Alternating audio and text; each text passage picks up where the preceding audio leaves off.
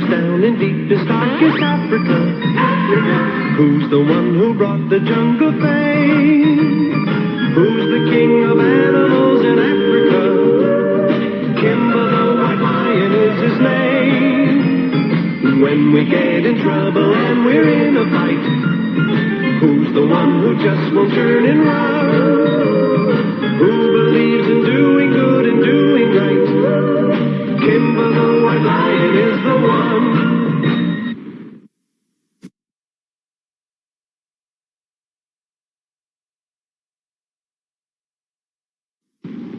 This is Kimba, the white lion. He would like all animals to live in peace. But there are those who do not want to be peaceful, like the Black Panther Cassius. Kimba does not want to fight, but Cassius does. In fact, Cassius is a big bully who threatens to hurt the smaller animals. This Kimba will not allow, for he is brave and will always defend his friends. Kimba has many friends, but this is not one of them. His name is Tom. His little friend's name is Tab. They're a pair of sassy, laughing hyenas. You just watch. Our friend Cassius will massacre Kimba. Yeah, massacre, like pow.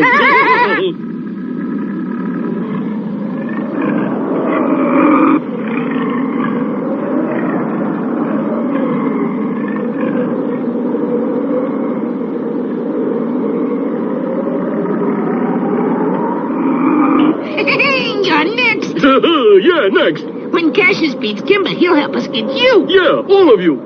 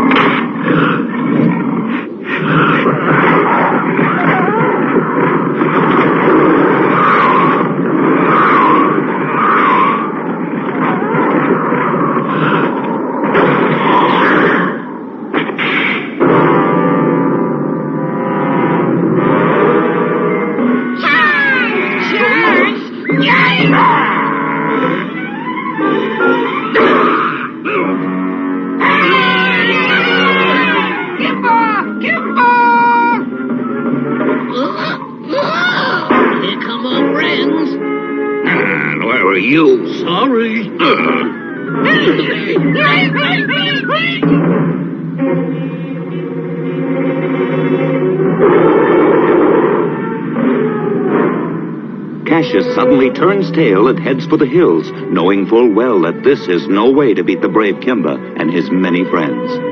Now that the danger is past, all the animals can turn their attention to the latest project. An amusement center. I think that's one of the best ideas you've had, Kimba. Yes, sirree, this is one perfect place for it. There's just one thing I don't understand. What in tarnation's an amusement center?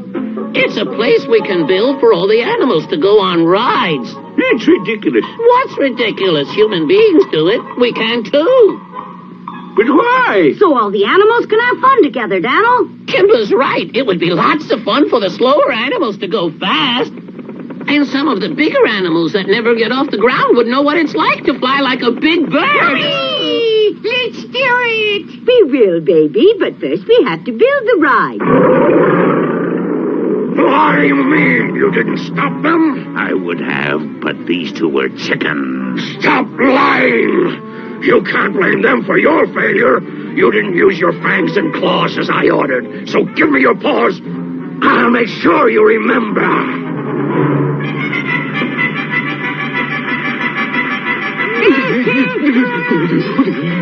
My claws, you ground them away. Perhaps you two would like some of the same medicine. I'll let you go this time. But remember, nobody double-crosses me and gets away with it. Understand? Yes, sir. That's why they call me Claw. Yes, sir, Claw. I'm a lion, king of the beasts. Yes, your majesty, sir. And what's more, I'll make Kimba bow to me. Do I make myself clear? I know, Bucky. Pa can be a problem at times. But I don't think he'll interfere with our building an amusement center. But, Kimba, the place where we're going to build it is the same part of the jungle where Claw hunts for his food. That's all the more reason to change it. We'll make it into a fun place for the animals instead of such a horrible place. But what if he shows up here and wants to eat? Well, if that's what Claw wants, I'll be happy to take him to our restaurant. The fact remains that we're going to build a fun park whether Claw likes it or not.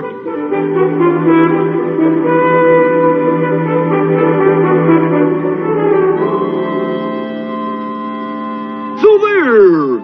You know, Polly, even though he's little, sometimes I think he's a lot bigger than his father was. Now, Bucky, Caesar the Great White Lion was a fine leader. That's true, but he never helped us build a fun park.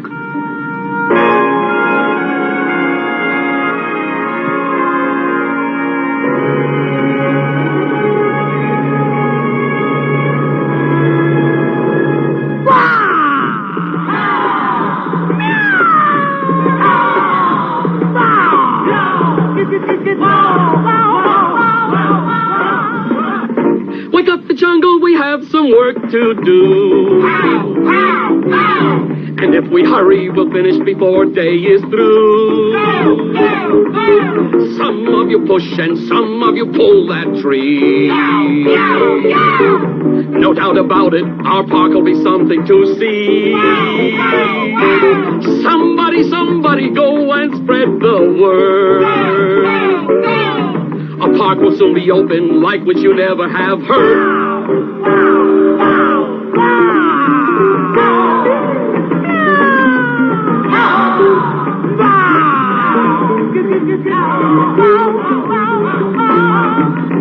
I'll bet the fishes will want to leave their stream. When they see what we're doing, they'll wish they could join our dream. What does it matter if we work a little harder for today? When it will mean that we'll have more fun and play. Somebody go and spread the word. A park will soon be open like which you never have heard.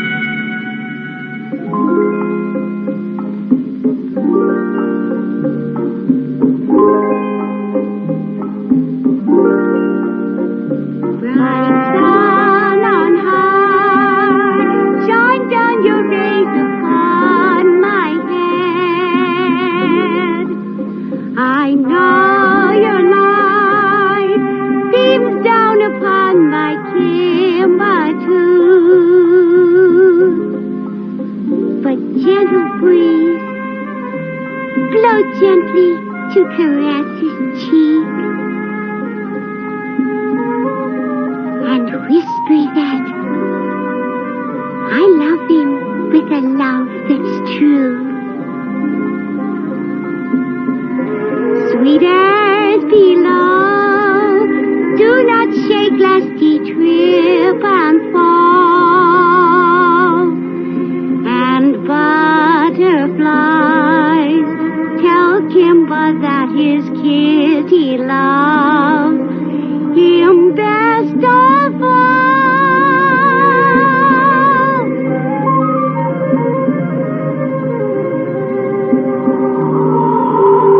I have a letter for you, Kitty. Thank you.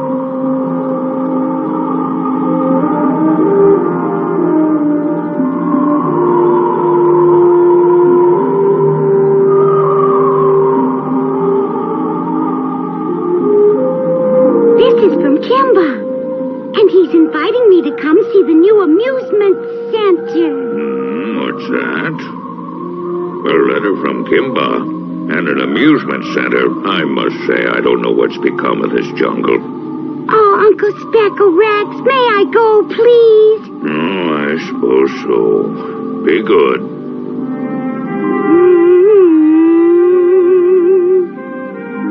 And butterflies tell Kimba that his kitty loves him best of all.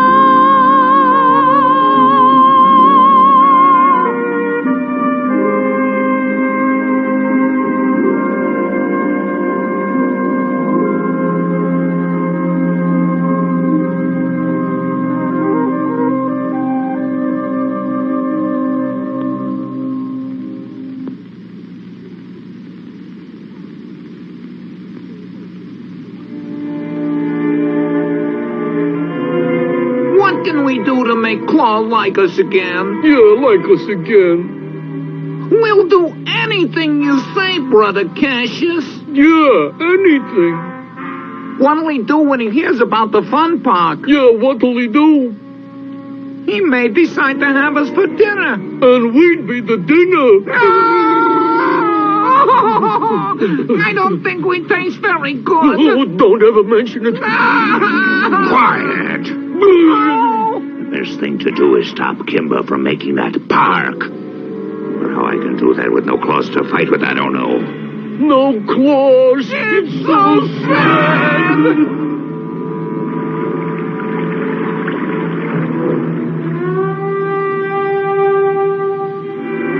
Wait a minute. Yes? I suddenly got a brilliant idea. Our friends, the crows, they can do our fighting for us. I want you to go tell the crows to attack Kimba. Understand? Yes, sir. Then go.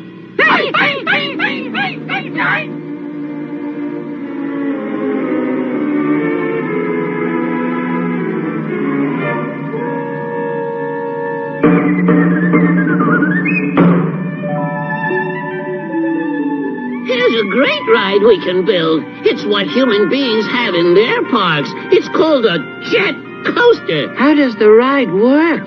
You have a little car that blasts off. Look at that. With a jet coaster, we'd be able to fly way up high like that. Oh, I think that's for the birds. See there? Then we come zooming down again. Look out below!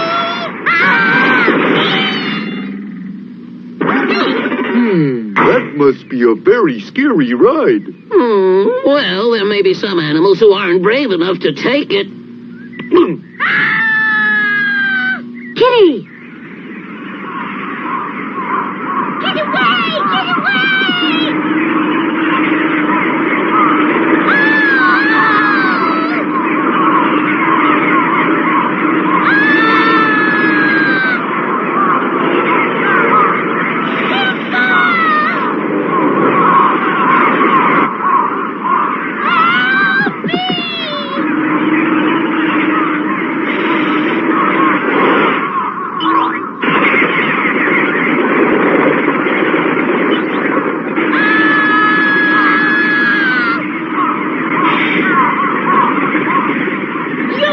Kitty alone, you bad crows!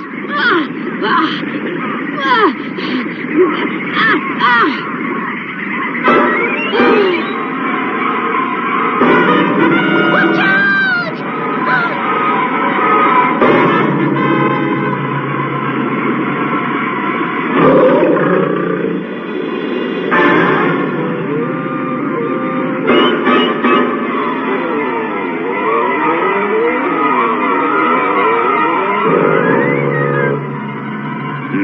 That takes care of them. I'm glad you weren't hurt. You better stay away.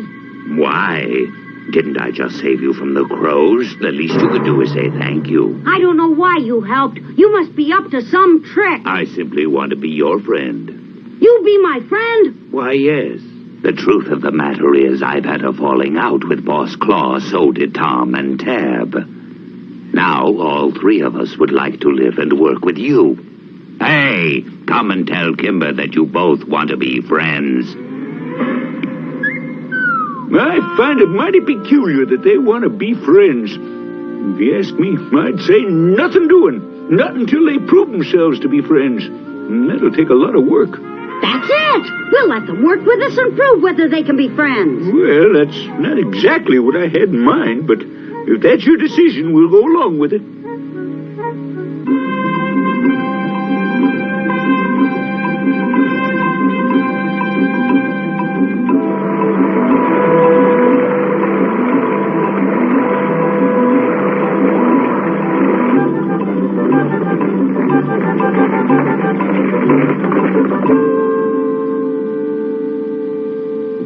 Isn't this fun? We'll have a wonderful park. So let's get working. Today, we're going to start building Polly's roller coaster. One more day of work, and then we'll all be able to play, gang. So let's go. Follow me.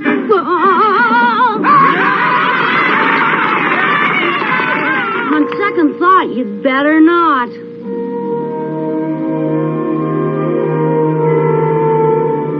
I don't care what anybody says. I don't trust them. I just don't trust them. Who, Daniel? No, three scallywags, Tom, Tab, and Cassius. Here they are.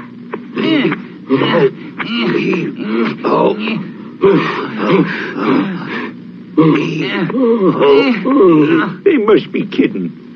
That little bit of work they do ain't that hard. They're up to something, I tell you. They're just no good.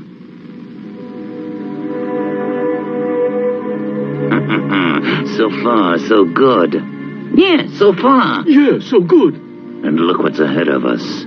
All we've got to do is capture that sweet little thing and take her to Boss Claw. And Kimba will do anything we want him to. Get going.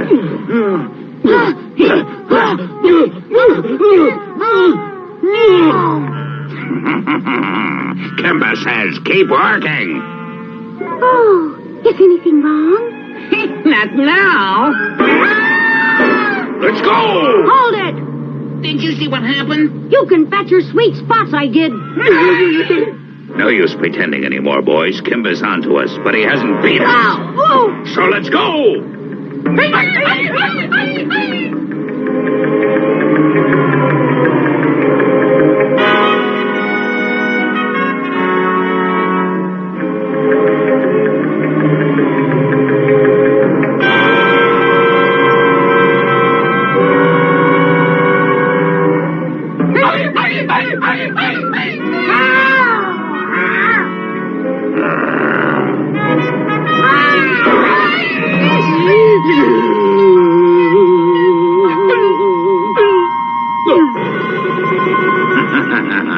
Listen to me, Kimba. This is Cassius speaking. The mighty Cassius, who knows every rock of this cave and knows how best to fight in it.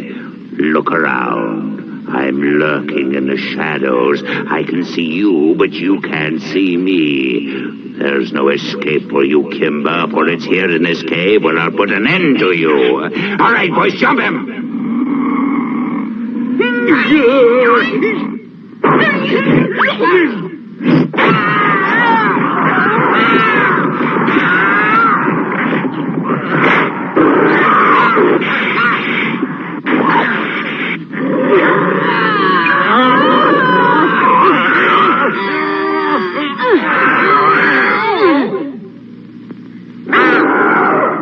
That's right, Kimba.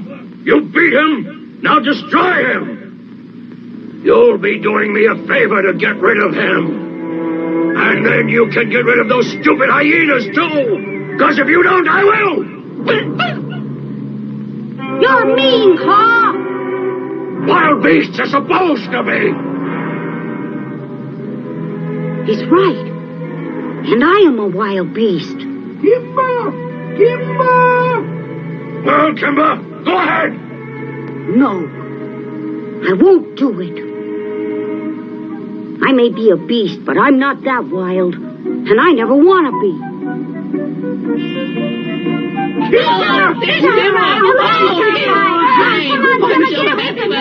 Kimba, wait!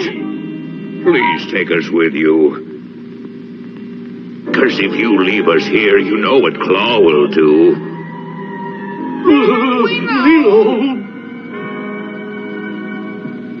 How about it, Kimba? This time I think they're really being serious. Maybe now they realize the kind of leader you are. Kind and compassionate compared to that mean and vicious troublemaker Claw. Daniel's right, Kimba. We know it now. Please give us another chance. Please give us another chance. That's not my way of doing things, Kimba. As far as I'm concerned, you'd all better stay out of my way, because I'm tired of being a nice guy.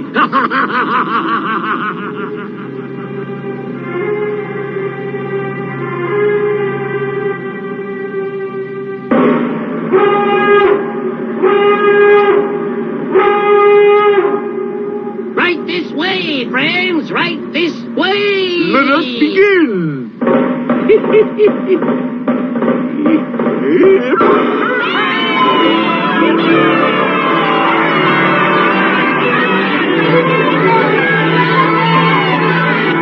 Wonderful idea, Kimba. Wonderful. It shows what could be done when we work together.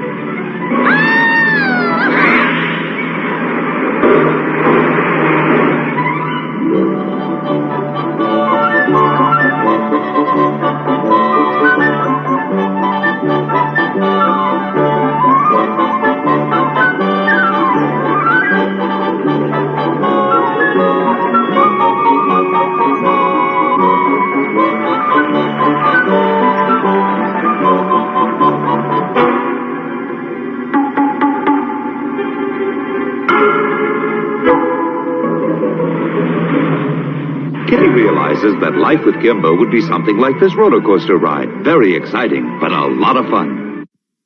Kimba, Kimba, Kimba, Kimba, who lives down in deepest, darkest Africa?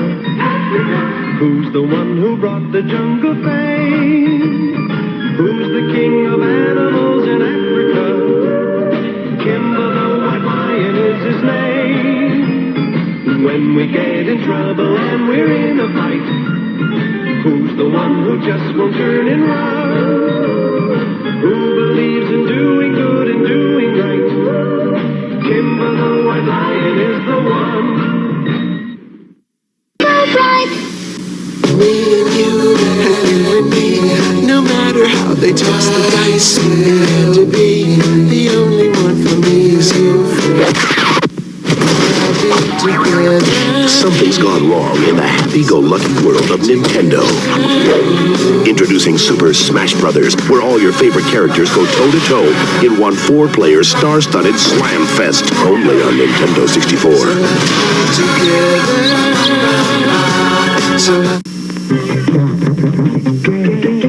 The perfect game has great characters like Disney's Chip and Dale Rescue Rangers. Their search for missing diamonds leads them to Fat Cat's Casino and into trouble. Then there's Disney's DuckTales with Uncle Scrooge, Huey, Dewey, and Louie. They need to get to the bank before Magica and the Beagle Boys get the money. It's Disney's Chip and Dale Rescue Rangers and DuckTales games from Tiger. Batteries not included, each sold separately. Mount Olympus, home of the mighty Hercules. In the crystal rock of Dodonis appears an evil figure fleeing from Caledon.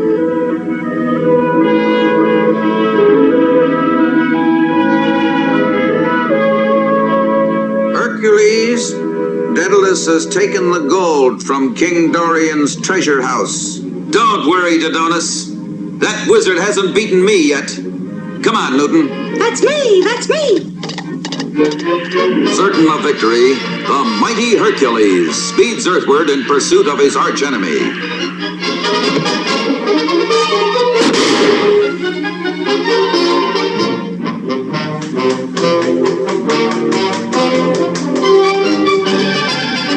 Hand it over, Daedalus. I won't hand you the gold, Hercules, but I'll be happy to give you what's in this egg.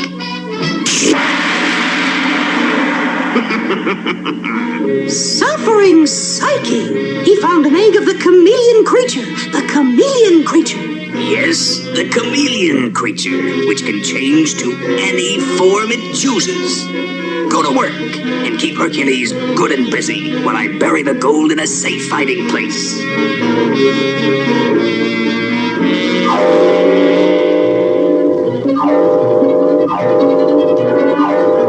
Herc! Look what it turned to! Look what it turned to!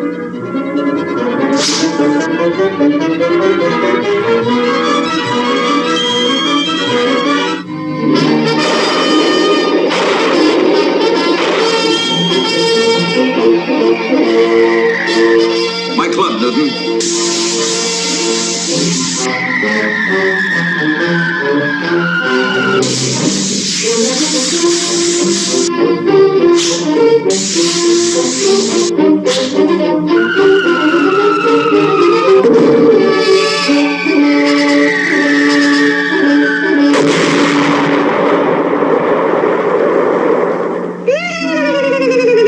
Come on, Newton.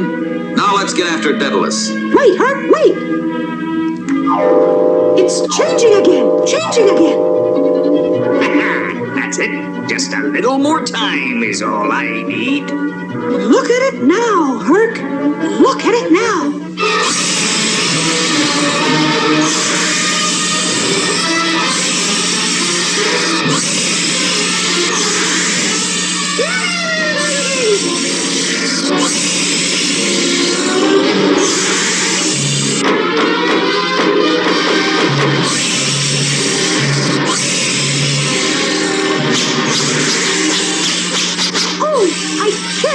I can't look!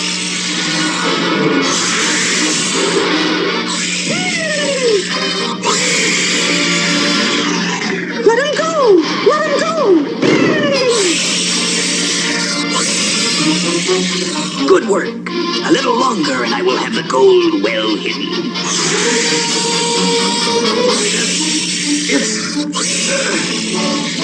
It's weakening, Newton. But too late to stop Daedalus. Too late. Not so sure about that, Newton.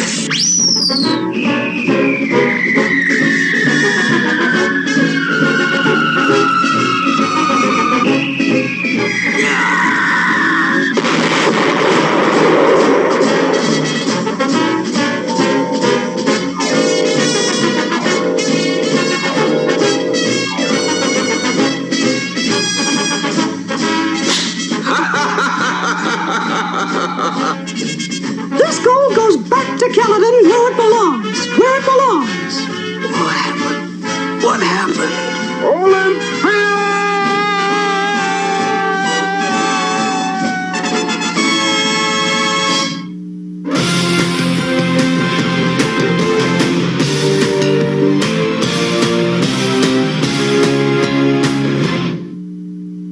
On her island shore, the sorceress Wilhelmine prepares to unleash a grim menace.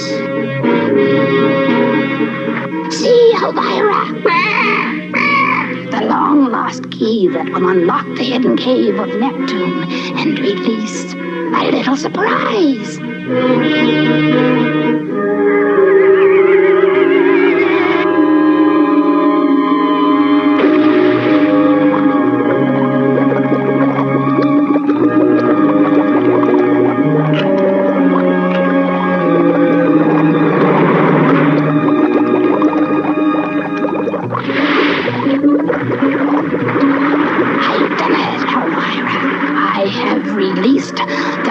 Of Neptune. That will keep my waters free of sailing ships.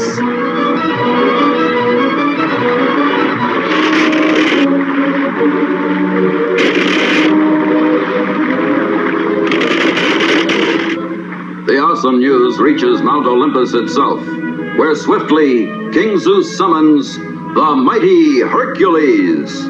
My son, only Neptune's very own trident can force the sea creature back to its lair. And only you, Hercules, can carry out this mission. I won't fail you, King Zeus. And so down to earth hurtles the mighty Hercules to rid the sea of its scourge.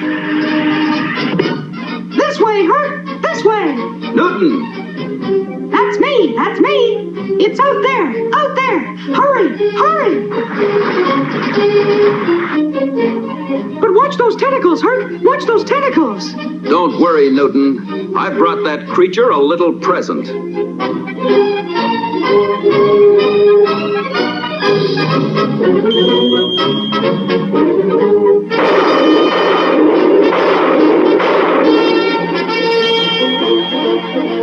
I'm ready now.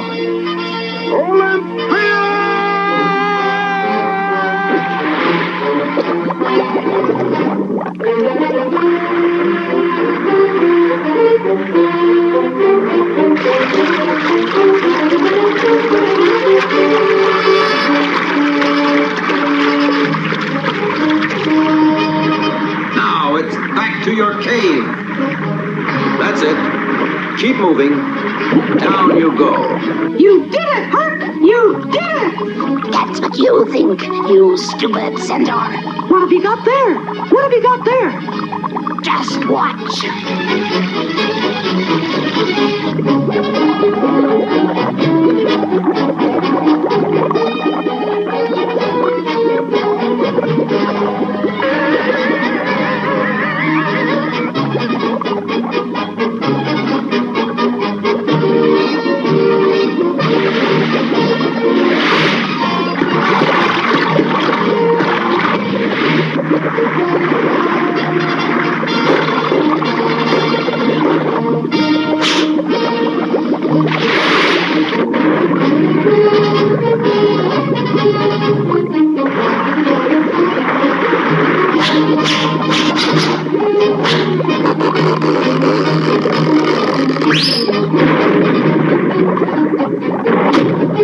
It won't be long now. Not even Hercules can hold his breath forever. That must be my creature returning. At last, I've defeated Hercules. That doesn't look like a creature to me. Not to me. Surprised to see me, Wilhelmine? Well, here's another surprise for you.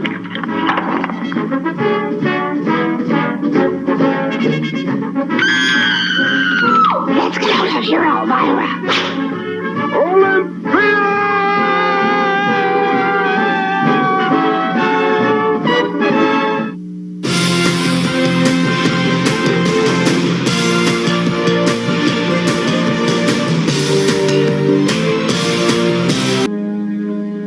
A deep gloom descends over Caledon Castle, where the life of young King Dorian hangs by a thread. Alas, only the nectar of the rare lotus fruit can save Dorian. But who can fetch it in time? Do not despair. I've already sent for the fruit.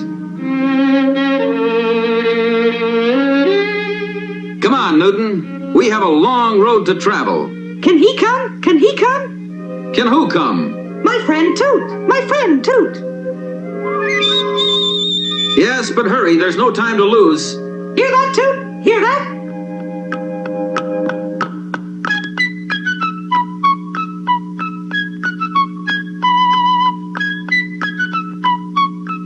They will never get there in time, Dido. I have already seen to that. And when Dorian dies, I shall make myself king of Caledon.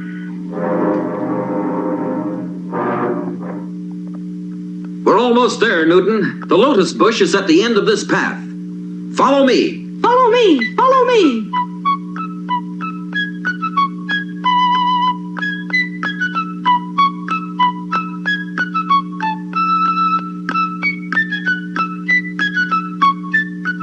There it is.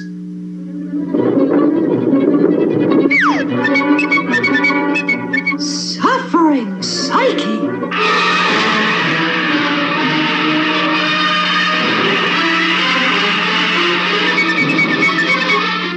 Someone covered up that hole and Herc fell in. Fell in.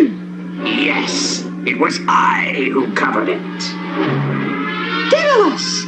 Daedalus.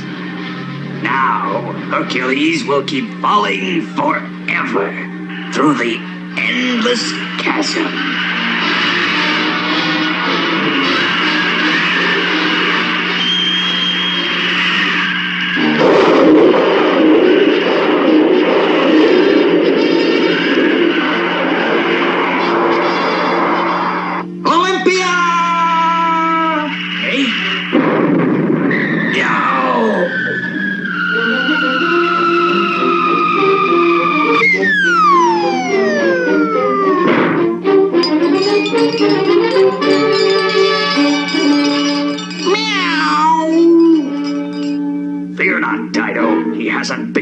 yet.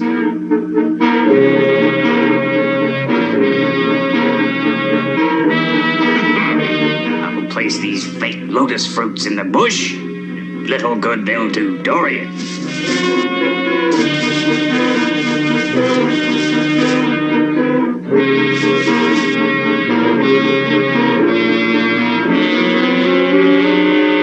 Here they come.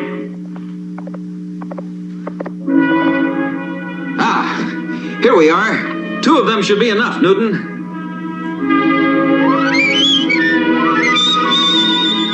What's wrong, Toot? What's wrong?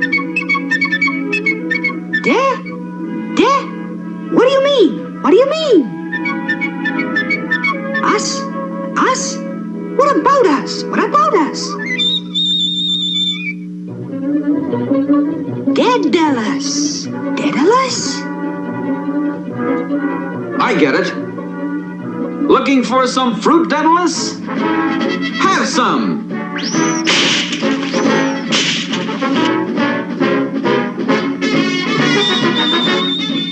Now let's pick some real fruit, Newton. Is it to you I owe my life, Newton? That's me! That's me! Well, not only me. Not only me.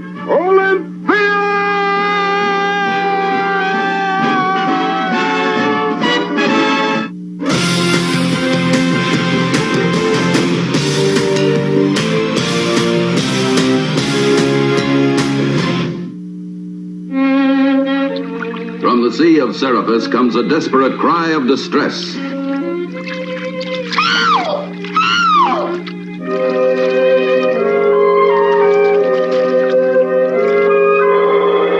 The grave peril is instantly mirrored in the crystal rock of Dodonus, the seer of Mount Olympus. You must hurry, Hercules, or Helena will drown. I'll reach her in time, Dodonus, with the help of my ring.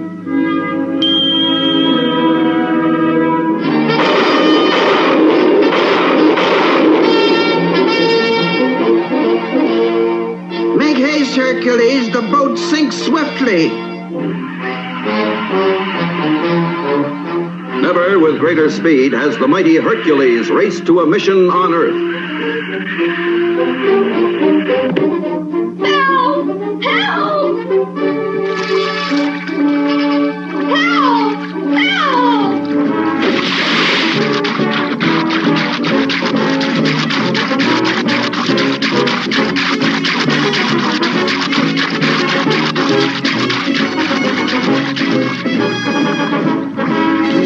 Oh, Hercules. I knew you'd come. Why, the water at this spot isn't deep enough to drown a baby lamb. Oh, really? I'd better get you to shore, Helena. Newton! That's me! That's me! What are you laughing at? Don't you get it, Herc? Don't you get it? It was all a trick. All a trick. A trick? Sure, sure. To make you notice her. To make you notice her.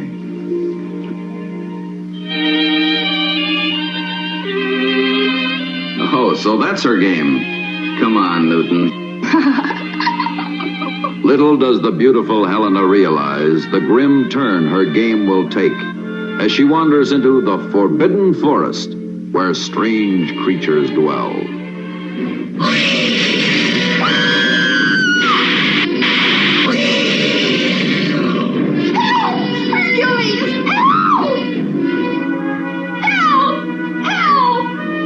There she goes again, Herc. There she goes again. Well, I'm not falling for it this time.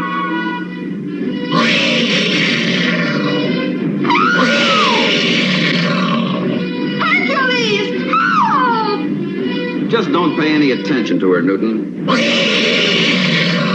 Great Zeus!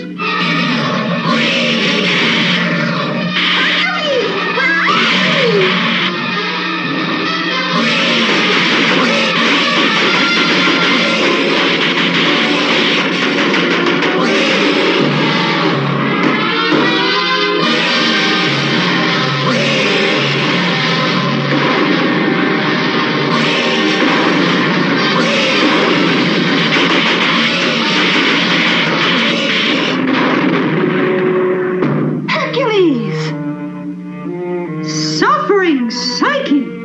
Looks bad. Looks bad. Yes, and it's all my fault.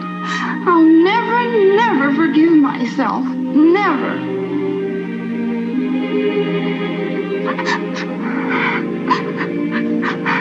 Hercules, you tricked me.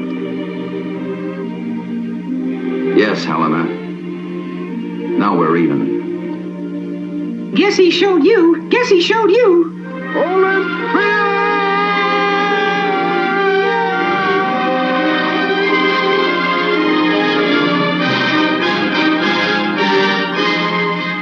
Maybe this time.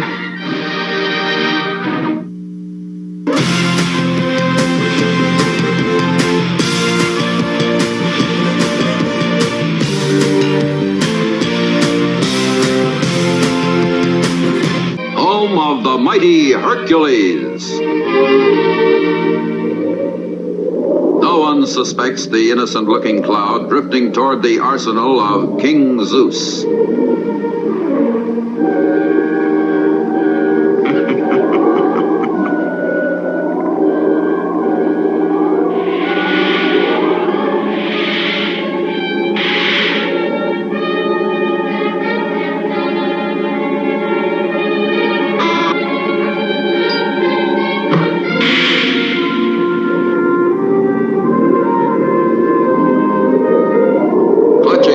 Ill-gotten prize, the dread thunderbolt disc of Zeus, the intruder returns to Earth, there to wreak new havoc and destruction.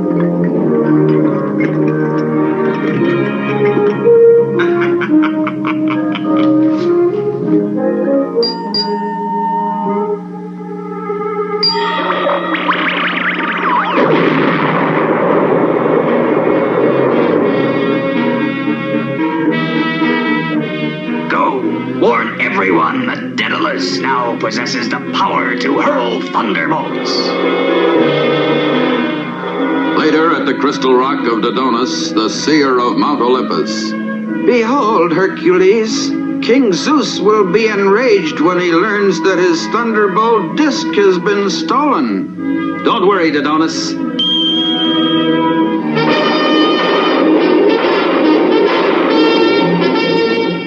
The disc back before Zeus even knows it's gone. And so the mighty Hercules hastens to pit his great strength against the new powers of the evil wizard. Newton! That's me! That's me! Where's Daedalus? Suffering psyche. There he is now! There he is now! I know what you've come for, Hercules. Here it is.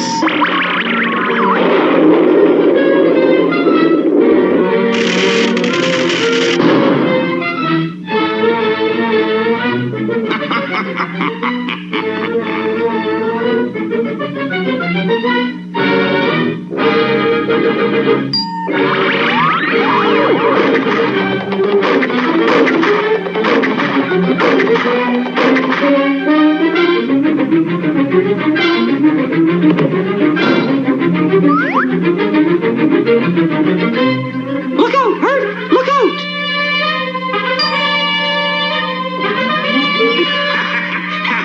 You can't dodge them forever.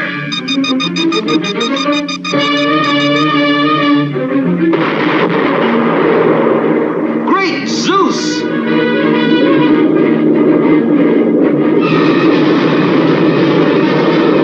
That last thunderbolt set off that volcano. The villages in the valley. They'll be wrecked. They'll be wrecked.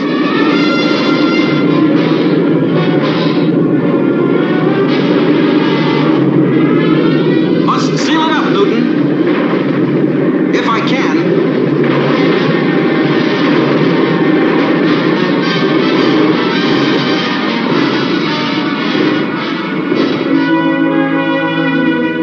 We've done it, Newton. You have stopped the volcano, Hercules. But you haven't stopped me.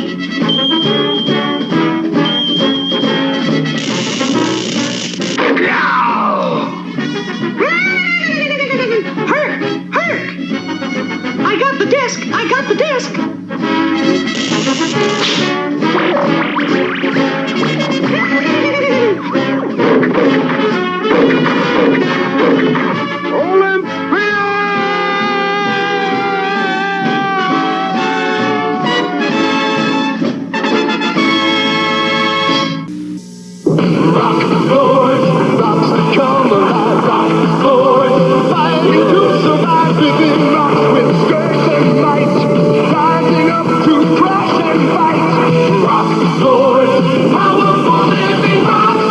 control their appearance, but no force in the universe can contain the power and the fury of Rocklore. Shaking, quaking, crashing, breaking, Rocklore, powerful living rock. Each sold separately, new from Tonka. There's only one thing they're into as much as Domino's Pizza. Now, order Domino's and get your Domino's $25 million Nintendo Instant Win Game card with a chance to win thousands of free Super NES, Game Boy systems, Super Mario Kart games, plus savings on pizza and Coke Classic. Call Domino's. You can win Nintendo stuff. Wow! And try our new Domino's Twisty Bread, free with our unlimited topping medium, just $9.99. This Saturday morning marked the first time that no cartoons aired on an American broadcast channel. The last channel still showing cartoons pulled the plug. Cartoons were the dominant. Good morning! It's 8 a.m.-ish. It's Saturday, and you know what that means? It's time for Saturday Morning Serials. As always, I'm your host, the Captain, along with the Vince, bringing you the best cartoons from years gone by, along with the commercials, along with the PSAs, along with the bumpers, along with the random bits and information that I bring, the random Vince doing puppet bumpers. See, we need to hang out with Chad and the Bunny, because we could. If I had a puppet, because he's got a puppet, I don't have a puppet no more. I had a puppet, no, what the hell I do with it? But I hope you guys had fun last week. You got not one show ended last week, 2 shows ended last week. Right now, we're getting close to another show ending. Not this week, but next week we'll have a show end. So, we'll be keep bringing back some old favorites. We'll be bringing you some new stuff whenever I can find new stuff that I haven't aired yet. I'm not gonna lie, it's getting really harder and harder and harder to find cartoons that I have not already aired or that I can air. I'm literally 263 episodes in. That is a lot of cartoons. Lots of cartoons. And this show is so big that I keep making it bigger, and I don't know why. I feel like this is how Saturday should have been, and this is how I feel like I should bring it to you, because in my head, this is what I would want a Saturday to be. So that's how I bring it to you. This Saturday Morning Serials is what would have happened if I would have been in charge of Saturday morning cartoons in like 1984. You know, I would have made these blocks. I would have continued it. I would have had kids locked in. Toy companies would have loved me in marketing, because I would have been like, they're like, oh, how can we keep kids occupied? I'm like, I got them occupied all day Saturday. For how many hours? How many hours do you need? Because I will bring cartoons till we run out of cartoons. So, I mean, mind you, I'm also running ABC, CBS, NBC, syndicated shows, weekday cartoons, everything in a Saturday morning cartoon block. So, yeah, I'm overloading. So, you know, I bring old stuff like Kimba and Hercules that you walk into. Then I bring you 70s stuff. Then I bring you 80s, some early 90s. You know, sometimes even early 2000s cartoon. Not often, but sometimes I bring you something early. But we're going to start this day off by first telling you, remember, Saturday Morning Serials is brought to you by RU Game, the best comic book collectible video, magic, toy, anime, manga store located at 124 North Sunset Drive, Pickle, Ohio, 45356. You can find RU Game on Facebook. You can find the Captain on Facebook, Instagram, and Blue Skies. Come over and say hello. Reach out to the Captain. I love talking to you guys. Matter of fact, I'm probably, once things got settled down here, maybe not this upcoming week, the week after, I will probably be going live again on Tuesday. I know I took a little time off, but it's been, as anybody who knows me, what's been going on, it's been really hectic, and I appreciate you guys' hanging out and realizing that I know I'm not putting I feel like I'm not putting my full heart and soul in each episode because there's so much that's going on. But once everything settles down, especially after my last con, so the weekend after June 7th, everything should go back to mostly normal, like pretty much normal. And then back. So, and some other things are going to be happening too soon, hopefully. So, yeah. So we're going to go ahead and dive right back into some Laff Olympics. Loved Laff Olympics. One, because it had both Scooby-Doo and Blue Falcon and Dynamite. And literally, Speed Buggy and all the coolness that was those cartoons. So here you guys go. Laff Olympics. And this is the episode Siam and the Moon. Enjoy. Heavens to hilarity! This is it, sports fans! Participants even! Television's greatest array of stars! Laff Olympics presents the round-the-world triple-team competition between the Yogi Yahooies, the Scooby-Doobies, and the really Rottens. The players are on the field, in the stadium even, so let's get on with it! Laff Olympics!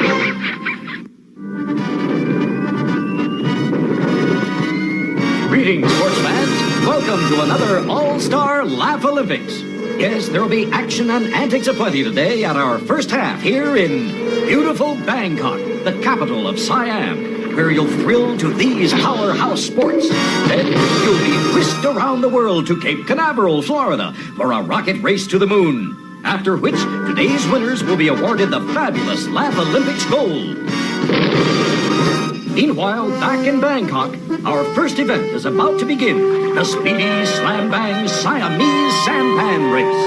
Meldo here, where our silly savages are about to put yet another blot on sports history. Heavens to hibiscus mildew! You should look up to our all-stars, the Rottens even. Ha!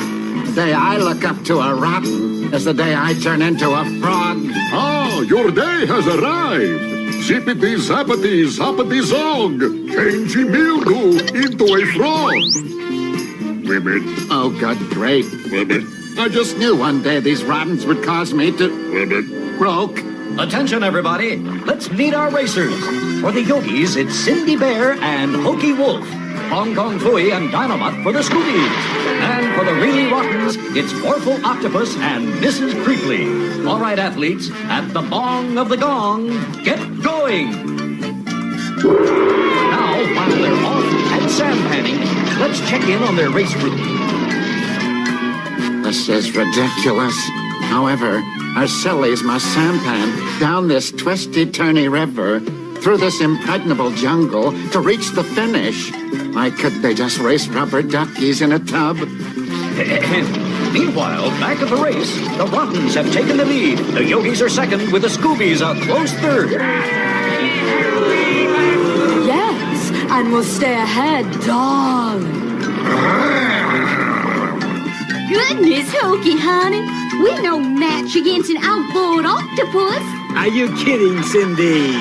They won't be able to match our pachyderm power. Show her, Pamela. A jumbo jet-powered sampan?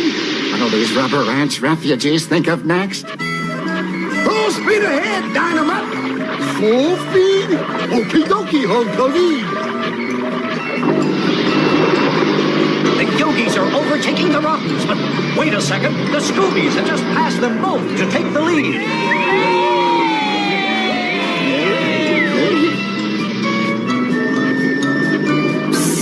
Ladies first, darlings. Oh, sure thing. After you, madame. That was no lady, that was a rotten. You dino dumb bunny. Oh, shush, Mr. Phooey. Allowing us ladies to pass is true Southern gallantry. Yeah, thanks a lot, y'all. Quick, dog dodo, up anchor. Okay, AK, coming up. Dynamite, up, and away! Hey, that's one clever accident, Dynamite. Hang around, HK. You have haven't seen anything yet.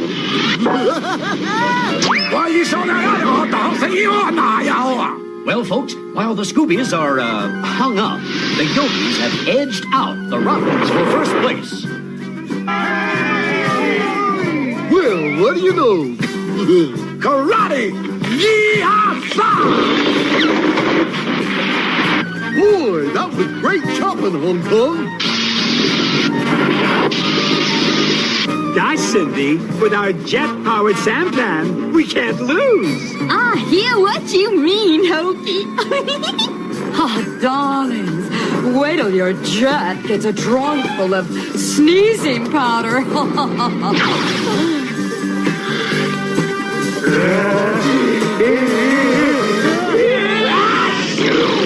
Wow, the Yogis have blasted ahead, while the Rottens have also speeded up, backwards, which puts the Scoobies in second place. And what a maneuver! Their shortcut has put the Yogis almost to the finish line. Swell! But how are we gonna pull ahead to win? Heck, HK, I've got lots of pull. It's going to be close, folks. The Yogis are almost to the finish, but the Scoobies are really reaching for a victory. Yow! Next time I go sand panning with you, Dynamite, remind me not to go. Hey, Hong, we reached the finish first. Sorry, you mixed up mechanical mutt. To win, you have to reach the finish. I'll bring the finish to you. True, Mildew. So that puts the Yogis first, the Scoobies second, while the Rottens will finish third, eventually. So now, let's see how the scores add up. The Yogis win gives them 25 points. The Scoobies are second with 15, while the Rottens are a cinch for a third place 10. Now, leaving the tranquil jungles of Siam, it's back to Bangkok for our next event. One of the superest sports of all, the Siamese three-way soccer match. It's really simple, folks. 3 players will compete to sink the ball in their goal. First to make a goal will be awarded 25 points, the second 15, and 10 for third. Or, if a player makes all 3 goals, he could score a total of 50 points. Huh, that's silly enough. How about this for a soccer ball? Suffering soccer socks. It's a little on the spongy side, if you ask me. Softy, even. Be that as it may, Snag, it's time to meet our players. For the Yogis, it's Wally Gator, Captain Caveman for the Scoobies, and for the Rottens, it's Dinky Dolphin. And now Snagglepuss will kick off to the teams. Heads up, you silly savages, and may the best clots win. As you can see, folks, this style of soccer isn't quite as easy as it looks. Dadgum. Psst. Too much English on the Tootsie, Dinky Poo. Oh, shucks. I can't miss. He's right, folks. It looks like a clear shot for Wally into the Yogis' unguarded goal.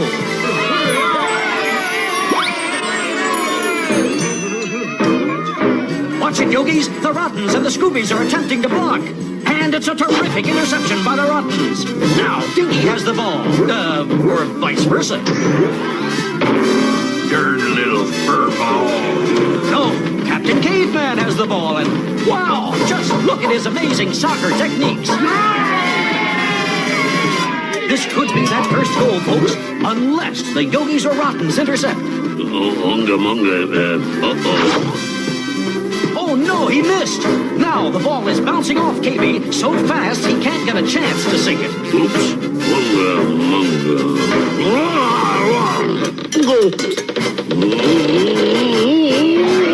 Oh, no, KB ate the ball. Jehoshaphat. Come back here, you furry soccer ball stealer, you. Whoa, whoa, whoa, whoa, whoa, whoa. I'll block him. Too bad, Rottens. The first goal of the game goes to the Scoobies for 25 points. Fantastic, Furry. How do you feel about it? Unga. Munga. Here comes the next ball, athletes. This has got my name on it. Dad burn. Oh, shucks. Terrific! Since Wally touched the ball last, and it's headed straight for the Yogi's goal, they're certain to score. There it is, folks. A goal for the Rottens? I must be seeing things. Hold the scoring. This must be checked out. I concur. Agree, Ethan. This calls for an instant replay. A cheat check, even. Aha, it is a cheat by Muttley. So it's no score for the Rottens. Therefore, the second goal goes to the Yogis for 15 points. On your toes, athletes. Here comes the last ball. Wow! That ball looks like it was shot out of a cannon. And it's been caught by the Rottens. Unbelievable! It's a goal for the Rottens for 10 points. Dad. Gum. And that's the game, folks. Now, here are the final halftime scores. Because the Scoobies won the match, their 25 points gives them 40, and the Yogis' 15 points ties them for first place. As for the Rottens, they're still last with 20. Brother, after sashaying in Siam with our silly savages, I wish I was somewhere far, far away, like the moon, for instance. Ah, your wish is my command. Oh, no, not again. Ah, yes. Bippity-boop and bippity-boom. Put Mildew up on the moon. Heavens to Murgatroyd! Where'd he go? Disappeared too, even. I'm not sure, Snag, but if you're looking for the man in the moon, that's me. Don't worry, Mildew. We'll all be joining you up there later for our rocket ship race to the moon. So stay tuned in, fans, for the second half of the All-Star Laff Olympics.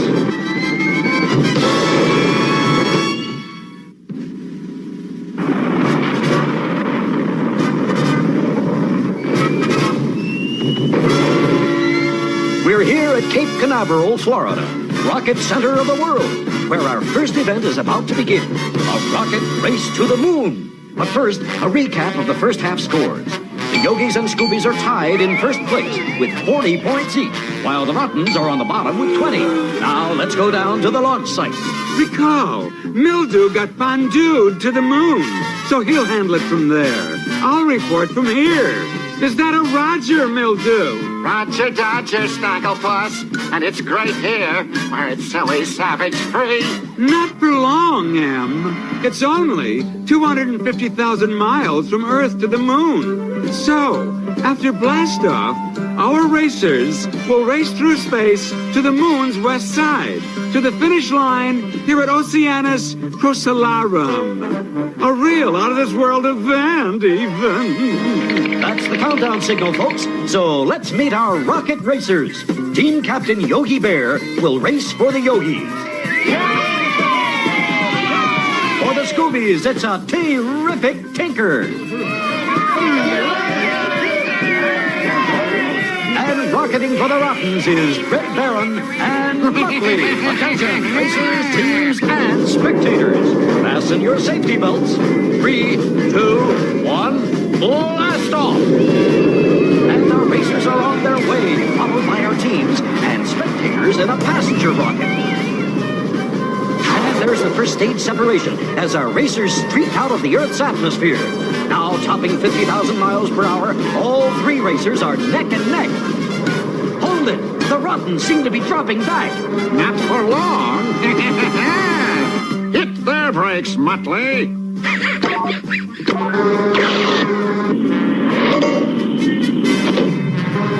What's this? The Yogis and Scoobies are using their braking parachutes to slow down, which is giving the Rottens a big lead. Oh, no! I just hope the Rottens have their umbrella. There's a meteor rainstorm ahead.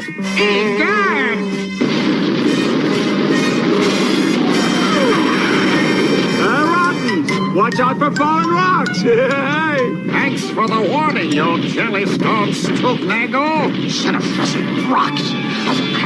Now, halfway to their destination and using maximum power, our Rocketeers will have to rely on skill and luck, folks. Or, in the Rotten's case, simple skullduggery. Hey, you're the Speedy. Any idea, Speedy? Lighten up, Tinker. Go away, Speedy. That's it. It's working, folks. Now that Tinker has jettisoned almost everything, including the kitchen sink, the Scoobies have rocketed into first place. Oh, boy, Boo-Boo. What'll I do? Gosh, Yogi, don't sing the Jellystone blues. You can beat those space canoes. Canoe? Yeah. So that's what I'll do, Boo-Boo.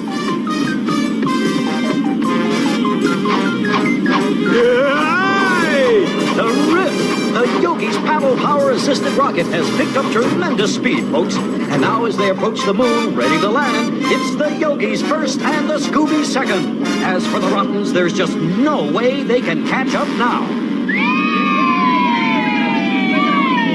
Why should we catch up to them when they're going to catch back to us? Activate the space vacuum.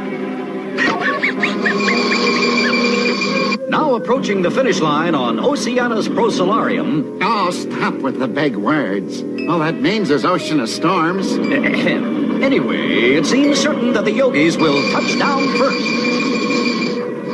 Hey, nothing can stop us from winning now. Go away. I must be spaced out.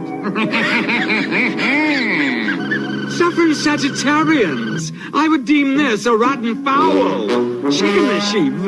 Sorry, Snag, there's nothing in the rules to prevent the Rottens from using a vacuum cleaner. So, on with the race. Here at the finish, it's hard to keep our feet on the ground. It's not because this nonsense is exciting. It's because of the moon's silly lack of gravity. Well, here it is, fans. And mildew. The world's most spectacular race is over, and the winner is... make that winners are all three racers. It's a three-way tie.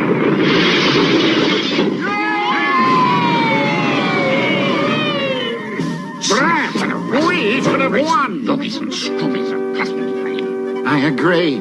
You should have won a permanent disqualification from all sports, you freaky, sneaky cheaties, you. Sorry, Mildew. No rules cover their, unique rocketing techniques. So, let's check the scores. The three tying teams earn 25 points each. So the Yogis and Scoobies are still tied for first at 65 points each, while the last place Rottens have moved up to 45 to remain last. Our next event is yet another sports first, a foot race on the moon. And here are our contestants. Grape Ape for the Yogis. The Scoobies, Blue Falcon.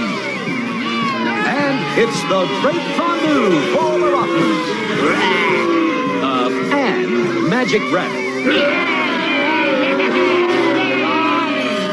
Tell the folks about it, reporters.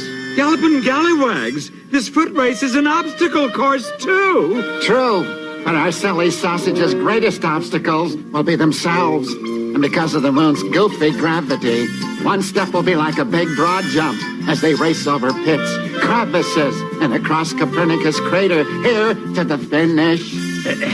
Thank you, Mildew. Now, sound the starting trumpet, please. So, a rooty-toot and a tooty-toot too, we've won. And they're off and away.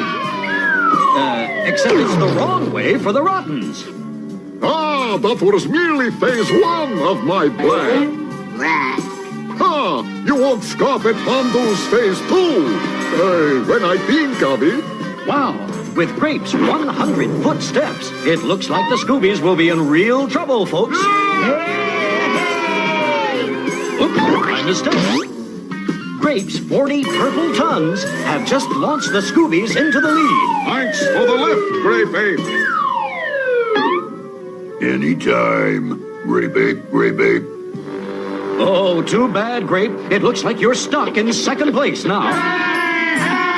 As for the Rottens, well, who knows what Fondue will do. Fondue will now do phase 2. Observe. Zippity zammity, zickety zacket. Launchy fondue like a rippity rocket. Oh no! Sometimes my fantastic magic works too well. Wow, the Rottens have taken off like a rocket to take the lead. What do you mean, like a rocket? That Wacko Magico is a rocket! Sorry, Rottens, your cheering is premature. Since this is a foot race, your entry must step, not fly, over the finish line to win. However, you tell the folks, Snag. Indeed. Although Fondue isn't running the race, the judges have awarded the Rottens a 10-point bonus for breaking the world's rocket speed record. Without a rocket even. Now, as to the Yogis, Grape Ape is using all of his gargantuan strength to break free. Grape Ape.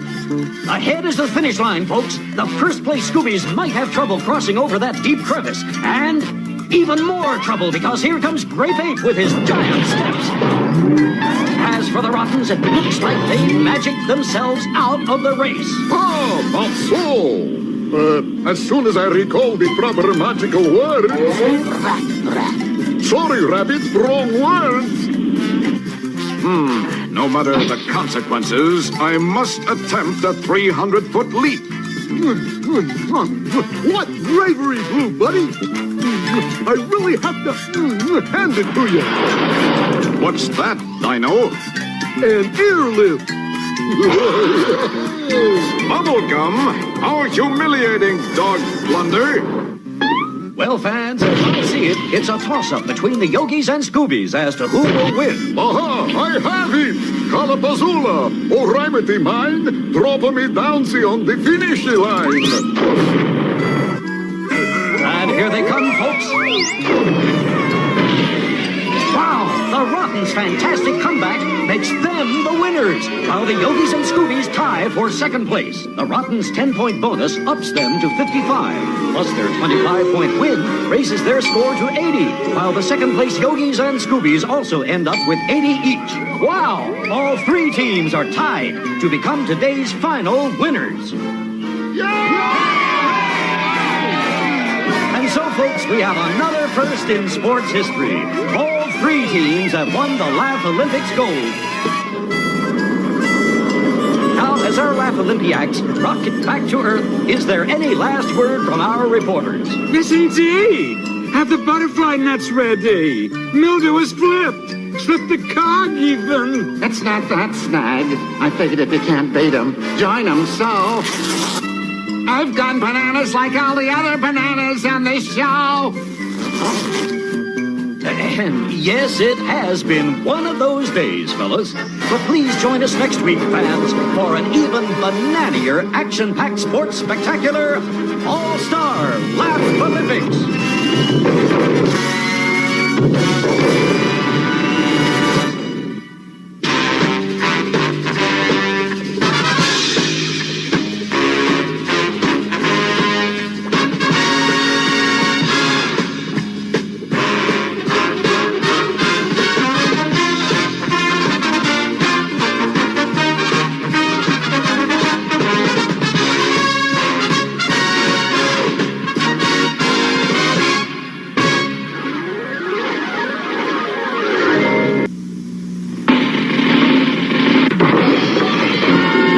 These messages. There's something out there. Something you can't escape. And it's rocketing right toward you. Space Hulk, the GoBot Interceptor. Convert to Starship Crasher. We're going hunting. Guardian and Renegade attack ships with star-shattering power. Renegade Space Hulk and the Viewfinder. A pair of stun guns. Guardians! Shift the hyperspeed. You can run, Psycho, but you can't hide. Fire! Space Hulk and GoBot each sold separately from Tonka. I've heard kids talking about Konami video games from the Nintendo Entertainment System like they were real. Come on! I mean, the action in Konami's Russian Attack is awesome. And those dudes in Castlevania are pretty intense. And I'll even admit that the sound in Konami games is jabbing. but realistic. Give me a break. Konami video games, so real, they'll blow you away. Whoa. So, I hope you guys enjoyed the hell out of some Laff Olympics, because you can't not like Laff Olympics. I mean, seriously. That's like the Avengers of like Hanna-Barbera cartoons. I mean, seriously, Scooby-Doo and Yogi Bear and Quick Draw McGraw and Blue Falcon and the Dick Dastardly, Muttley. God, so much fun, man. Seriously. So, way too much in that cartoon, man. And I appreciated every episode of that stupid cartoon. So, now we're going back over to Dog City. And, yeah, why not? It's a good cartoon. No. So, here you guys go. We're just going to dive right back into this one. This is Dog City, episode 23. And this is Sick as a Dog. Enjoy.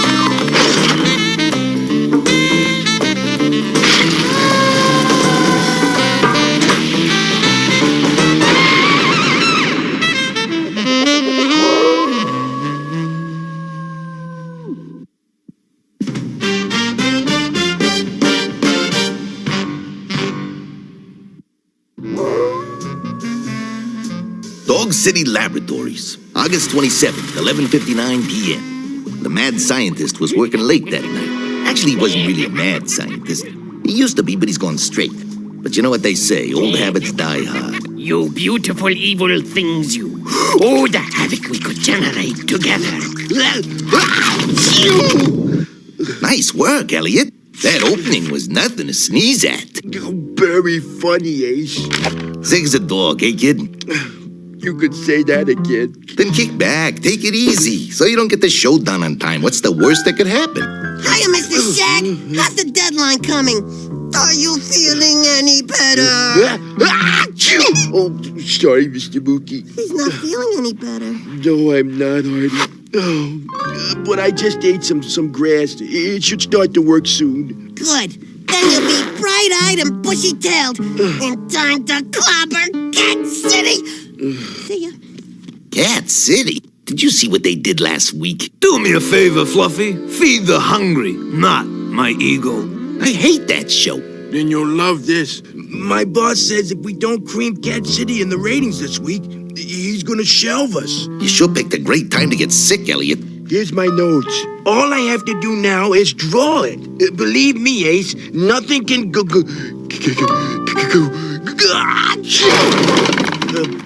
I have a bad feeling about this. Just think of the possibilities. In my twin hands lies the power to unleash plague, pestilence, scourge. But I must resist. I must fight these diabolical urges. Mother wants me to be a good scientist. Do you hear? Good! Good! Good evening, cousin. Cousin Frisky! What a pleasant surprise. How long has it been? Too long. But this ain't no family reunion. We are here to present to yous a proposition. What say yous and we form an illegal alliance? Just for old time's sake? Oh, I'm not sure. Mother would not like it. But what is it you had in mind?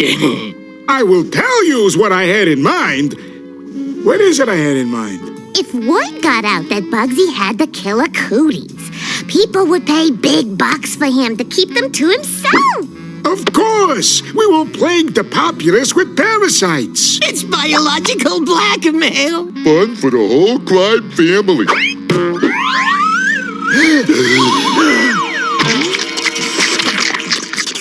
You fool! You fat, bloated ignoramus! You have single-handedly unleashed the most destructive plague the world will ever know! What do you have to say for yourself? Oops, Butterfingers. Accidents happen. Yes, leave us not cry over spilt bilge. Do you have any idea what this means? It is only a matter of time before we are all rendered entirely hairless. Hairless? You mean sans hair? Akin to bald? I can show you exactly what I mean. Here is the vile gang before, and here is the vile gang after. You have just 24 hours to stop the plague, and the only known antidote is kept in a deep freeze at our home office in the icy barrens of the Arctic Circle. I like my fur, if you get my meaning. Point well given, my pet. Oh, Frisky! Be a pal, would you, and fetch me that antidote! Consider it done, Dawn. And take the boys. They could use the fresh air. Oh boy, oh boy, oh boy. Not only will the antidote preserve our precious pelts, we can sell it to scores of full-figured baldies for anything but a song. Extra, hair loss havoc, Mighty Mite's Plague City. August 28, 5:14 a.m. I felt like a dog's breakfast, but it was too early to even think of food. To make a long backstory short, the lab dog wanted yours truly to hot-foot it all the way to the Arctic Circle and beat Bugsy to the antidote. Eddie asked the obvious. Gee, can't you just call ahead? I tried, but there's no answer. I fear that something terrible has happened up there. Come on, Nappy, open the cage. No more tests, we promise. Well, what do you say, Ace? Will you take the case? I don't know, Eddie, it seems pretty far-fetched. We haven't lost any hair, have we? On second thought, let's say we take a little trip, kid. We had less than 24 hours to score the antidote. But for some reason, I felt great. Anything to get out of town for a while. So what's the plan, Ace? I've got it all mapped out, kid. We take the car to the coast, the train to the plane, then a flight through the night to the land of the 24-hour day.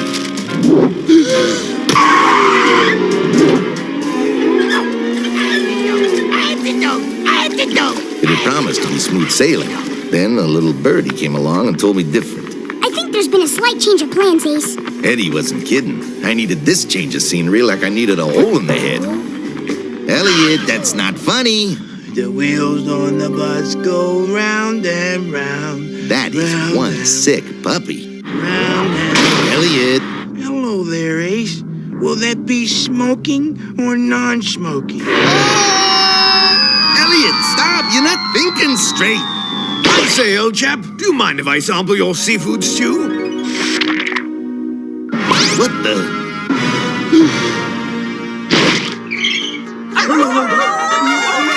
Pip, pip, cheerio! Elliot, snap out of it! I had a feeling this would happen. Come quick! Wolf. He looks awful. Oh, his nose is burning up, Artie. I think he's delirious. Now, Terry, it's not that bad. A little pain here and there, and your dolly will look as good as new. My dolly? How can we beat Cat City if he can't even think straight? Oh, I don't know anymore, Rick. You'll have to think for the both of us. Come on, Mr. Shaq! We'll finish it together. Artie, I really think you should let Elliot rest. No. I gotta keep going. Finish the show or else. That's the spirit, Mr. Shaq. We'll read your notes and you draw. Ace and Eddie traveling by train. Ace catches up to Frisky, but Eddie louses things up. Hey, that can't be right. It's a well-known fact that Eddie is too smart to louse things up. Elliot, don't listen to him. He'll just louse things up. Cat City will claw us to bits. How about this?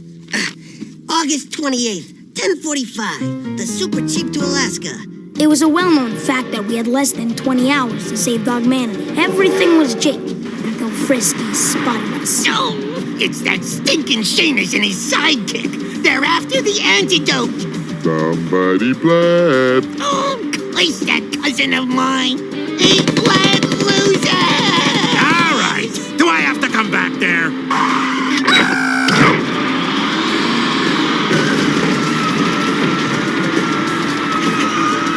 Hey, nice spy specs, Eddie. Can I try them, huh? It was another well-known fact that the bridge spanning Gorgeous Gorge was of the suspended variety. One well-placed charge and... Kablooey!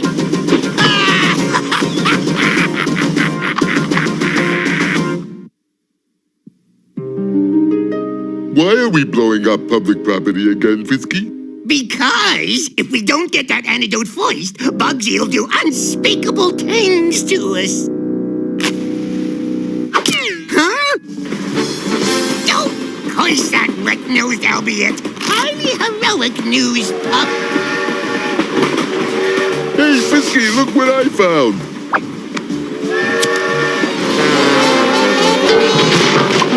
Hooray for Eddie! He's our hero! He's my pal. He scratched my hopes. And your hip, and your clavicle, and your rotator cusp. Hey, since when is Eddie the star of the show? Elliot, can you hear me? I read you loud and clear, Ace. I'm cleared for takeoff.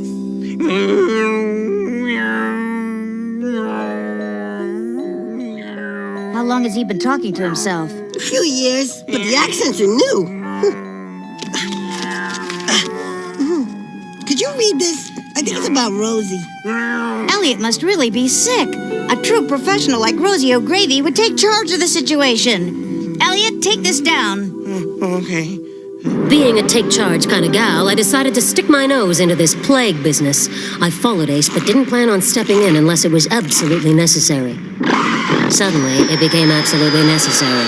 Come on, Ace, are you just gonna sit there like a lump? In a minute, Rosie. It's almost halftime.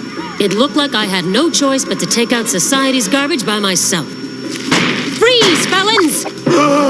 It's Rosie O'Gravy, Chief of Detectives. What do we do? What can we do? It's useless to resist Rosie. We either bail out, or we can turn ourselves in and take our chances with another strong female lead. Kitty. Hit the silk! Sayonara, suck! Ace, this is your captain speaking. Get off your tail and help me! Coming! Isn't there anyone on this plane that can help me? We'll assist you.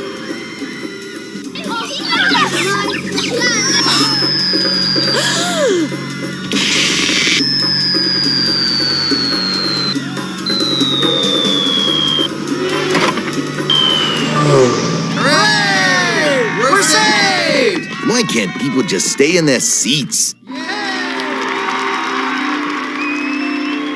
You have got to be kidding. Elliot, this is all wrong. If one more of your nursemaids gets to stick their 2 cents in, we'll be finished. As I was saying... Do my seeing eyes deceive me? What's wrong, Mr. Bruno? Well, where is Bugsy? Yeah, where is he? Yeah, a caricature of his caliber should take a back seat to No Doggy. Shag, take this down. Okay. What are we sitting around here for? I, Bugsy Vile, take a back seat to No Dog. Oh, Bugsy! You sweep me off my feet. Okay. Kitty and I were soon winging our way into the antidote fray. How far to the lab, old frontal lobe jockey? Oh, miles and miles. Look! Don't just sit there, Seamus. Do something. Now see here, Bear. Satisfied? My seeing eyes deceive me? 3 of my boys reduced to sniveling lapdogs by some overstuffed hero bear. It's our friend and mentor, Bugsy Vile. We're saved! What is this underworld coming to? Stand back whilst I teach this Bruin a lesson in... Bugsy, you shouldn't have. You really shouldn't have. Eddie, good work, Shag. Yeah. Eddie. Uh-oh. Not a good sign, Mr. Moogie. Is he going to be okay, Doctor? Oh, with plenty of rest, he'll be fine. So we'll be able to finish the show and beat Cat City? Well, that's too soon to tell. I've given him something for the fever. All we can do is wait. But we can't wait. The show must go on, or there'll be no show. Granted, but what are we gonna do? We are not artists. Hey, boys, look. Don't quit your day job. Artie can draw. I vote that Artie take over for Elliot. All in favor? I don't think so. No doggy can do what Mr. Shag does. Oh, give it a try, Artie. You're Elliot's only hope. Okay. According to Shag's notes, Bugsy's supposed to win. No. That's not what's supposed to happen. It is now. Yeah, it is now. Artie, my boy, take this down. Having absconded with an unattended snowmobile, Bugsy makes tracks for the lab.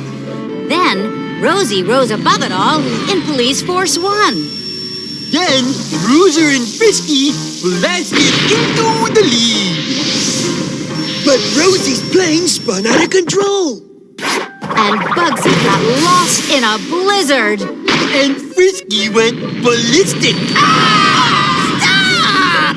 This is all wrong. Eddie and Ace are the heroes. They should get to the antidote first. No, Bugsy should get there first. No, Rosie should get there first. Bugsy! Rosie! Eddie! Bugsy! Rosie! Eddie! Bugsy! Rosie! Eddie! Bugsy! Rosie! Eddie! Bugsy! Rosie! Eddie! Bugsy! Eddie! Ace, I'm right here now. We're all here. We're all pulling for you. You bet, kiddo. You're what makes us tick. Without yous, we would cease to exist. Don't you see, Mr. Shag?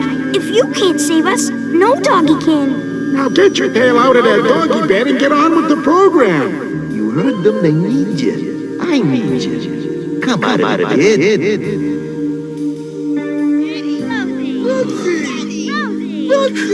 What hit me? Eddie! Rosie! Bugsy! Eddie! Rosie! Bugsy! Eddie! Can you keep it down? Mr. Shag, you're all better. The fever broke. Yeah, I guess it did. Well, who did all this work? We all did, Elliot. Oh, gee. You guys did all this for me? Sure, Mr. Shag, but we got kind of confused at the end there. Well, what happened to my notes? Suffice it to say, they were misplaced. Oh, well, I haven't got much time. Let's see where every doggy's at. Ace, Eddie, and Rosie wound up on a deserted island. Bugsy, Kitty, and the scientists wound up in Kathmandu. Frisky, Bruiser, and Mad Dog are out of this world. Mine, it is a real mess, yes. I tried to keep these amateurs in line, but... you can fix it, can't you, Mr. Shag? Sure I can, Artie. Through the miracle of animation, our characters can do just about anything. For instance, using only their bare paws and the materials at hand, Ace, Rosie, and Eddie build a boat and hit the high seas. Ooh. Bugsy and Kitty commandeered an idling helicopter. And a rip in the fabric of space and time could easily allow Frisky and the boys to land right on the lab's doorstep. Hey, it could happen. It's a cartoon, for dog's sakes.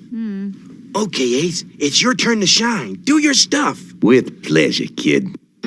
I am first, I win. The antidote is mine! Leave a smearsome on, then return to Dog City to reap the benefits of our self-inflicted bald plague. Scott, you simians! Back to your cages! We have been duped! It's no stretch to dupe a stoop. Looks like we got here first. And switch the antidote with the dote. The dope? You just smeared yourself with mange mites, okay? Low blow, heart. You better fly, Ace! There's not much time! Time was running out, all right. I had to get the antidote to the church on time or we wouldn't have a prayer. Dog City, right on schedule. It's now or never.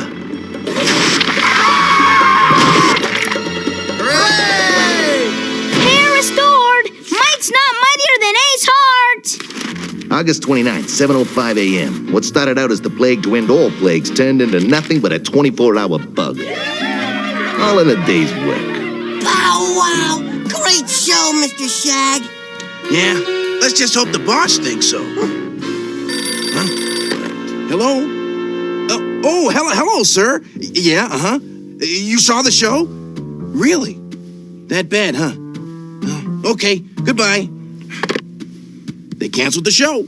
I knew it! Huh? That stupid Cat City has 9 lives! Well, they must have used them all up, because Cat City is dead.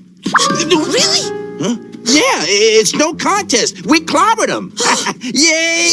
Yes! Oh, I gotta go tell my mom. See you later, almighty animator. Did you hear that, Ace?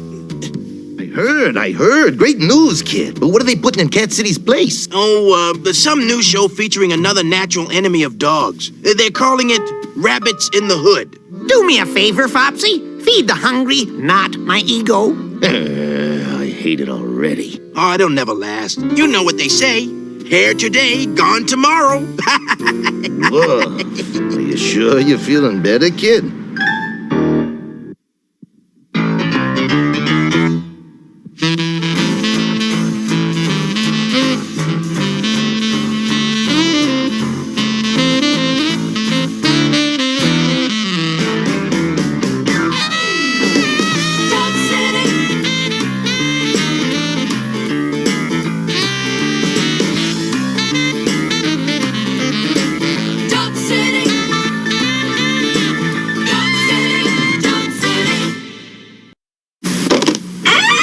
After these messages, we'll be right back. Everyone.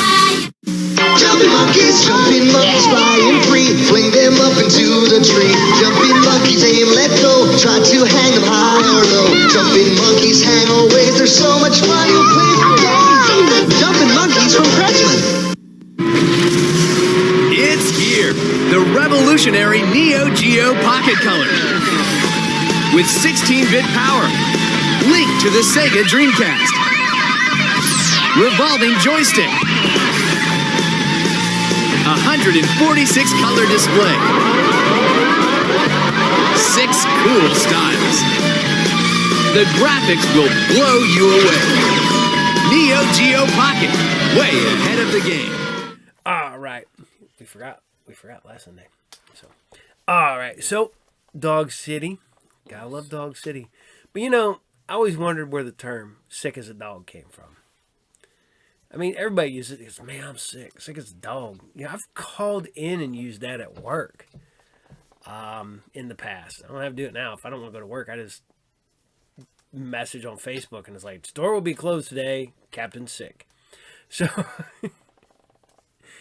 although that being said, I can, in the almost, since 2012, I can probably count on one hand how many times I have had to close. How many times I've been sick and had to have somebody cover for me. Usually it was Joe or Mark, but one hand. It's something about having your own place and dealing with your own people. You don't have to work hard, man. If you don't feel like crap, you just kind of chill out and relax and, you know, deal with the customers when you got to deal with them, move on. So, but sick as a dog. Just want to know where that came from. So, Alrighty, so let's keep it going, and we're gonna head to go find a rainbow. Go find some rainbow brite. What was cool? Got home yesterday. It was raining. Pulled up. Big rainbow over our house. Big one. Big one. It was, and you can see one end and the other. It didn't like fade off. It was a good, solid, clear one. So, although a while back I saw not a double rainbow, but a triple rainbow. You had the big, solid one at the top. You had a slightly lower one. It wasn't full. And then you saw a little tiny one if you look real close. And I'm like, yeah, that's crazy. I tried to take a picture of it, but the third one wouldn't show up. All you could see was mostly the first one, a little touch of the second one, and none of the third one. It wasn't dark enough, so yeah. Triple rainbow. That double rainbow guy can eat it. No. So here we go. We're going to do some Rainbow Brite, and this is the episode Horse of a Different Color. Enjoy. Into a land filled with darkness came a little girl with a mission. After proving herself to be worthy and brave, she became known as Rainbow Brite. Now, along with her magnificent horse Starlight and her loyal and true friends Twink and the Color Kids, she lives far away in Rainbow Land, a wonderful place full of color and happiness.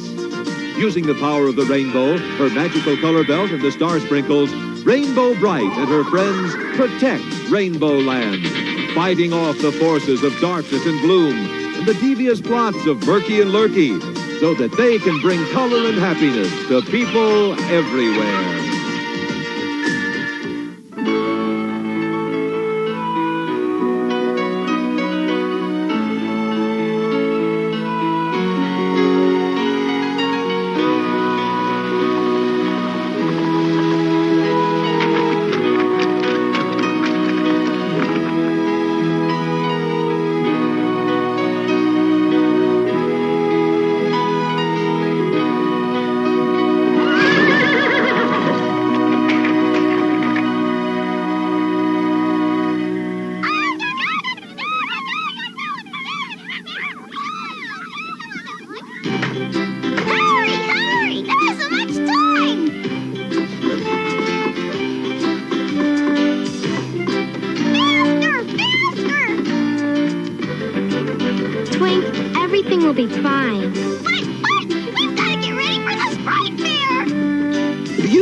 Get ready. I'm the one running in the big horse race. And you're going to win, too. Of course I'm going to win. I'm amazed any other horses even bothered to enter.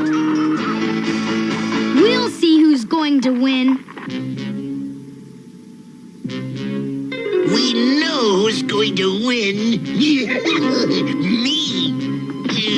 Do I get to ride the horsey now, Murky? Not now, Blizzard Brain. Come on.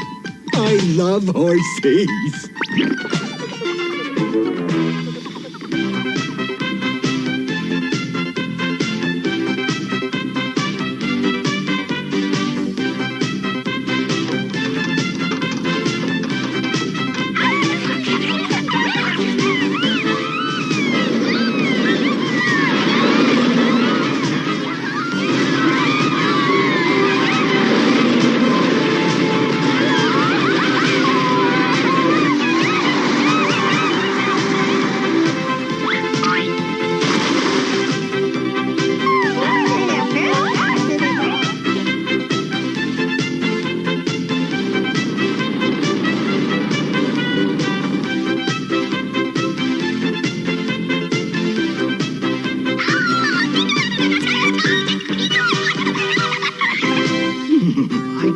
Stand still before a big race.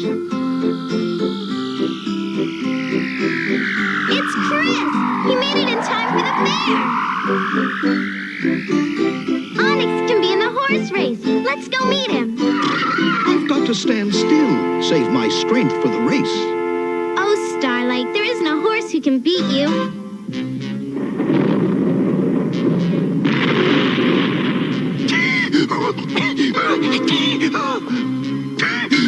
Murky! Oh, Murky, I'm here to feed the horsey! This horsey, horse, doesn't run on hay.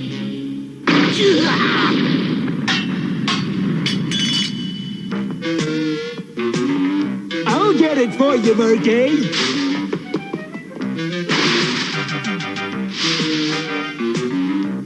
Here it is, Murky.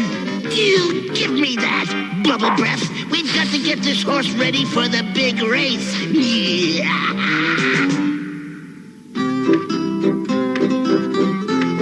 Hi, Chris. Welcome to the Sprite Fair. We didn't miss the race, did we? It's going to start in just a few minutes. Program for maximum speed.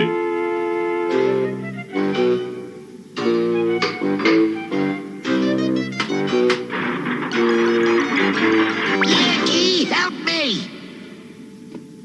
Boy, Murky, he likes me. He doesn't eat, he's a robot. Oh. Maybe he wants a drink, Murky. He'll get his drink.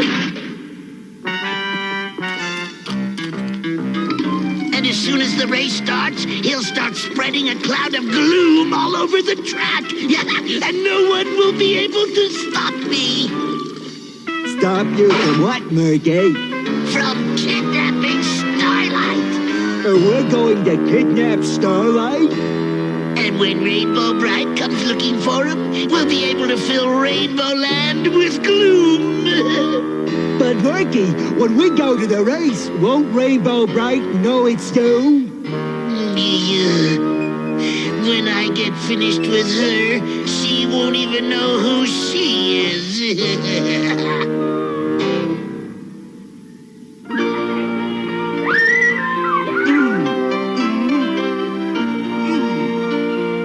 Being the most magnificent horse in the universe is not something anyone should have to work at.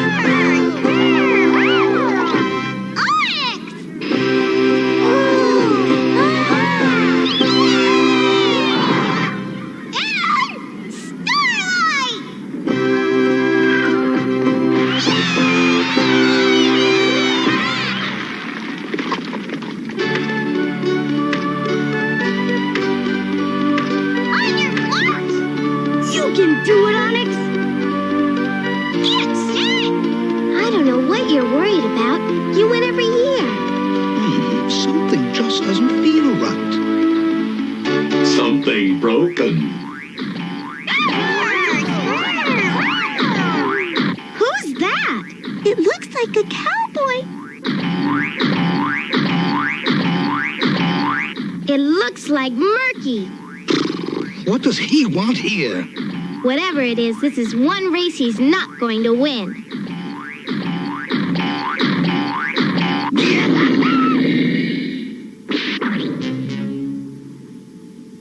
Murky, can you come a little closer, Murky?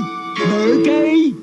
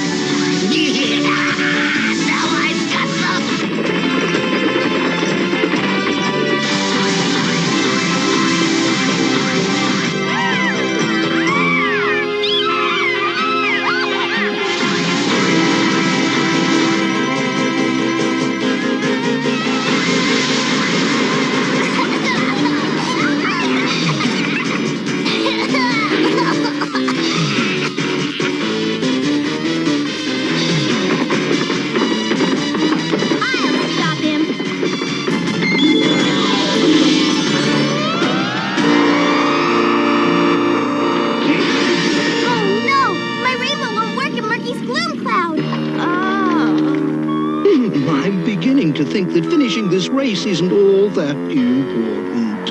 Smell sensors malfunction. Come on! You can't let a little cloud stop you. Easy for you to say. You like clouds. And I don't like murky.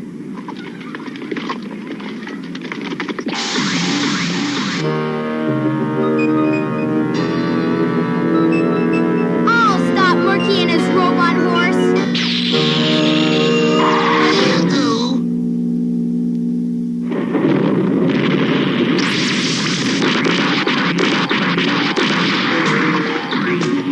It didn't work! We better find Rainbow and Starlight! Where are they? Sky Dancer! Whoa, horse, whoa!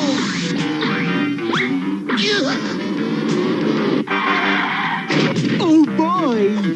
I get to ride the horsey! I get to ride the horsey!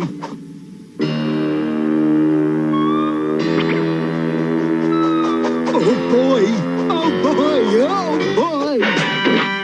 Not that one, swamp brain! Which one, Maggie? Never mind.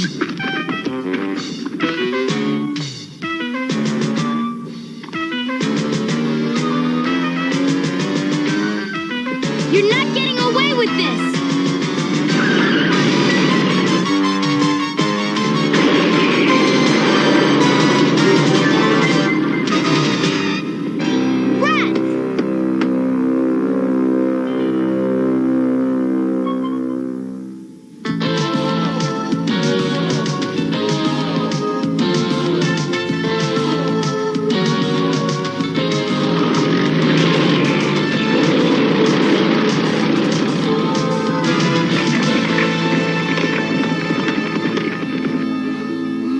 What happened? Something awful. Murky! Murky's got Starlight and Onyx. Come on, we've got to rescue them. Without a horse, we'll never catch them. Stormy, Sky Dancer can take us. You're always telling me how Starlight is the best horse there is, and now you want to ride my horse. Stormy, they're getting away. I didn't say no, did I? We'll help, Rainbow! Yeah, come on! We don't even know where they're taking Starlight and Onyx. Chris, you lead the search party. Stormy and I will try to follow their trail. Come on, Sky Dancer!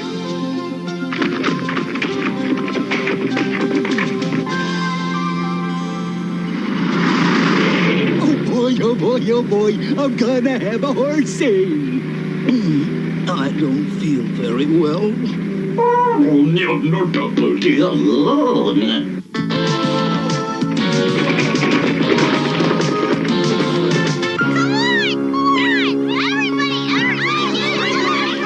Okay, let's go! In line! In a straight line!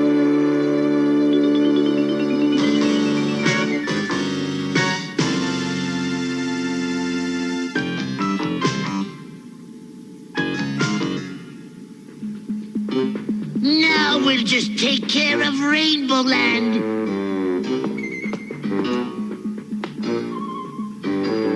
You're not keeping the most magnificent horse in the cave right here. That wheel will turn the fan and blow the gloom into Rainbow Land. And by the time Rainbow Brite sees it, it'll be too late. Can I ride the horsey now, Murky? And you're going to do the work. Start turning that wheel.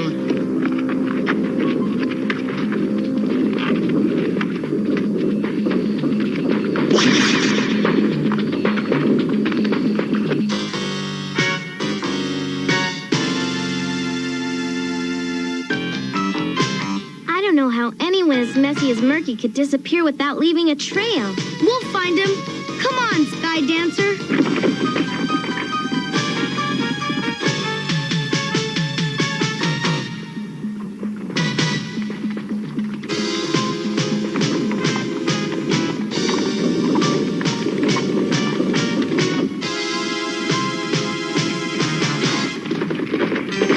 We're never gonna find him.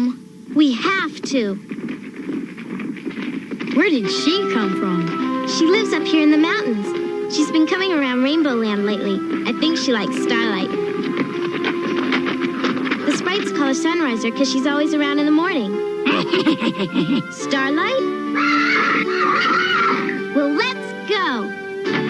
I think she wants to take you herself. She never let anybody ride her before. You get the others and follow us. That pink horse must really like Starlight.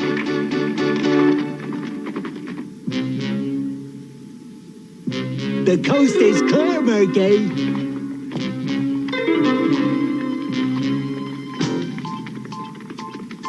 Boy, you really do know every inch of these mountains.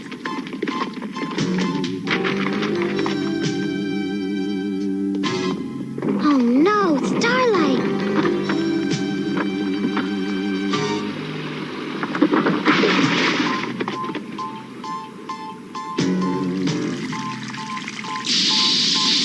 No! It's raining on my gloom!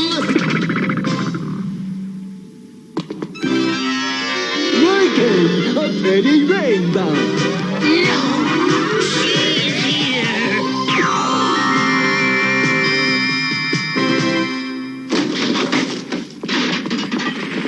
Smell sensors operating again. Rainbow, how did you ever...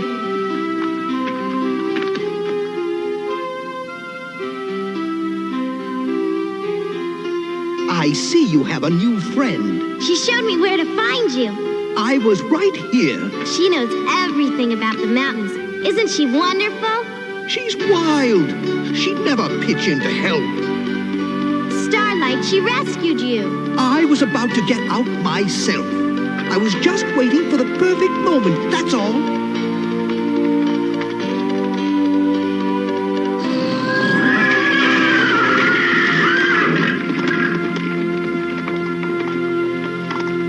Don't worry. We all know what you did. So, she wants to ride a new horse.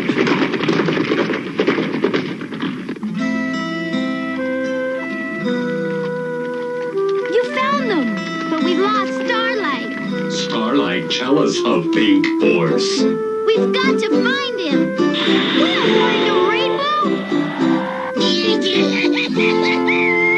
They're all out there looking for horses, and I'm here. Rainbow Land is all mine at last. I'm here too, Murky. Get the gloom pump. By the time that rainbow brat gets back, there won't be a color left. Okay, Murky. I'll go get the gloom pump.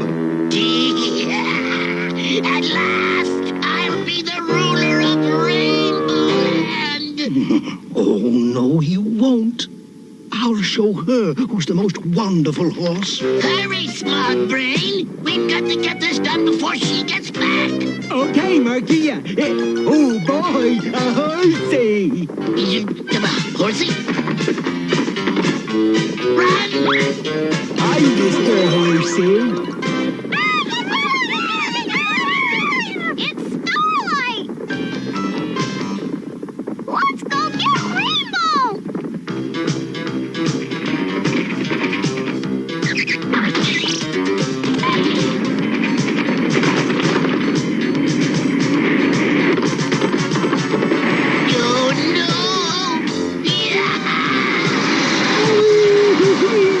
He's getting closer!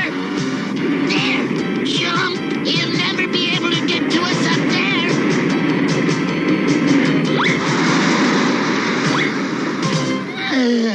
Here I am, Murky.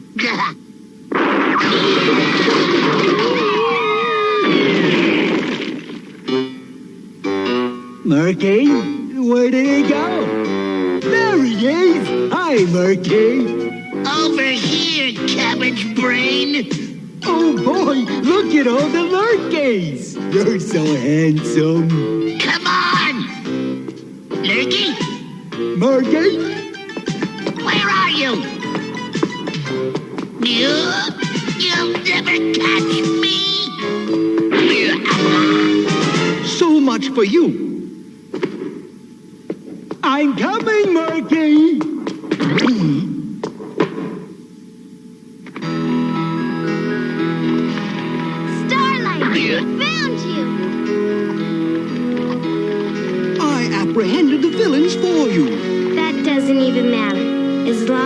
you're safe. Safe? Of course I'm safe. After all, I am the most magnificent horse in the universe.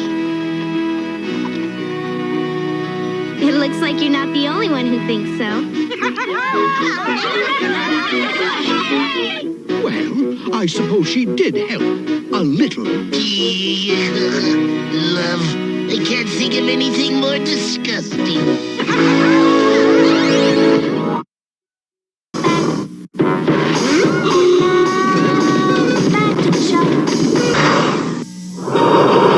Trautman! This is the end! It's Trautman, hold him off with your machine gun. Use the anti-tank gun, Herc. Yeah, I'll blow him out of the sky. Missed. Get off the skid. Look out! Get Colonel Trautman and Sergeant Havoc with their battle-action weapons. Figures and helicopters sold separately. Do we know these guys? They're honorary colonels, and each of them is carrying the official Sewer Force sword. Not merely a fashion statement, the Sewer sword represents the cutting edge of turtle technology, the ultimate in personal defense. Get the point? Uh-oh, what's that up ahead? Could it be foot soldiers, Bebop, or even Shredder himself? No, it's only Dad. I knew we were being shadowed. From Playmates. Yo, listen up. Do you know what my friend here just called you? He called you a glass-jawed, bird-necked, no-jabbing wimp. Oh, you gonna take that? Step into the ring. Not your typical video game, huh? Stick 'em, jab, move, come on. Right, there you go, left. Hit him with... Prize fighters, only on Sega CD. Okay, he takes back the bird-neck part. You know, people ask and they're like, somebody asks, how does Vince know what beer tastes like? I was like, Vince, what's beer taste like? Alcohol. Is it gross? Yeah. Yeah. Have you ever drank it? No, it's too sweet. So yeah, don't worry about it. I wanted to go to Kosai. Yeah, that's the plan. Maybe Mommy will take you Saturday. What days at work? Okay. Okay, maybe. We'll see. So, you know, I never in a million years would have thought, not one, not two, not three, all four of my kids loved Kosai.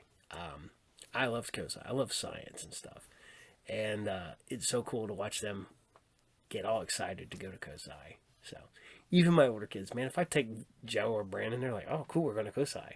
They're adults like I am. I'm like, yeah, I'm an adult. I'll go to Kosai. Hell yeah. So, all right. So, Rainbow Brite has one more episode after this week. We're done. Yeah, I didn't bring them all to y'all at once. I brought them to you over a period of time. But this is the end of Rainbow Brite. A lot of people, like I did, I thought we got more than one season of Rainbow Brite. Rainbow Brite felt like to me that it had to have been on like way longer than that. But no. One season, one and done. So it's crazy. It's that weird little thing you have in the back of your head, especially when you're like a kid. You know. I watched the hell out of Scooby-Doo. Still, I don't. Still do. And thinking that there were way more episodes of Scooby-Doo than there actually was. I'm done. Yeah. And, you know, Scooby-Doo, Where Are You? 2 seasons. Weird. The Scooby-Doo Show, 3 seasons. That felt like there was way more. I remember Scooby-Doo being on all the time as a kid. And then realizing as an adult, there weren't that many episodes. And you're like, oh. But, I mean, don't get me wrong. We got the Scooby-Doo. We got the Scooby-Doo Show. We got Scooby-Doo, the Blue Falcon. Scooby-Doo Blue Falcon Hour. We got the Scooby-Doo movies. And, yeah, they would mix those in. So it felt like there was way more seasons. But, I mean, Thundar the Barbarian, 2 seasons. D&D, 2 seasons. Chuck Norris's Karate Commando, 5 episodes. That's it. Done. 5 episodes. It's those, I would say, rose-colored glasses that we all look through as an adult to a child. And we looked at it, it's like, man, there had to be a lot more episodes. We so many episodes. I watched it all the time. And then just realized, you watched so many repeats. It was insane. So, I know. So, Rainbow Brite, as I ramble. But now, we're heading back over to Police Academy. Gonna bring some Police Academy. You know what? This was a fun cartoon. I think it's kind of underrated. They really tried hard on it. Another magazine. That is not a magazine. That's a comic book. That's Firestar. So, we're just gonna dive in. This is Police Academy, and this is the episode 16, and this is Camp Academy. Enjoy.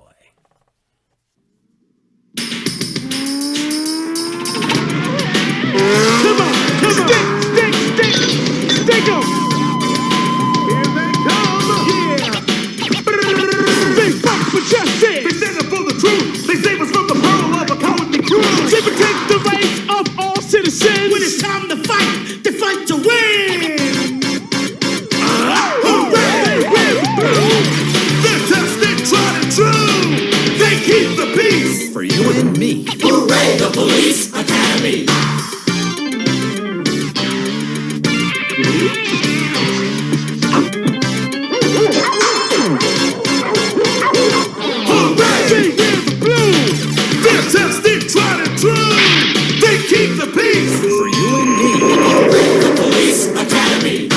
Somebody forgot to dot the I.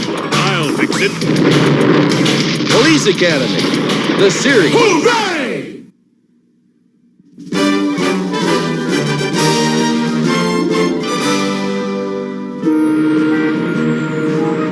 All right, Mahoney. Do you and Jones know why we're here? To see what real police work is like? No, Mahoney. We're here to give you a field driving evaluation. You've already wrecked 3 squad cars. Wow, Mahoney. 2 more and you're an ace.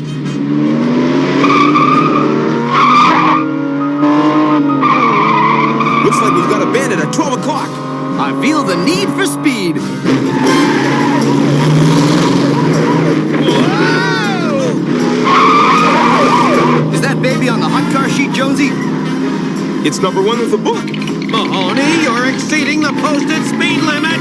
It's loud, Captain. We're in pursuit of a stolen vehicle. Hang on, he's taking a shortcut.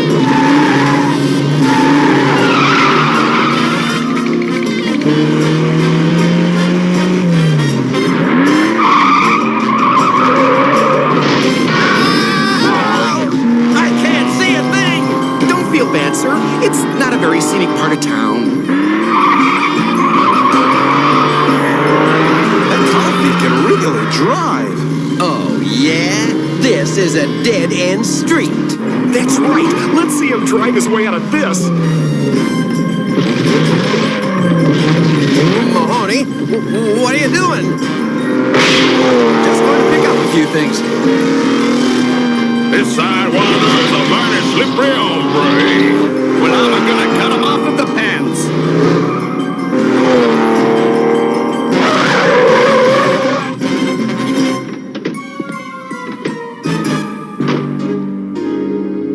You have the right to remain silent. You have the right to an attorney. He's just a kid. You have the right to call your mother. Real funny, fuzzball. Come on, son. We're going downtown. I won't forget this, man. I'll get even with you if it's the last thing I ever do. My dream of starting a summer camp for inner-city youngsters has finally come true, thanks to the help of our fine mayor.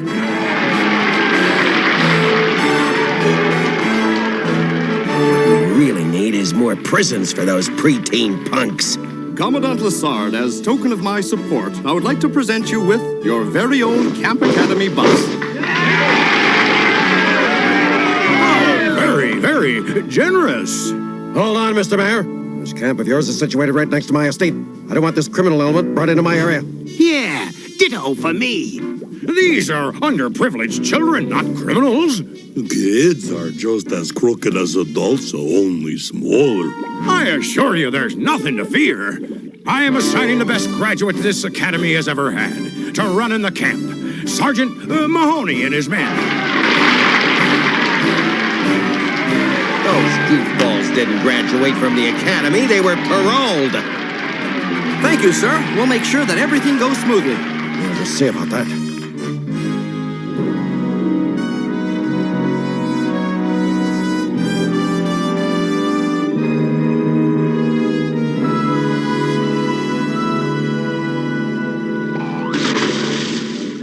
Camp Academy has got to go. Having a group of cop counselors hanging around is bad for the stolen car business.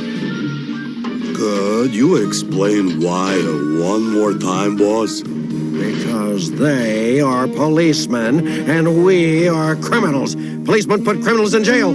So?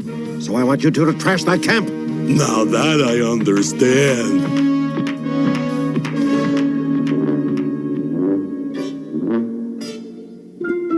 The place is wrecked. What kind of low, vicious criminal would do a thing like this? The same type of kiddie criminals who are coming to stay here. We'll never be able to fix this place up before the campers get here. Wrong! These kids are depending on us, and there's no way we're gonna let them down.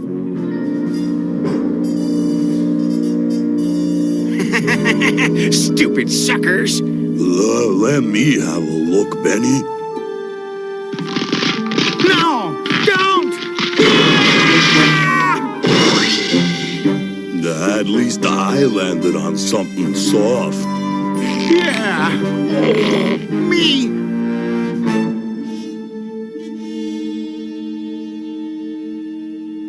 I'll set the door, Callahan. You drop in the pins. Affirmative, Tackleberry.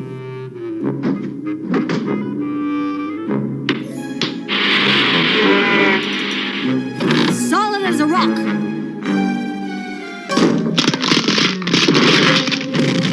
Sometimes I don't know my own strength. How do you like this color, Zed? Delicious! Purple is my favorite flavor. Are we having fun yet? Just a few more steps, Jonesy. Mattresses? Mahoney, you sure are babying these delinquents. You know what they say, Captain? Even a hardened criminal needs something soft to sleep on.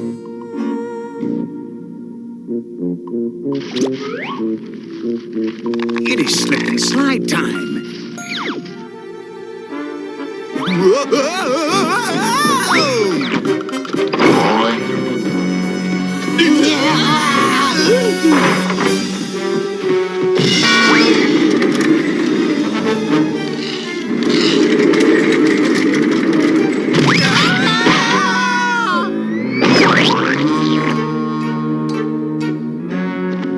Groovy shorts, dude.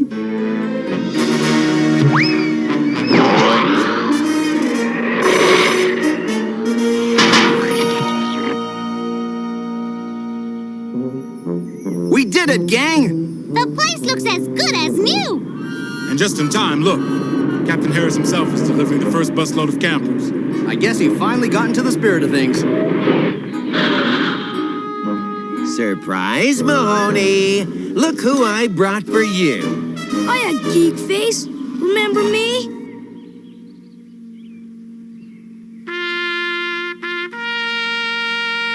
Academy, Billy. Welcome, my foot.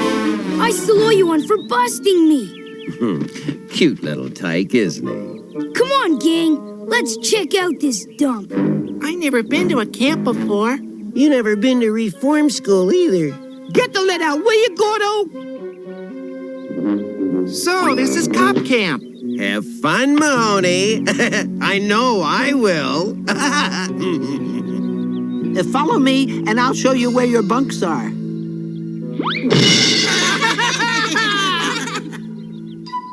Tying my shoelaces together. That's the oldest trick in the book. Yeah, and you fell for it. What's wrong, Tuck? Someone's let the air out of my tires. No problem, man.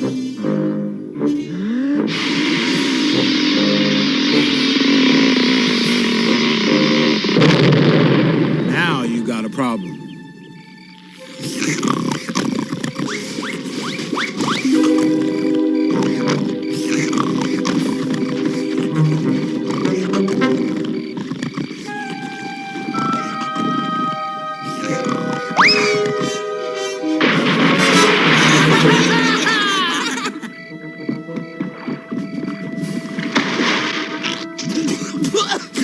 They could have at least waited till Saturday night. We got to do something about these kids. They don't need counselors, they need wardens. Come on, guys, we gotta be patient with them. They've had it pretty tough out there. Maybe Mahoney is right. Yeah, they aren't any worse than I was when I was a delinquent. But how do we reach kids like that? First, they gotta learn to trust us. That smells delicious. That's because there's nothing as yummy as food cooked in the great outdoors. I'll get our plates so we can chow down. This should spice up the cookout. Time for one last taste.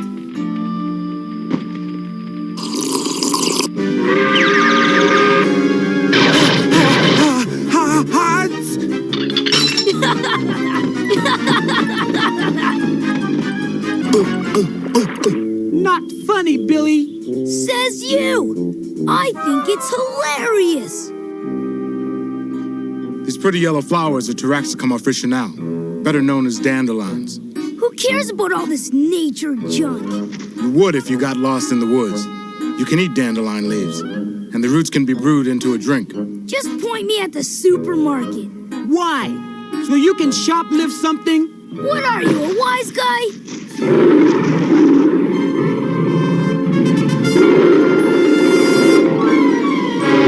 A grizzly bear? I'll take care of this.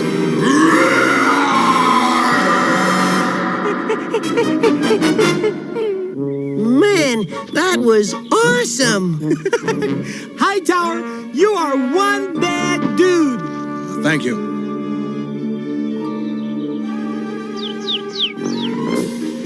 This is how the Indians marked a trail, so their friends could follow. What if there weren't any twigs? Then they draw an arrow in the dirt. Or even use rocks to show the way.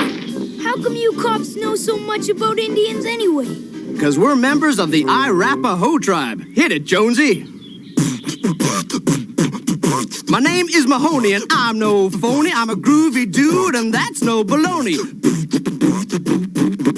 Jones is my name, and rapping's my game. If you don't dig my message, it's a doggone shame. Chaka, choom, chaka, boom, boom, boom.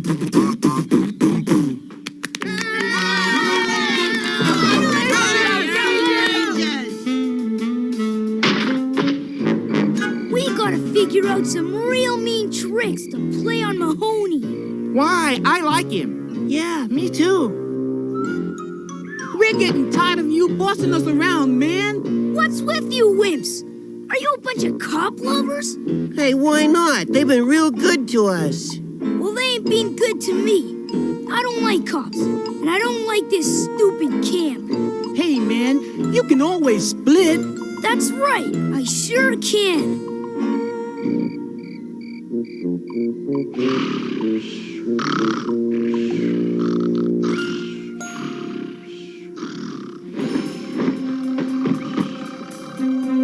So long, suckers. This'll be a snap to hot wire. Got it. Oh no! Someone had stolen the camp bus! Yeah, and I'm afraid it was Billy. Come on, we've got to stop Billy before he does something crazy.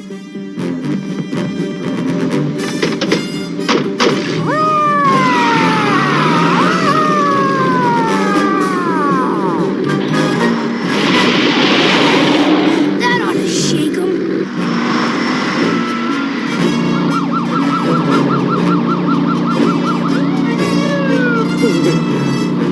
This is what I call living on the edge. Yeah, life in the fast lane.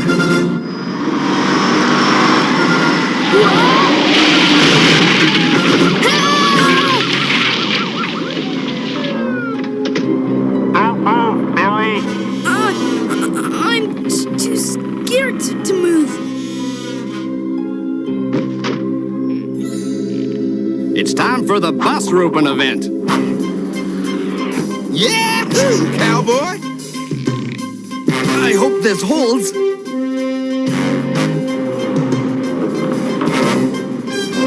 Slide down the rope, Billy. Never thought I'd be glad to see a cop.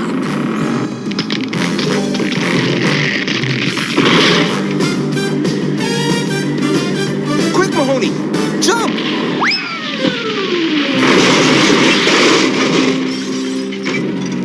You saved the day, partner. Yeah, but not the bus. How you feeling, Billy? Real weird. You risked your skin to save mine. I'd never have done that for you. I've got a feeling you would. Thanks, Mahoney, for everything.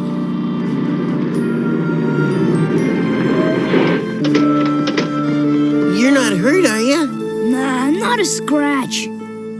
I was talking to Mahoney. Thanks for wrecking our bus, pal. They could close the camp on account of you. Hey, look, I didn't mean to. Forget it, man. Nobody cares what you have to say. Guess I deserved that. So, some little brat wrecked the bus. What a splendid piece of luck. Mr. Mayor, have you heard what's happened to the bus you so graciously donated to the Camp Academy? No, what? I wouldn't want to spoil the surprise. Perhaps you should see it for yourself. What are we gonna do? The mayor's coming this weekend. When he sees this bus, he's gonna have a fit. Then we'll just have to fix it. Fix it? How? We're trained to protect and serve, not repair. I can help. You? Hey, I broke it, so I guess it's only right that I fix it. Thanks, Billy. We sure could use the help. Okay, try now, Jonesy. It works! A mighty fine mechanic, Billy. I'll second that. Thanks, guys. He fixed the motor, but what about the body? Maybe I can pound out those dents with my fist bazooka. At ease, Tack. I'm afraid we're gonna need cash for this job. No problem, man. We'll help you raise the money. We could raise the money just feeding you, House. Gee, thanks, lady. It's for a good cause. These are great kids, Mahoney. I told you, all they needed was a change. Car wash!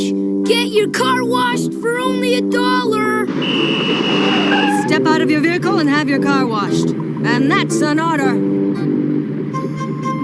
What do we do, boss? Do it. We don't want any trouble. Make sure you don't scratch it. No, sir.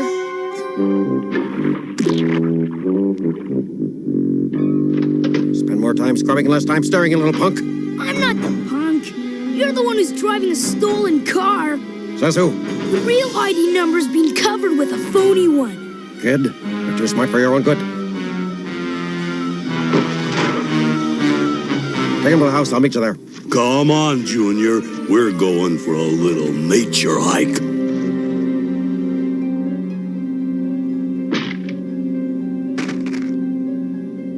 Last we saw, he was over there, washing cars.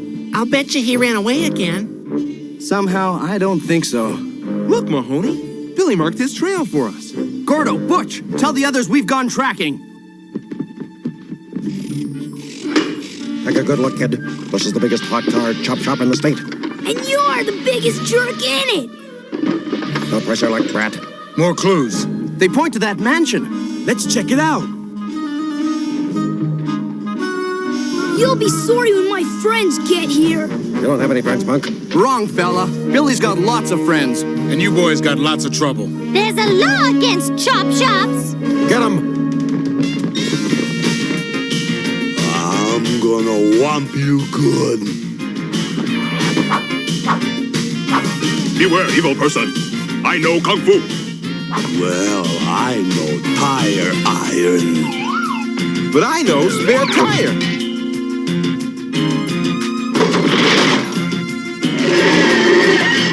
That should hold you for a while.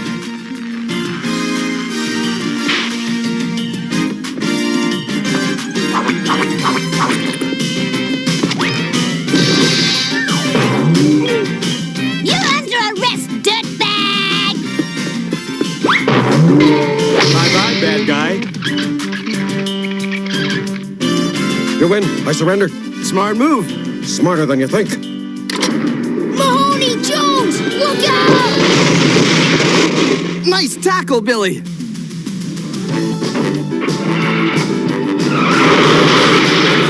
He's getting away.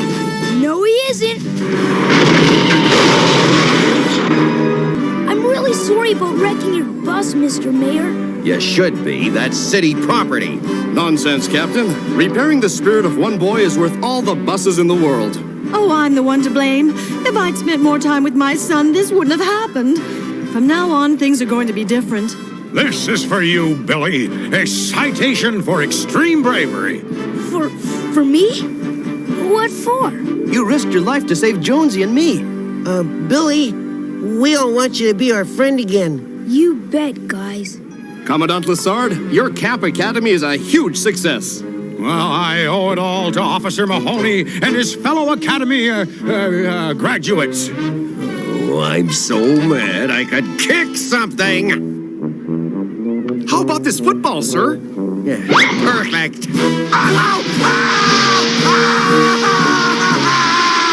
Good idea, sir. There's nothing like jogging to work off anger. No, get away!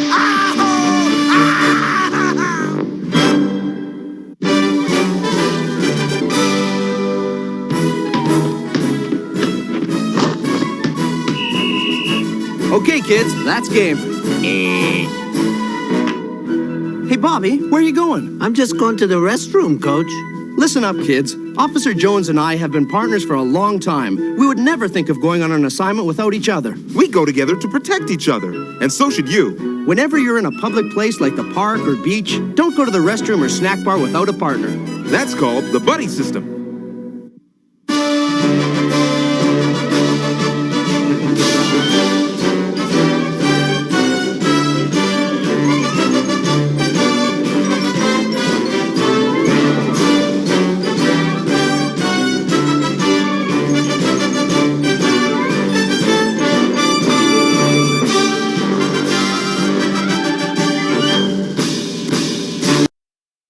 We'll return after these messages. Danita Stokes, president of HAG. It's bad enough that Sega Genesis has the most 16-bit games, but this new Sonic the Hedgehog, oh, he really does my darlings. They say he's incredibly fast. Well, what's the hurry, mister? And about his attitude. Smarty pants! Why can't it be more like that nice boy Mario? Oh! Little brat!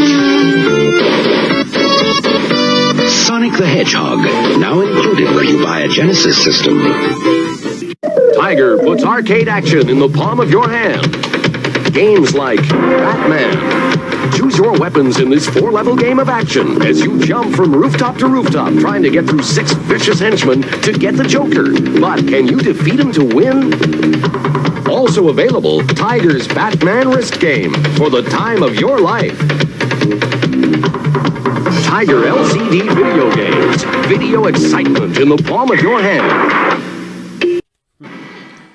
Saturday morning on Wake Up and wait till you see what's coming to NBC. It's a whole new season of Kid Video. Mr. T, The Snorks, Pink Panther, Gone Bananas, Spider-Man and His Amazing Friends, Smurfs, Alvin and the Chipmunks, Wonder Girl line. Boom. This, you know what? This was one of the coolest things when you got the list of everything that was going to be on Saturday morning back when you were a kid.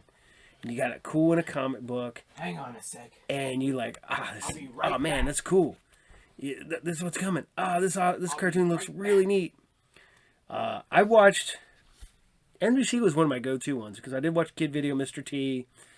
I think I watched Pink Panther, Son, Spider-Man, and Alvin and the Chipmunks. I was probably watching something else on the other times.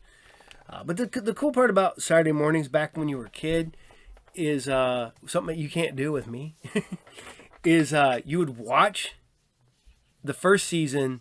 When those episodes would end, you would go watch ABC's shows. When those shows would end, you'd watch CBS shows. That way you could keep almost always new cartoons. Unless you were like me, watched CBS ones, and I always watched Dungeons and Dragons. It was on, I'm watching it. Don't care what season. So I hope you like the Police Academy, because we're sitting here talking about D&D. We're going to bring you some D&D. Bring you some Dungeons and freaking Dragons. You know, literally had a Dungeons and Dragons conversation today. Not just a few hours ago. One of my customers were sitting there talking about playing D&D. We were laughing about our characters. He's like, "Yep, I'm a bard." I was like, "Oh." He goes, "But my charisma's a 20." And I go, "Oh, I remember being the anti-charisma guy. I had one guy had like an 18 strength, like a 17 dexterity, like a 18 constitution." A 16 and like all high. I don't think I had anything below a 15 except for my charisma. That was a 9. And I'm like, so I had no charisma. I couldn't talk anybody into anything. I couldn't do anything. My charisma sucked. I could throw a guy through a house, but I could not talk the guy to walk through the house.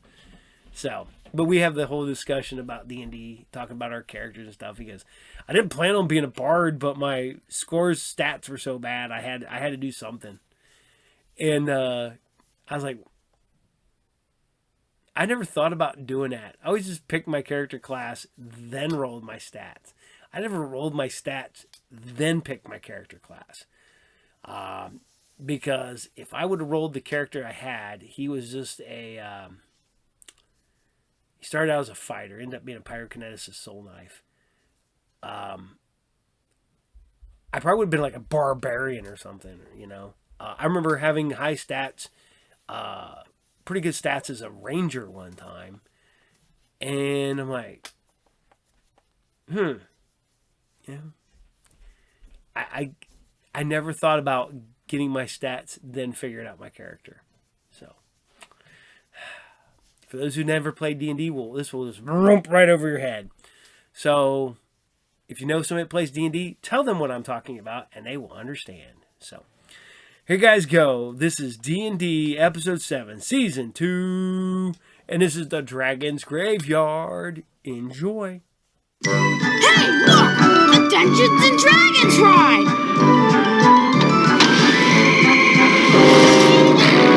Wow, neat! Give me a break. I don't like this! Whoa! What's happening? Whoa! Where are we? Look out! Fear not, Ranger. Barbarian, magician, thief, cavalier, and acrobat.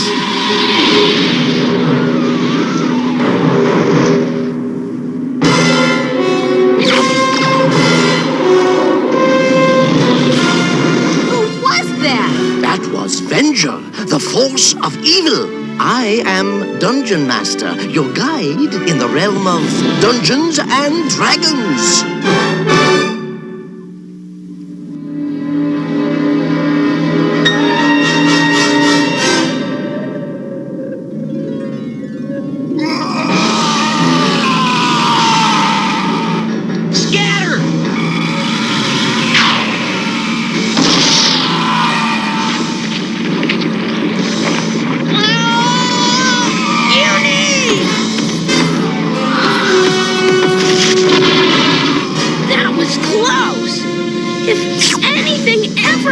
To you,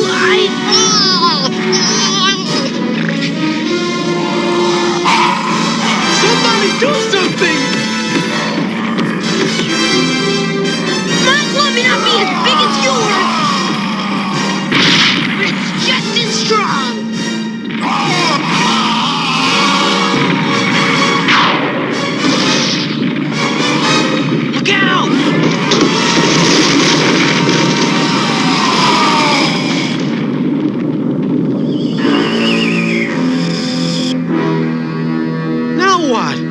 Dungeon Master said the fire in the ice would show us the way home. Look!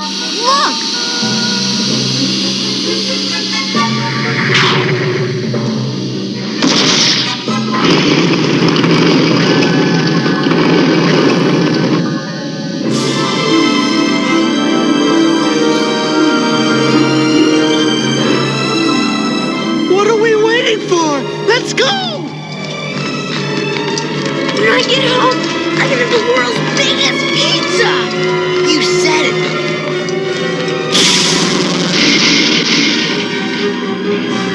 Venger. So, you have defeated the frost giant I set against you. I will not be so easy to deal with.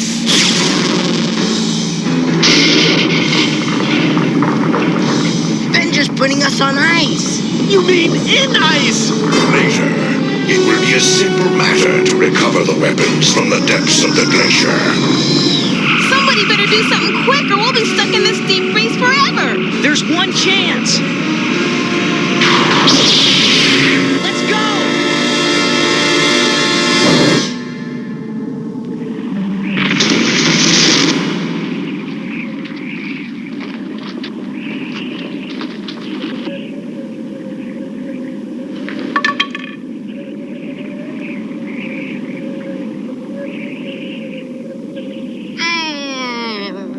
Come on, guys. Cheer up. It's not the end of the world. Yeah, well, it's a close second.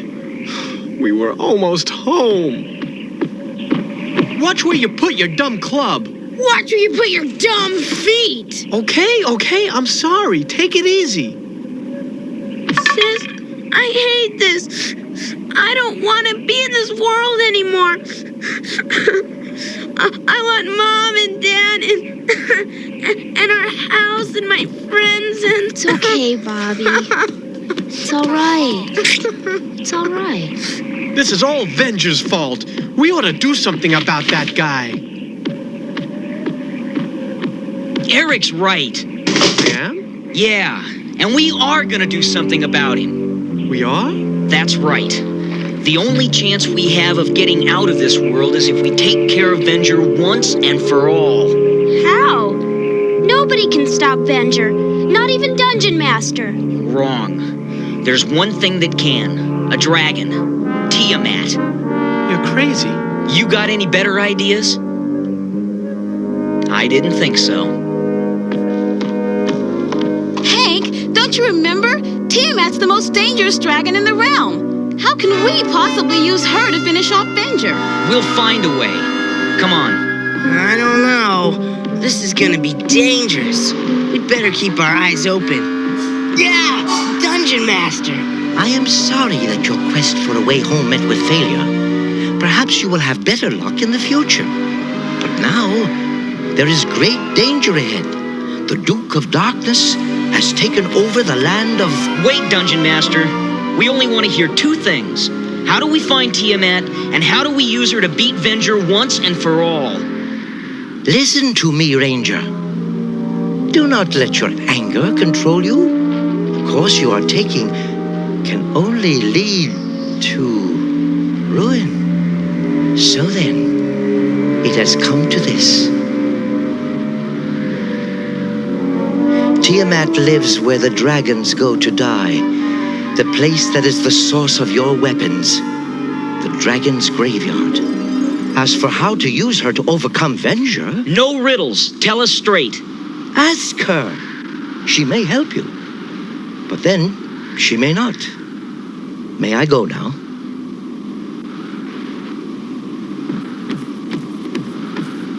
Dungeon Master, wait. How do we get to the dragon's graveyard? You carry the way with you. Let it begin with you, Ranger. I said no riddles. Okay, you heard him. Let's go find the dragon's graveyard. Hank, if we find Tiamat, and if we convince her to help us against Venger, what'll we do with him once we've got him? Whatever it takes. Let's go.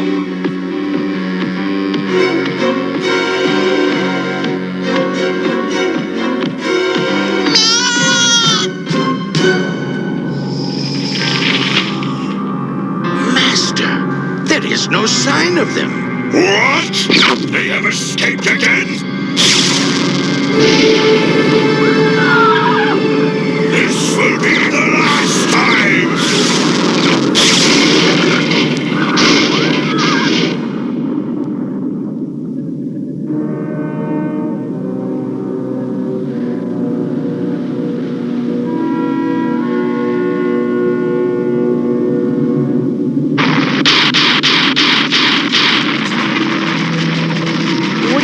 Dungeon Master meant when he said we carry the weight of the dragon's graveyard with us.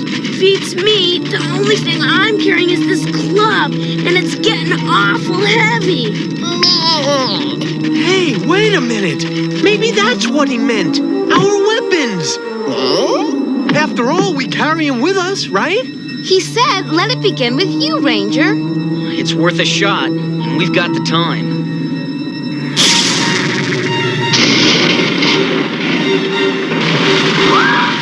Your time has run out.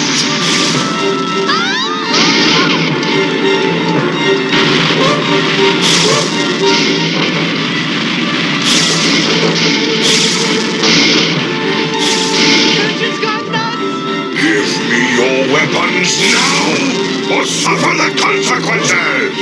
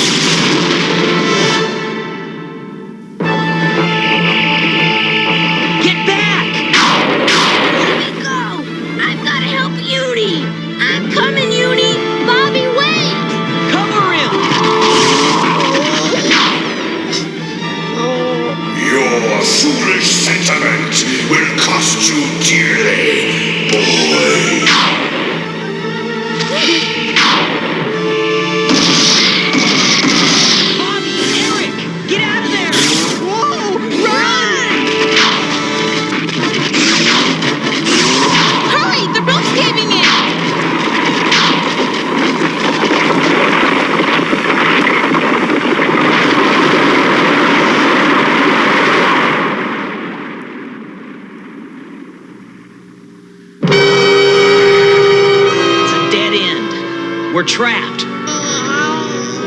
How bad is it? Well, I'm sure she'll tell me the truth. I think she's hurt pretty bad. Uni. I'm sorry, Bobby. Don't feel sorry for me, Sheila. Feel sorry for Venger. What's that? Venger. He's blasting the rocks, trying to get to us. Good! I'm ready for him! That's a comfort. Oh, where's Dungeon Master when we need him? I have the feeling we're on our own this time, Eric. If only we'd found the dragon's graveyard. Wait! We're not done for yet. We can still use our weapons to find it. That's right. And Dungeon Master said to let it begin with me. Okay, here goes!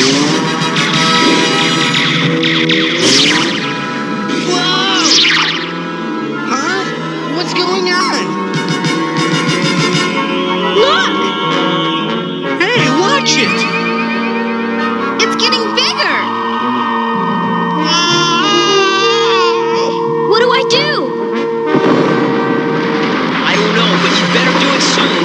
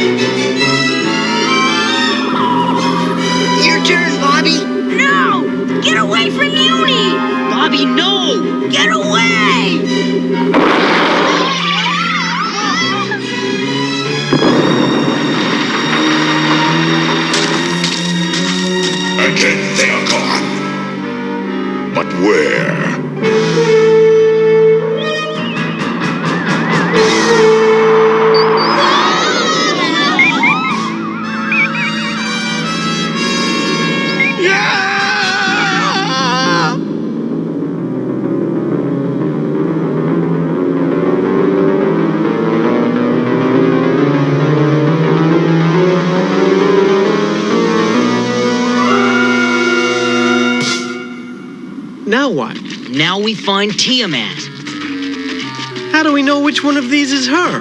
Simple, dummy. She'll be the one who attacks us. Huh. Very funny. Boy, I'm glad they don't grow them that big anymore.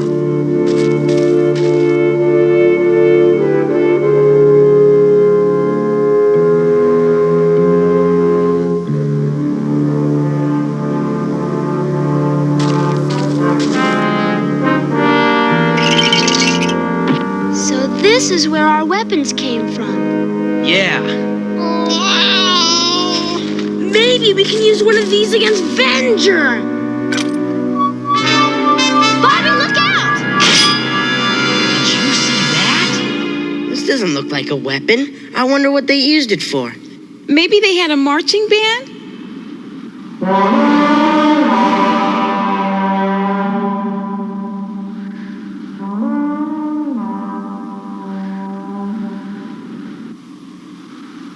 Maybe they didn't. I didn't hear that. I didn't hear that either. It's Tiamat! You have invaded the dragon's graveyard! Wait, Tiamat! You have to help us!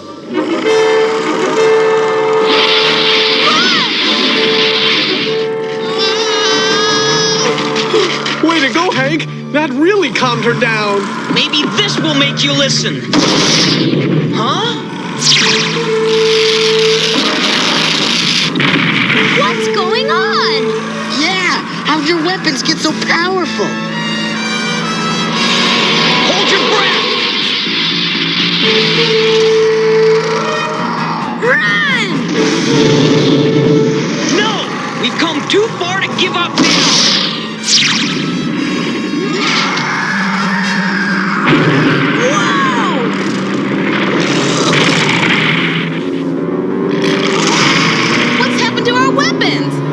Whatever it is, it's not enough to stop Tiamat.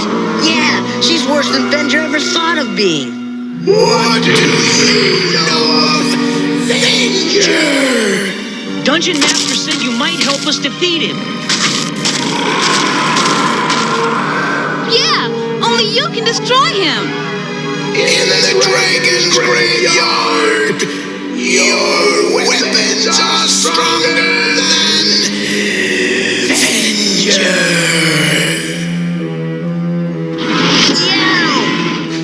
She's right. We can do it. But you must face him here. And in that, I can help you. What do we do now? Wait, I guess. I don't know anything I could do for you, Uni, except make Venger sorry. Bobby, I'm worried about you. No kid your age should hate anybody this much. Like I said before, Hank, don't worry about me. Worry about Venger.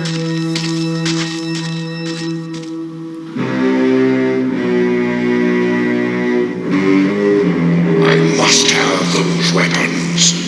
They are all that stand between me and complete mastery of the realm. Tiamat, you shall have your chance to claim the weapons in the dragon's graveyard.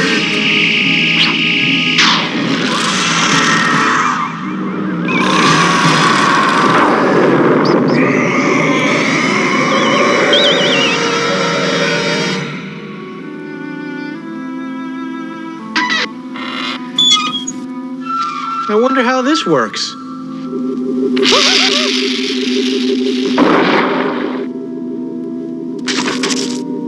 This is weird. It feels like it's alive. It sure doesn't feel like a weapon. Speaking of weapons, get yours ready. This is what we've been waiting for. Indeed, what we have all been waiting for. Arise! Arise! What does he want? We're already standing up. Oh, not us, them! Let's do it. Yeah, that Venger's just a wimp. He's afraid to fight his own battle. Wait till he sees what our weapons can do. Those bags of bones will be pushovers. You sure? Just look at them. Poor things haven't had a bite to eat in weeks.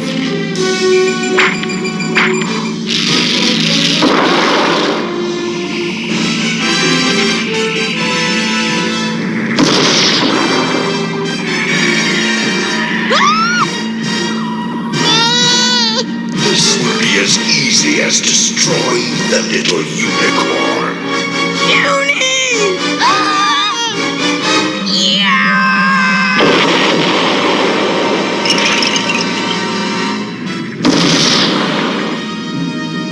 You want magic? I'll give you magic. You really broke him up, Presto.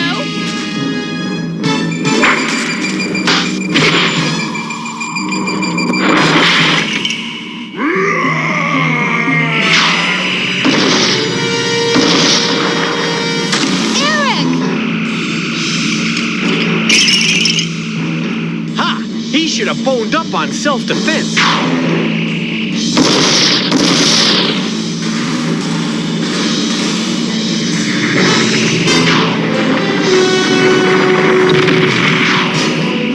This is the end for all of you. Wrong, wise guy. This is the end for you.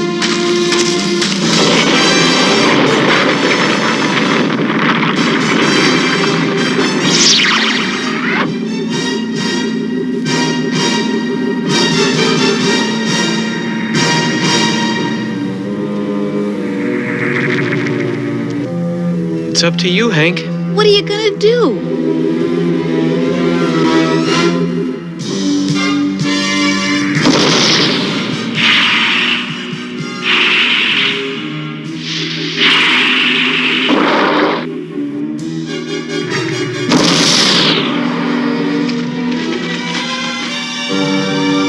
Why did you not finish me? If I did, we'd be no better than you are. We've beaten you, and you know it. Do you understand, Venger? I didn't do it for you. I did it for us. But what about Uni? Take heart, barbarian. Not everything in this graveyard deals death.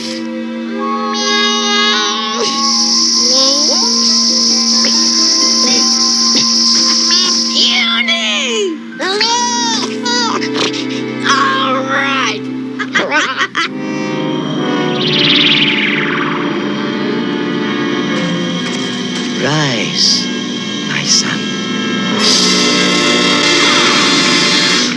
I don't get it. Where'd he go? Back to the realm, as shall we. Dungeon Master, what happens now? That is up to you, Ranger. But know this. You have taken your first step home.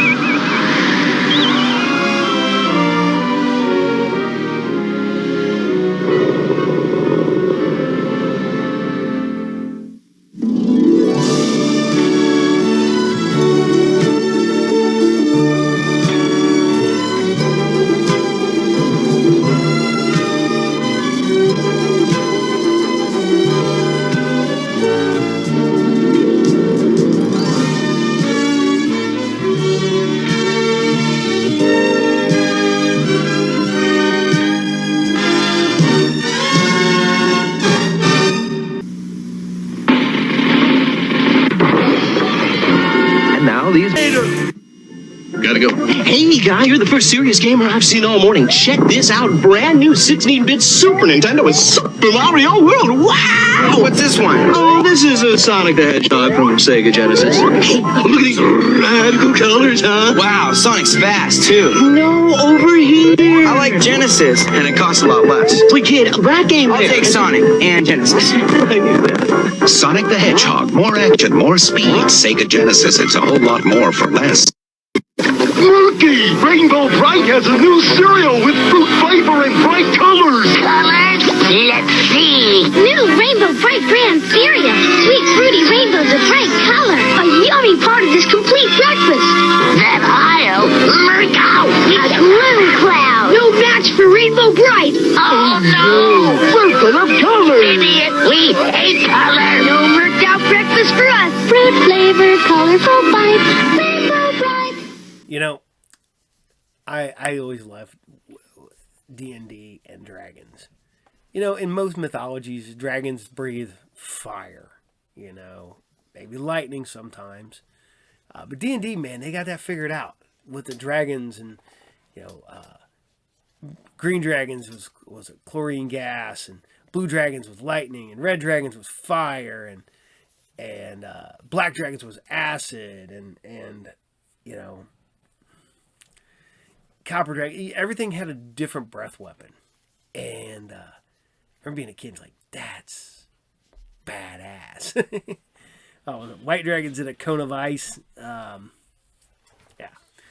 but the coolness of you know, each dragon was different. Each dragon had its own territories. It had, you know, you're not going to find a red dragon in a swamp.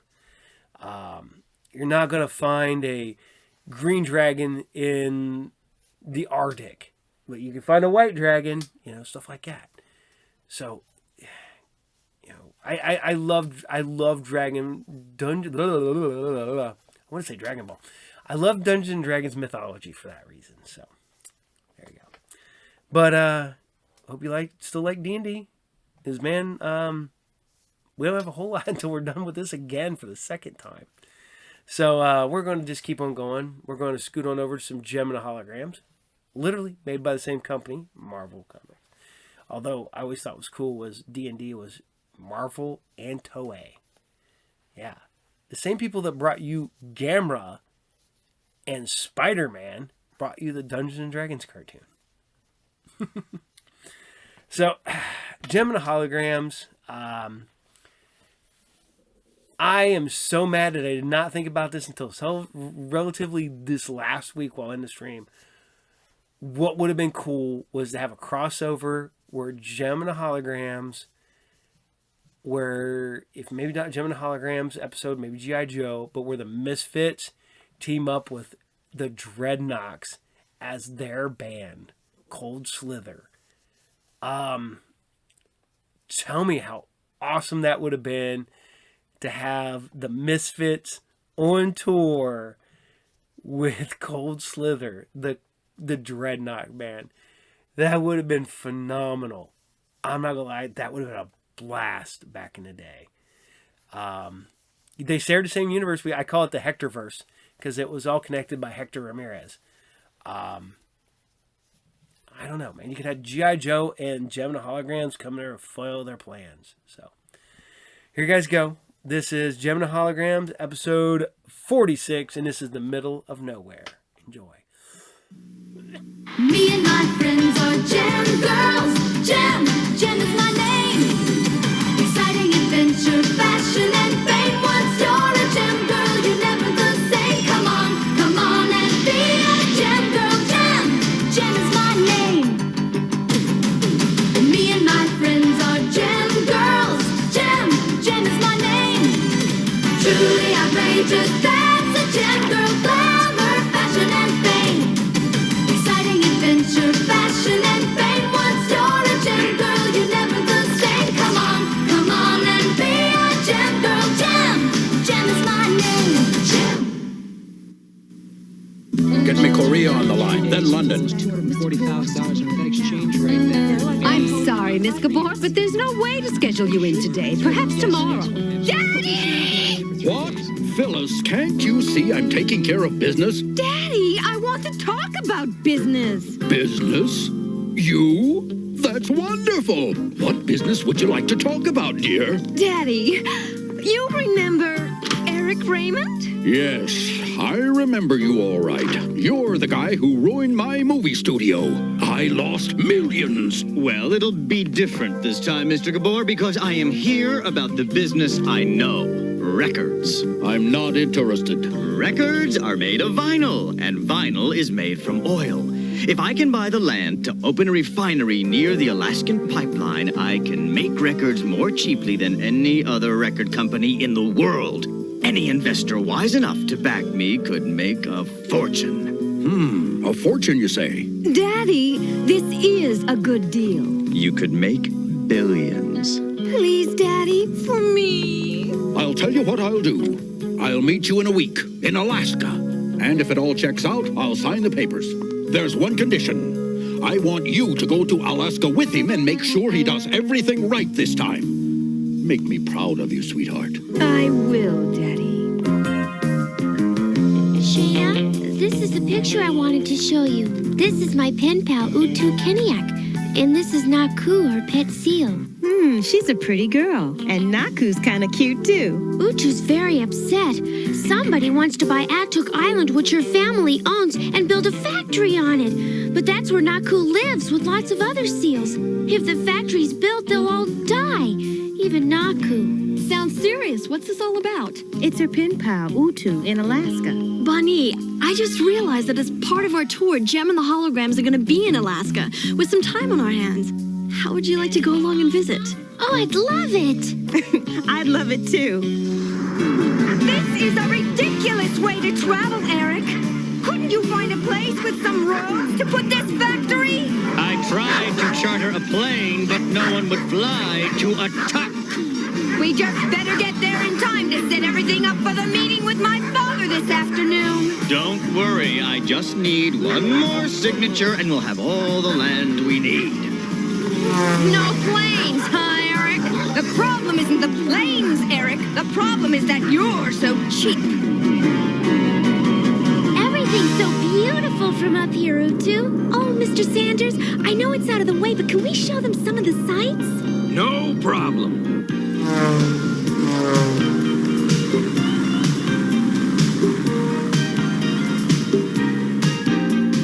Fly to the ends of the earth beyond the frozen sea and set your spirits free. Up in a place to the north, the world is made of ice. You'll find a paradise in the land of the midnight sun. Seals and reindeer play. In the land of the midnight sun, night is bright as day. Daydreams never end. You will find a friend in the land of the midnight sun. Midnight sun. The midnight sun. The midnight sun. In the land of the midnight sun, mountains touch the sky. In the land of the midnight sun, new adventures lie. Be sure to take a chart. You may lose your heart.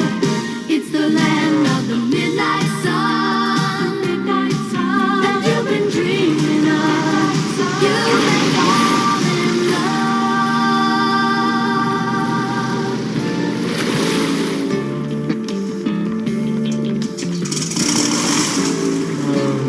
Mom and Dad, this is Gem and the Holograms. Hi. And this is Bonnie, my pen pal. This is my mom and dad, Mr. and Mrs. Keniak, and this is my brother George. Hi, everyone. Mr. Keniak. Mr. Keniak, hello. It's me, Eric Raymond. We talked on the phone about selling your island. Oh, hello. Hi, Mr. Raymond. Hi, Eric. Gem and the holograms? What are you doing here? Oh, don't worry about them, Mr. Raymond. I think my father's finally agreed to sell the island. But what about the seals? What about the seals? We are going to make some good money, little sister. And I won't have to stick around here in the middle of nowhere for the rest of my life. Are you gonna kill everything just so you can be rich? Utu, George, we have guests. I am sorry, Mr. Raymond, but we must discuss this tomorrow. But I need to know this afternoon. It can wait till tomorrow. Sorry, we have to go. Great. What am I gonna do now?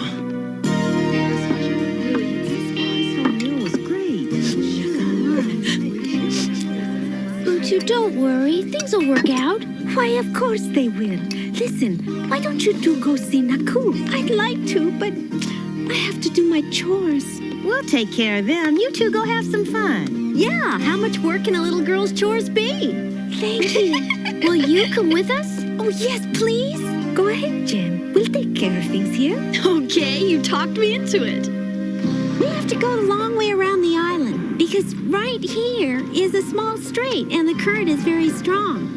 If the tide is coming in, you'll get pulled into these rocks here. If the tide is going out, you'll get pulled into those icebergs out there. So we have to be sure to stay away from the strait. No, Bonnie. You can't go in the kayak alone. But Utu's doing it. Utu's been doing it all her life. Yeah, so? So we'll take the two-man kayak. I bet I could do it alone. Follow me! Maybe after you get some experience. I can't believe you didn't get his signature. It won't be a problem. The son George wants to sell the island. It's just the little girl who wants to keep it. Gabor to Phyllis. Come in, please. Harv, this is Eric Raymond. Hey, he was calling for me. Oh, Raymond, do you have everything ready for me? Well, everything but one piece of paper, which... Then I won't be stopping. But, sir... Is Phyllis there? Right here, Daddy. Phyllis, I thought you were going to handle this. Yes, Daddy. What Eric didn't tell you is that the man with the property will be signing in the morning. Oh, I see. In that case, you have 24 hours. I'll be flying back this way tomorrow on my way to the Yukon. Phyllis, don't disappoint me again. Gabor out. Eric, I could kill you. That's it. Now you got the swing of things. Who chops all this wood? Every day? By herself? Is it too much for you? No way. We'll get it done. Good. Then I'll see you later. There, see? Wow. Dude, this is fantastic. Which one is Naku? See, that one that's darker than the others. He's always either causing trouble or getting into it. Hey, you're doing pretty good for city girls. Gee, thanks a bunch. I can't wait for this time tomorrow. What happens tomorrow? We're gonna be rich. I'll never have to work again. I don't see him doing too much work now. What's going to happen to the seals, George? What do you think? Oh, come on, they're cute, but what has any of those seals ever done for us, huh? You're as bad as my sister. Now, just remember, she's gonna get some of this money too, okay? And I'm gonna make certain she goes to college. Couldn't there be another way to do that without hurting the seals? Why don't you mind your own business?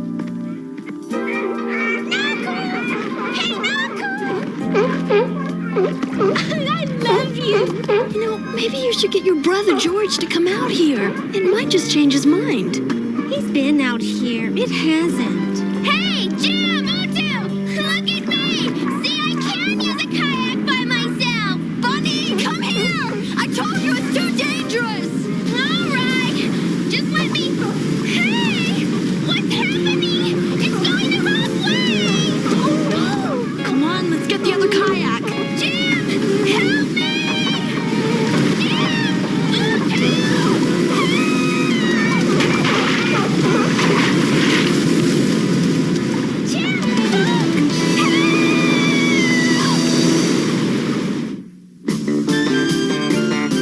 Joe will be right back after these messages.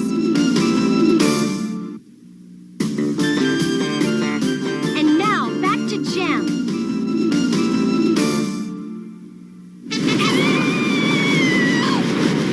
We're coming!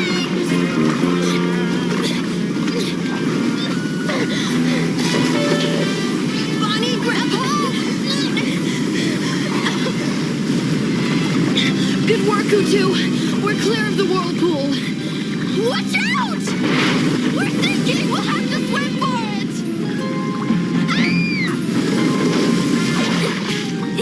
Jem! What are we gonna do?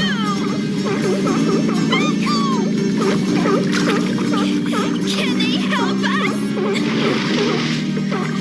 We'll find out! Grab onto him! The beach, Knuckle! The beach!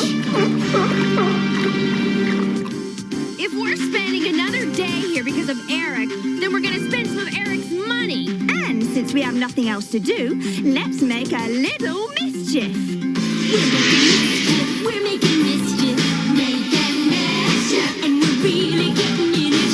Mischief, we're making mischief, making mischief, and we're loving every minute. We've almost gone berserk, doing all this dirty work.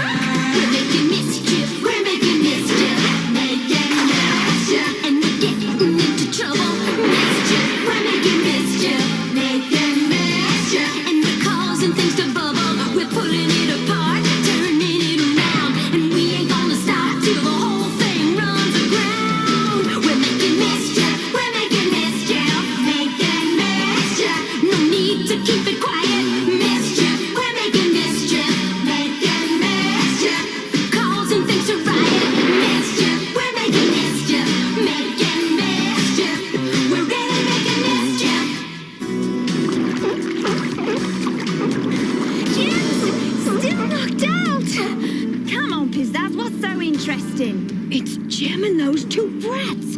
And it looks like they're in trouble. We better go for help. Wait a minute. I've got a better idea. What if we rescue them? Are you cracked? Sounds like a bit of all right to me.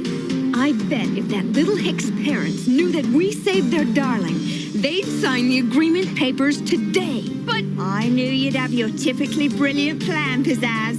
Let's go. Can't we quit now? My hands are getting calloused. Stay with it, George. We're almost done. We're finished.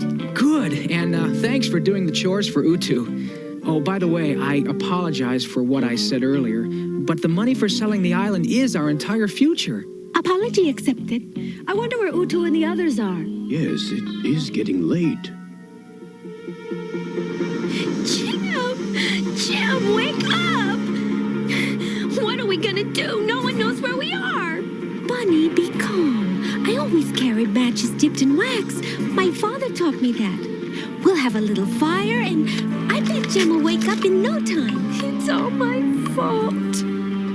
Don't worry, somebody'll find us soon. All right, who's going with me in the boat? Jetta? Well, Pizzazz, I don't know. What's the matter? English royalty's allergic to water? Mind your manners, colonists. I'm going. I've done plenty of yachting before. Yeah, sure.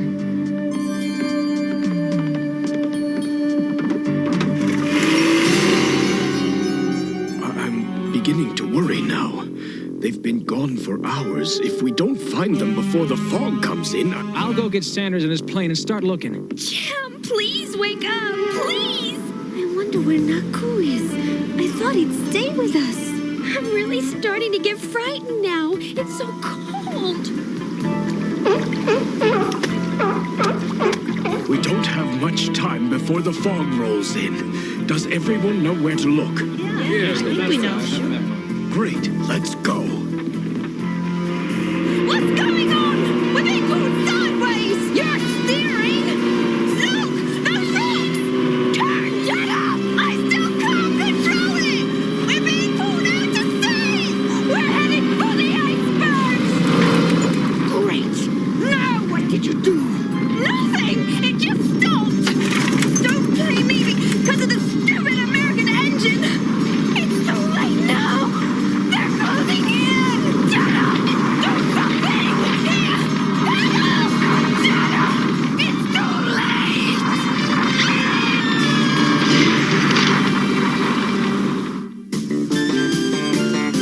Jim will be right back after these messages.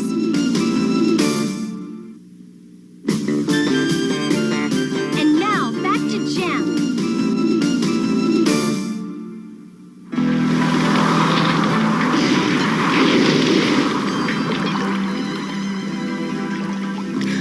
It's a good thing I started paddling, or we'd be dead. Oh, yeah, we're in much better shape now.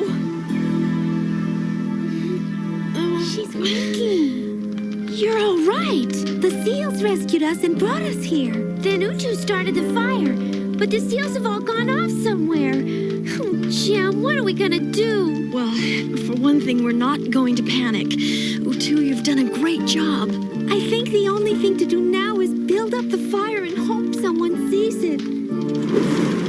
It doesn't look good. It's empty. I guess I better call the Keniacs. So I thought we'd better let you know. Sorry it's bad news. It's all right. Thanks for calling in. What are we gonna do now? We just have to keep looking. We found something! A boat! There are 2 people in it. I'm dropping down for a closer look. I still can't tell who they are. I hope it's them. Here! Down here! They better hurry!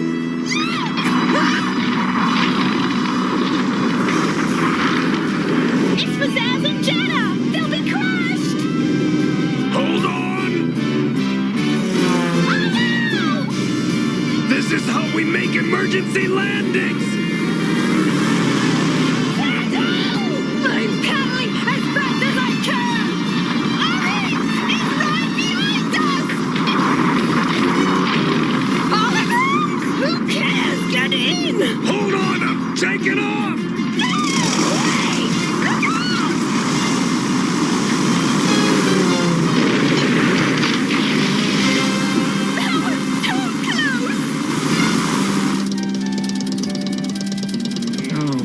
never should have fought with her. I'd give anything if Utu were safe. Seals? That one's Naku. I bet he's trying to tell us something. George, Mr. Kenya, that's Bunny's heart. Naku knows where they are. Are you crazy? You're talking about a seal. But he knows. Look. What have we got to lose? Follow Naku. If you say so. Do you hear that? It's the seals. And Dad's boat is right behind. Hey, over here! What's all the fuss? Oh, they've come for us! It's Dad and George! They're okay! Jim, what happened to you? Are we glad to see you? Oh, Utu. Oh, Daddy. Bunny, we were so worried. Don't worry, Naku. We haven't forgotten you. How could we? You saved our lives. Well, did you hear that, George? Naku saved them. Gee, I guess we had nothing to do with it. Come on, you know I love you two more than anyone. For you, Daddy. And you, too. Mr. Kenyak? Thank you for meeting me here. I have the contract all ready to sign. Mr. Raymond, we have a question for you. We wanted to know, is there any way you can build your factory and save the cove for the seals? Save the cove for the seals? Don't be silly. The entire reason for building on the island is to use the cove as a harbor for ships. See, son, I knew that would be the answer. Mr. Raymond? Yes? We're not going to sell the island. What? Not sell? Why? You got to. Sorry, we're just not interested. What do you want? More money? No, it's not the money, Mr. Raymond. Some things are more important than money. Yes, says who? We do. What's it? It's my father. We got to get to the radio. Gabor to Phyllis. Gabor to Phyllis. Hello, Daddy. You have everything all ready for me? No, Daddy. Phyllis, I thought you were finally going to make me proud of you. Well, there's no reason to land. I'll see you at home in a few days. No, Daddy, don't leave me. Gabor out. Look, it's Rio and the equipment. Jem, I was wondering, would you be able to sing a song for us before you go? Please, Jam, for Utu and her family. Yes, and also for Naku.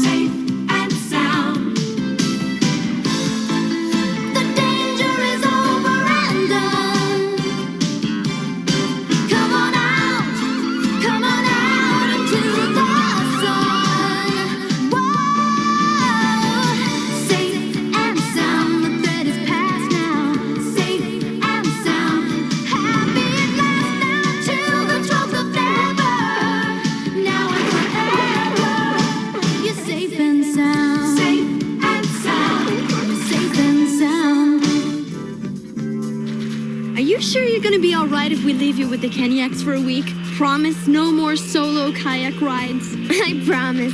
Okay, you can stay. Goodbye! See you later! Pizzazz, I'm glad you're so reasonable. After all, you could have blamed me for this deal falling through. Eric, I've got news for you. I do blame you. My father asked me to keep an eye on you, but I don't have to do that any longer. Pizzazz, wait! Forget it, Eric! I'll make it up to you. I'll sell 1 million copies of your next album. I'll pay for your next hairstyling. Joe will be right back after these messages. Gem is excitement. Ooh, Gem is adventure. Ooh, glamour and glitter, fashion and fame. Gem is truly outrageous. Truly, truly, truly outrageous. Whoa, Gem.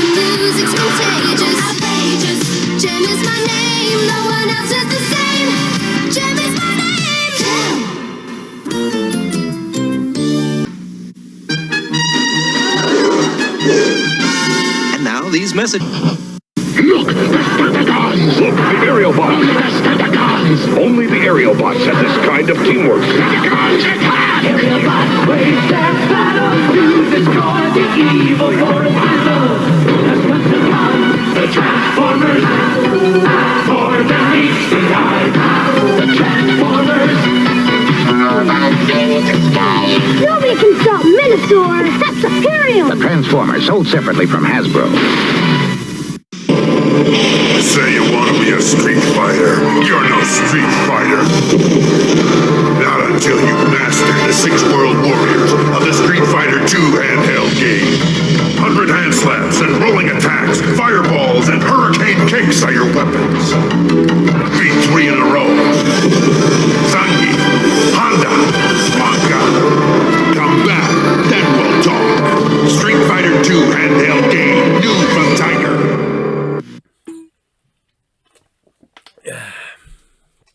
I don't eat real bomb pops, but I love that stuff. I don't know. All right.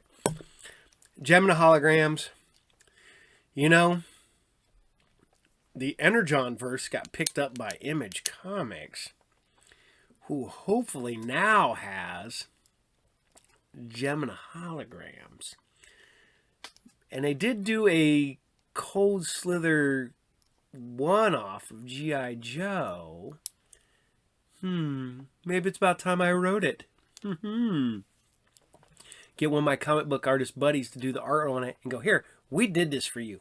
Just publish the damn thing. So, hopefully, that'd be awesome.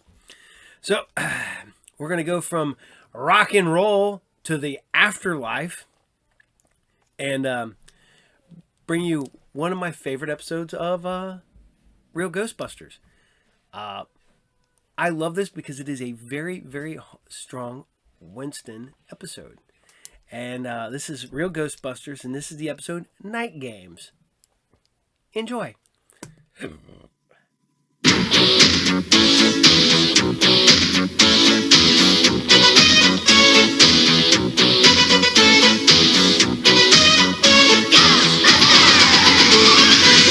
strange in the neighborhood. Who you gonna call? There's something weird and it don't look good. Who you gonna call?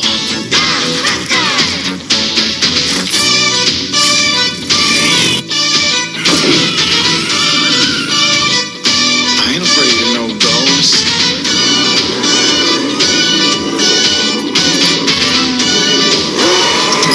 I ain't afraid of no ghosts. Who you gonna call? Who you gonna call?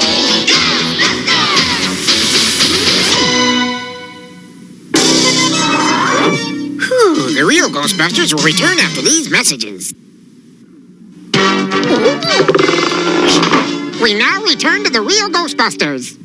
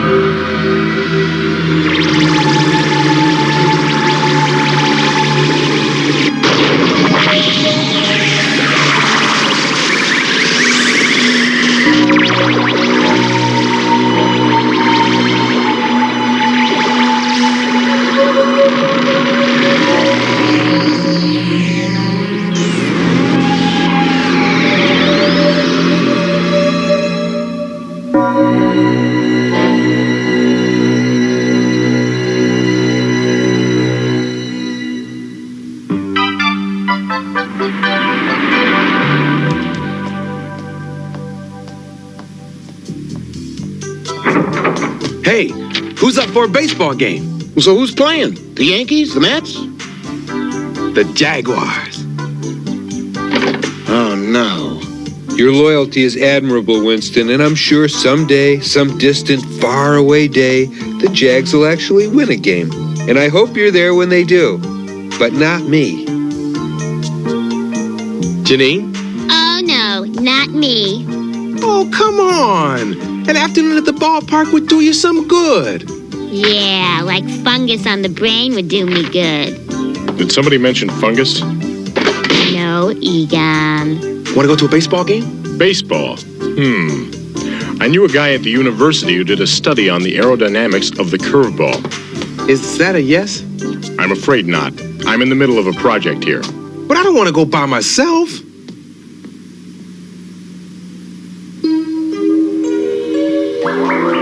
Oh, Slimer! How would you like to go to a baseball game? It'd be a lot of fun. Sunshine, green grass, two great teams. Popcorn.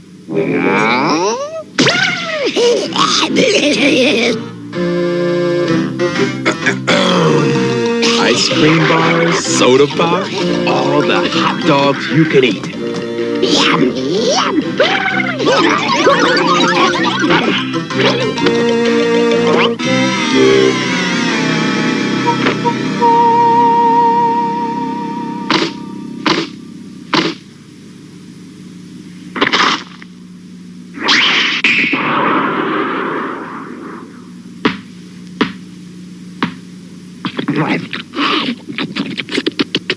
But of course, winning or losing isn't nearly as important as how you play the game. The Jags may not win this one, but they gave it their best.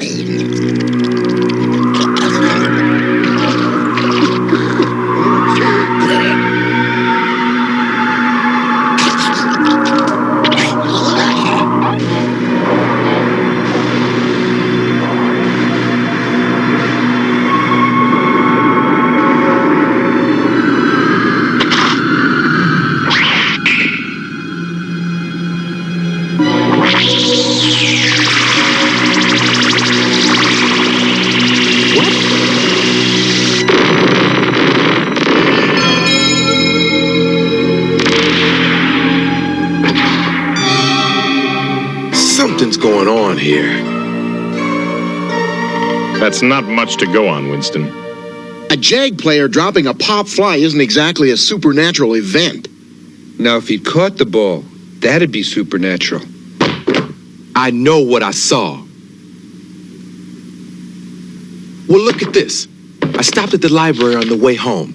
Nothing supernatural has ever been reported in the stadium, except in ancient Indian legends. They state that once every 500 years, the supernatural forces of good and evil fight a battle. That battle has always taken place on the same site, on the very spot where the Jaguar Stadium now stands. The Indian legends are very specific. Okay. Tomorrow we'll go see the mayor. If we can't get a permit, then there's nothing we can do. It could take days to get permission. What happens if there's a major supernatural manifestation in the meantime? People could get hurt. There's not much else we can do, at least not until morning, so I say we all get some sleep.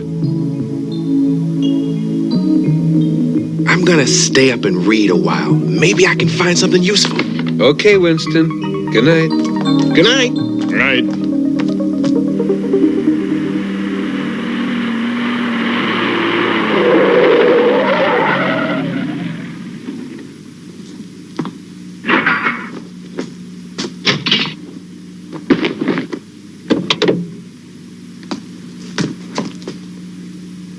Wow, this is terrific. Meeting a real Ghostbuster. Hey, I read about you in the papers all the time. I know just about every... Well, I appreciate you letting me in here to have a look at it.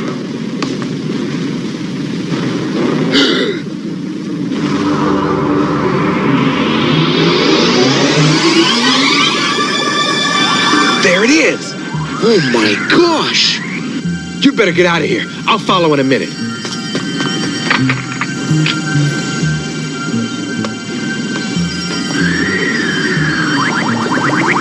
I hope I'm doing the right thing. Yikes!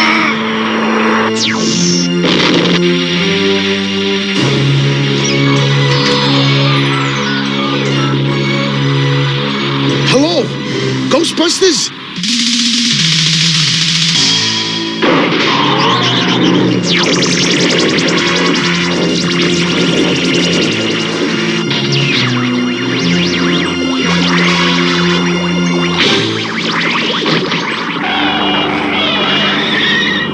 He's in there. I gotta tell you, this guy is brave. Amazing.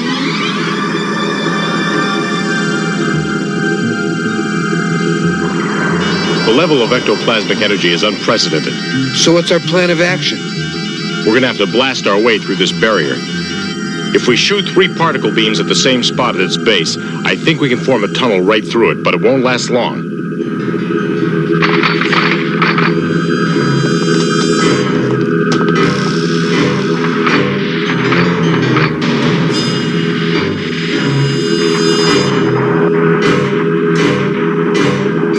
Let's blast!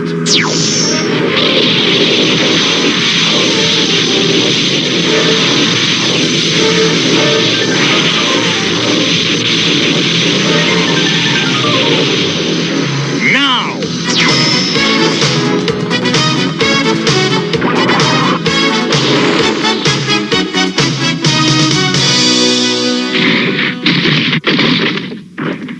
It worked! Uh-oh.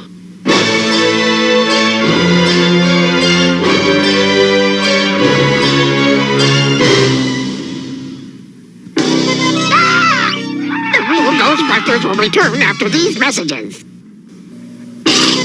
Ooh. We now return to the real Ghostbusters.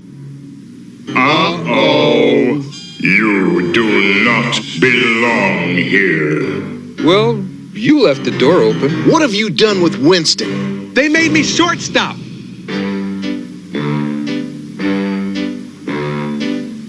What?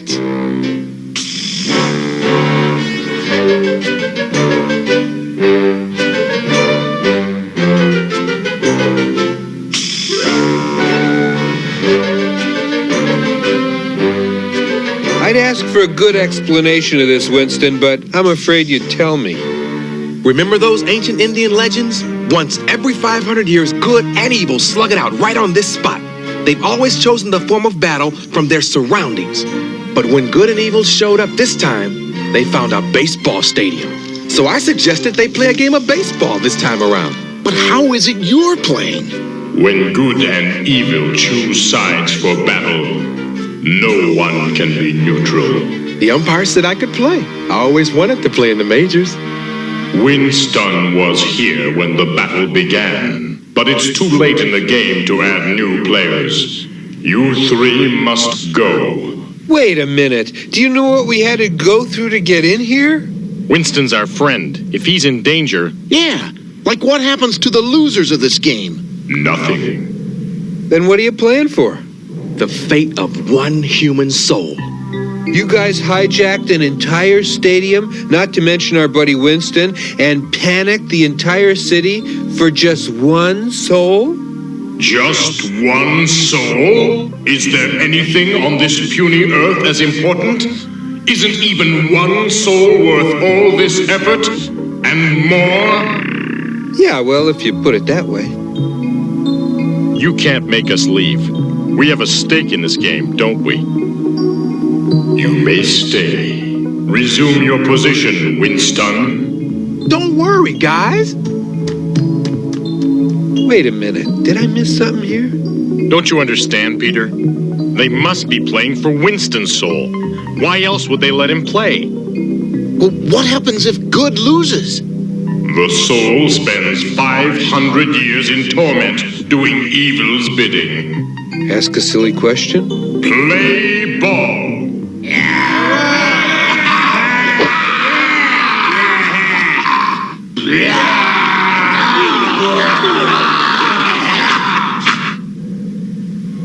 I don't like to make snap judgments, but don't Winston's teammates look a little wispy to be playing this game? Spirits can be like that, Peter. They haven't done too badly. It's been 0-0 for 8 innings.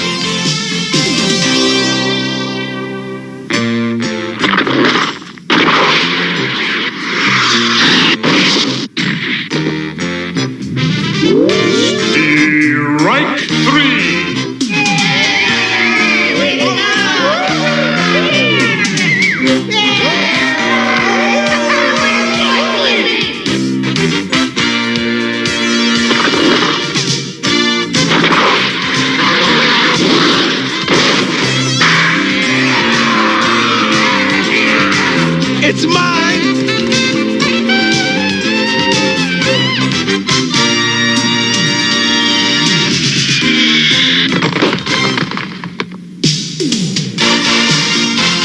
I got it! I think. You're out. Excuse me, umpire, just a sec. You disagree with my call? Oh no, good call. You're out. Concise. We just wanted to point out, seeing as how you're new to this game, that evil just cheated. Full tilt, flat out, no doubt about it. Doesn't that call for a forfeiture of the game? You mean declare evil the losers for cheating? Yeah, that's the basic idea. But evil cheats. That's its nature. It does whatever unscrupulous or immoral thing it has to win. That's why we call them evil. Only good is not allowed to cheat. If good adopts the ways of evil, it becomes evil. So if good cheats, evil automatically wins. Got it? Play ball! I wonder if good is allowed to steal bases. Maybe good just borrows them, Ray.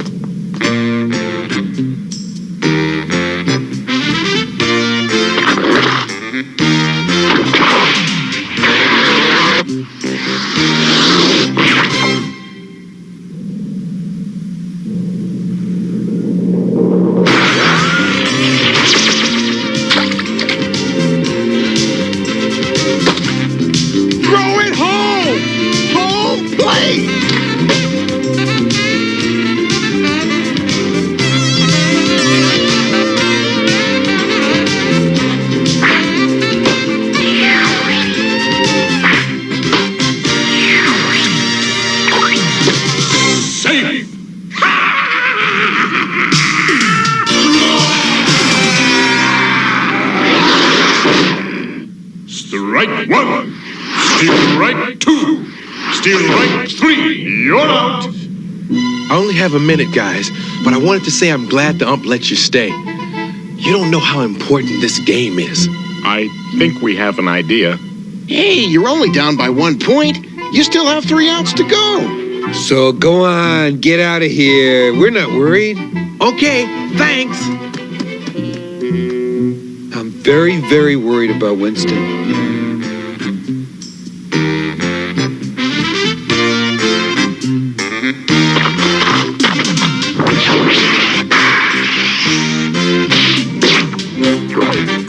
A base hit! All right!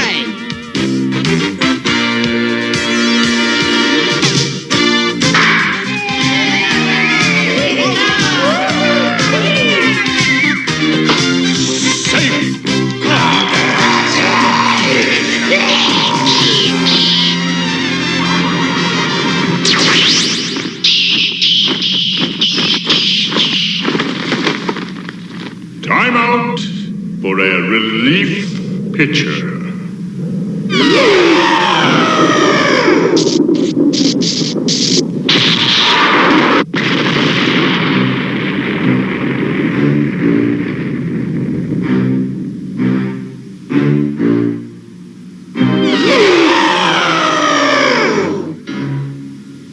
Play ball.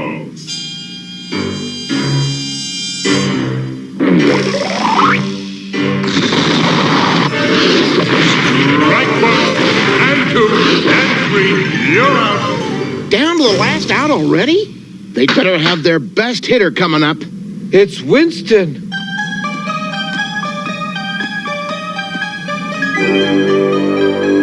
Can Winston take this guy?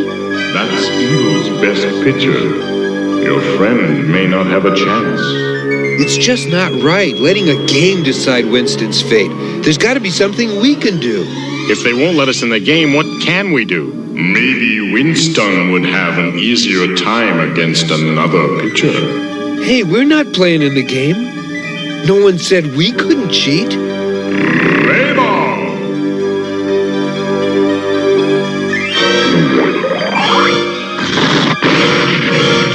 Strike one.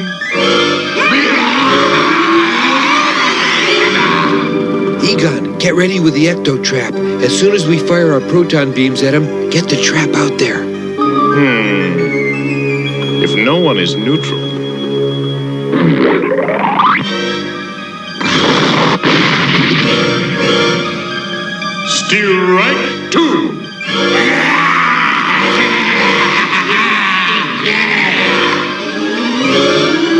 Ready? Aim. And if we cheat... Oh, no.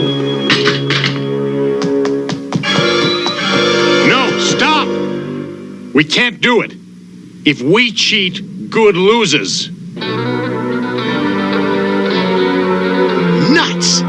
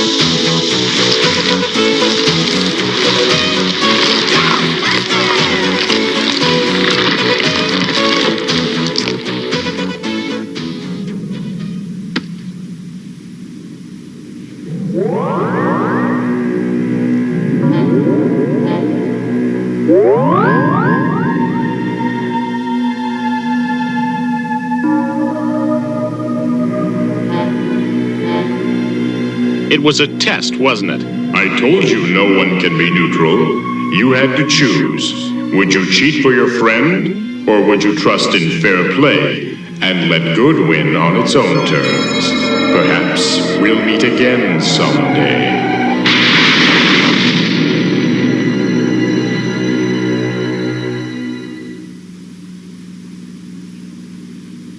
You know, I wish I'd been able to study that umpire a little more closely, gotten a few more readings.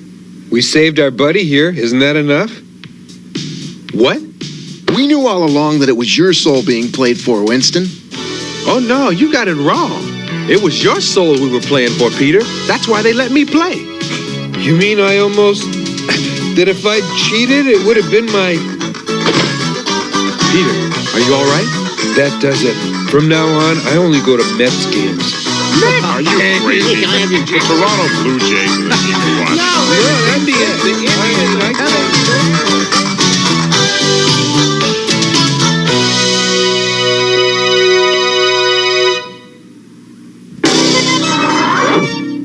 the real Ghostbusters will return after these messages. We now return to the real Ghostbusters.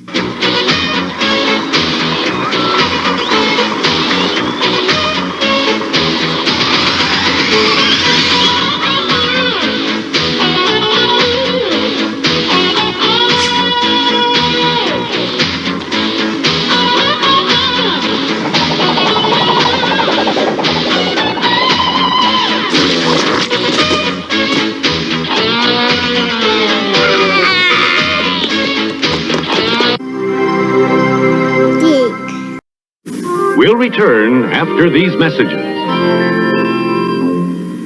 Game system. Yikes! This could be the end! Are you talking about Slash, the twisted mutant turtle from Dimension X, latest member of the Evil Foot Clan? Or Triceraton, Shredder's mutant enforcer? No. Well, surely you don't mean Mondo Gecko, the skateboard good guy lizard or Fugitoid, your waxed-out robotic buddy with the short circuits? So, what's the problem? They left the anchovies off my ice cream pizza! From Playmates! Journey to Africa with Simba and his friends in the Lion King handheld game. Simba. What? Simba. I don't understand. Simba. Oh, Simba. Destined to be king of the jungle, you help Simba dodge wildebeests and pounce on hyenas. Man, are they ugly. Feast on bugs. Fine. That's satisfying. Reunite with Nala. And crush the evil star to become the Lion King. I win. Tiger's Lion King electronic handheld game. Batteries not included.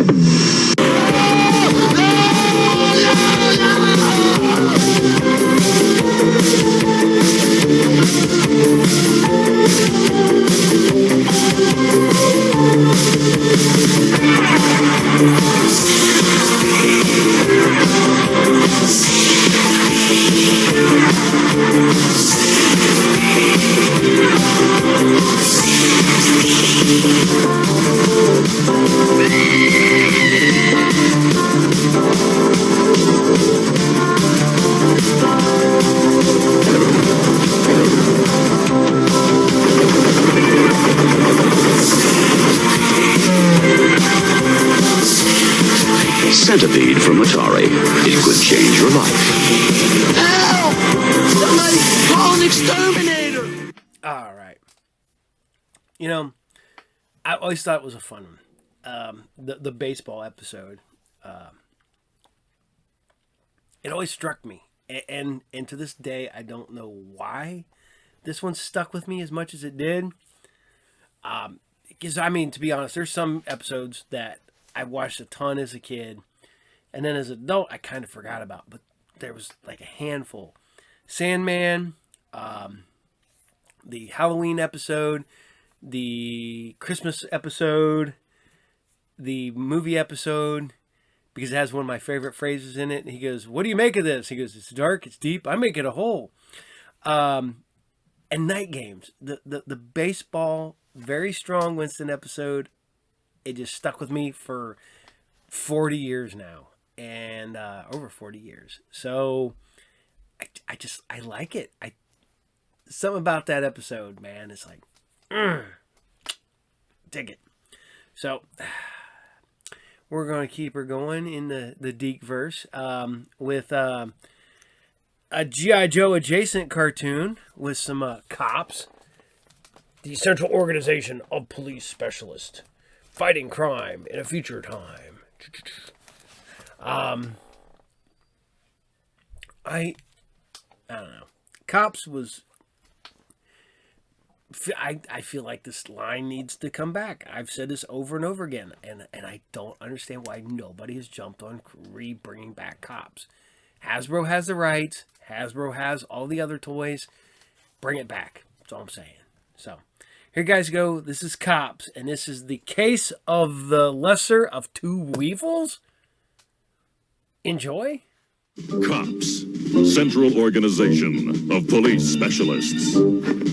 Fighting crime in a future time. Protecting Empire City from Big Boss and his gang of crooks.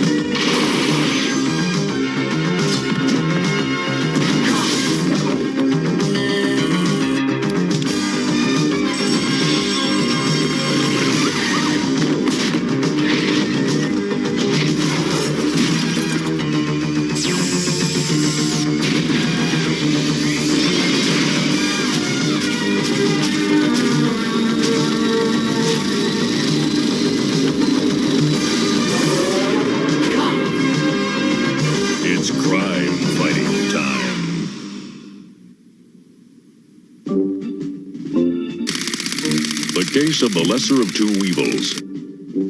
Cops File 65748. One of the most bizarre criminals ever faced by cops was an innocent-looking jewel thief known as the Bugman.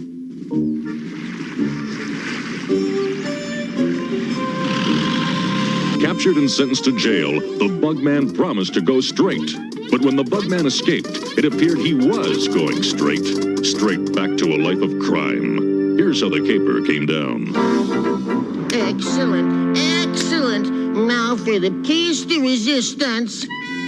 Gaylord? Gaylord? Gaylord! Oh, Gaylord, no, come back! Gaylord! Oh, where are you going? Come back, come back! Oh, me, oh, my best friend just flew the coop without me. Don't worry, little buddy. I won't desert you. Oh, I've got to get out of this jail. Works every time. The bugs come to my music like bees come to honey. Gaylord, I've got big plans for you. Very big plans. For my name's not Bo Weevil. That's it, boys. Just a few more chomps.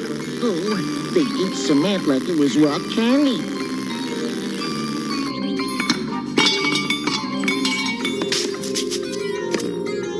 Welcome time to earn your keep. Now...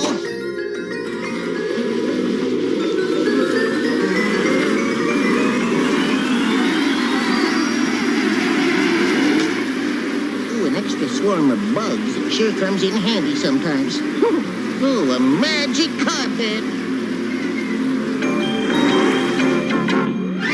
If I told you once, I told you 1,000 times.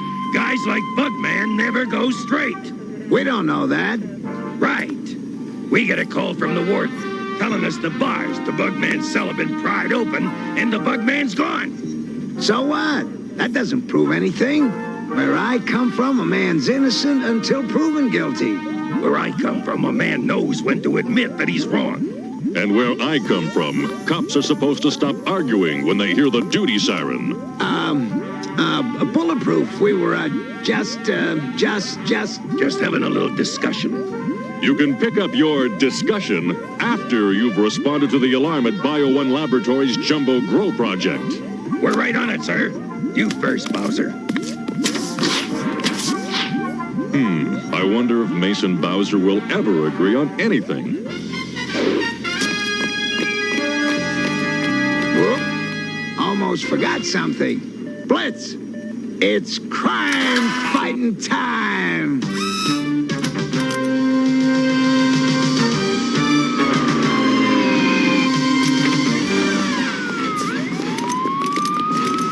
Here it is. Jumbo Grow Project. Yikes! We got a real problem here. The room is shooting sparks for some weird reason. I take it this is not your average break and enter. Nothing's average in this room. Look at the size of those tomatoes. And rabbits. Look, Big Boss's boys. They're the ones that broke in here. And they've got their hands full with the growth serum. Hey! No bridge! I kept telling you not to open the cages, but no! You just had to bet the monkey! Yay! Wow!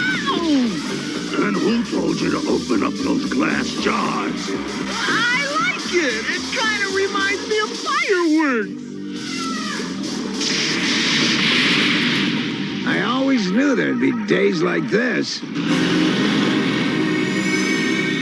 From the look of things, must be something worth stealing inside that lab. This seems like as good a time as any to test out my new Hypno joystick. Bugman always said you were the best bug burglar.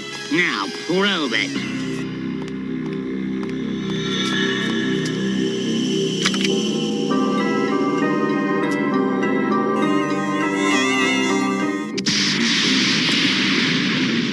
What are we gonna do? We can't get near those goons with that bottled lightning flying around. I think that mouse has got the right idea. But I thought rats was always first to abandon a sinking ship. A mouse coming!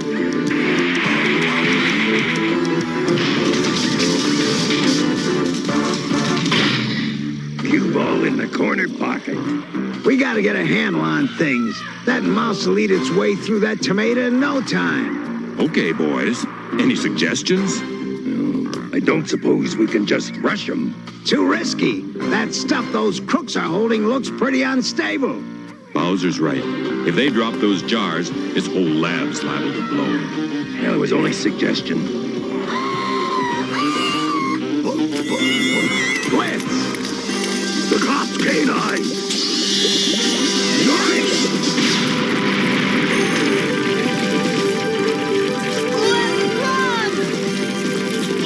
Not so fast, wise guys.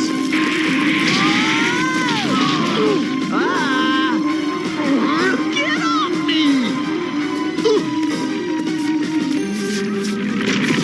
We better take care of this fire or...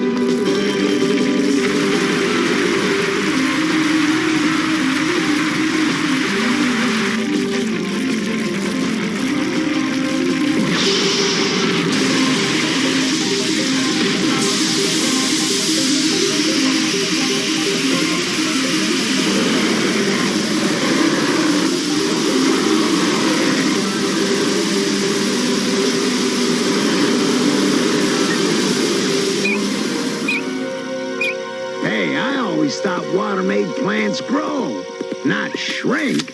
Science is filled with mysteries.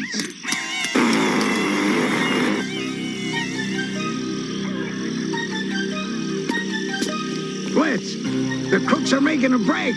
Stop them! Hey, those bugs are pulling a heist!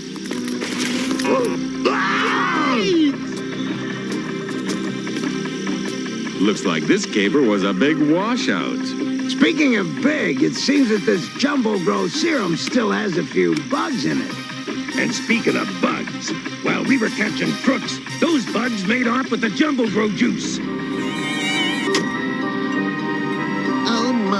Oh my, Gaylord. Better get out of here before the cops catch me.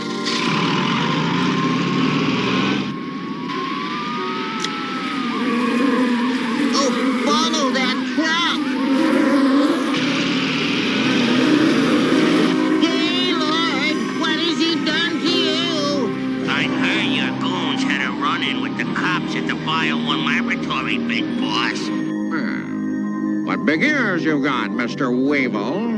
All the better to help you out. You see, I snagged some of that growth serum. Oh, excellent, Mr. Weevil. Maybe we can, make a deal? Shall we say later this afternoon at my place? Yeah, well, this better be on the level, Weevil. Squeaky! Got Crusher in my limo. We're all going out for a little spin. Oh, I know, Scratch. Talking with a flea bag like Bo Weevil makes my skin crawl, too.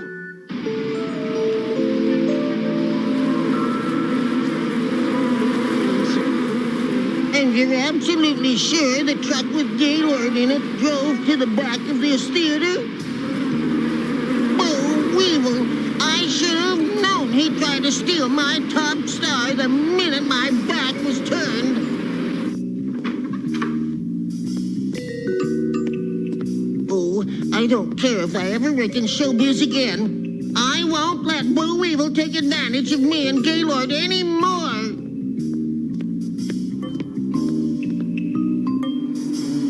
Gaylord! Oh, you're so big. Come on, Gaylord. Help me open the cage so we can get out of here. Oh, Gaylord, don't you recognize me? Bugman, what a touching reunion. Oh, Bo Weevil, you conniving worm. What have you done to Gaylord? I'd like to explain it all to you, but I'm afraid I've got to cut this meeting short.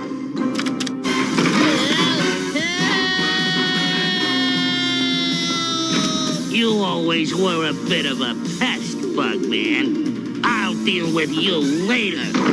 Oh, no, I've got to get out.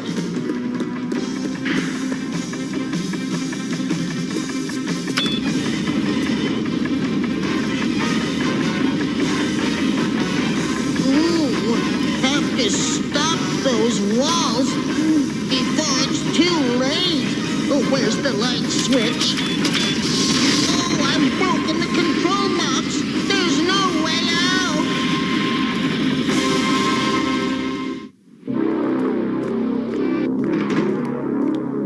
Say, Big Boss, it's an old poster of the Bugman. Forget about the past. We're here to talk about our future. With your clout and my bugs. Enough small talk, Weevil. I came here to talk big, say? Really big. Speaking of big...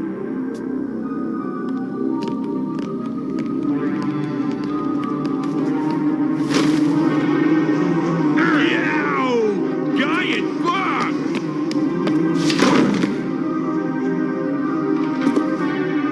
Big enough for you, big boss? Big bugs for big capers. Yeah, I like it. When I force Gaylord to teach him the ropes, my swarm will turn into master crooks. Oh, poor Gaylord. We can't let that louse Bo Weevil spoil everything we've worked for. You've got to get to the cops and lead them here. It's all up to you. Good luck. Well, the first thing I want these bugs to steal is the solid gold scarab on display at the City Museum.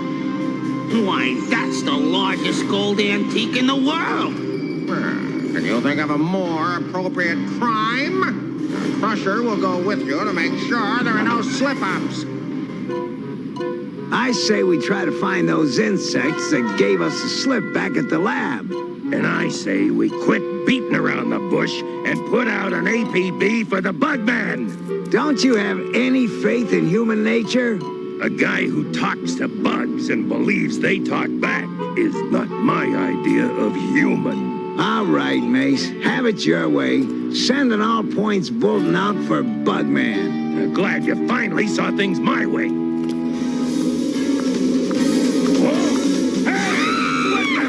Wait, Mace.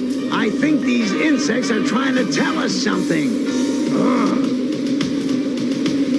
All right, smart guy. Here's your chance to prove your theory. Go ahead.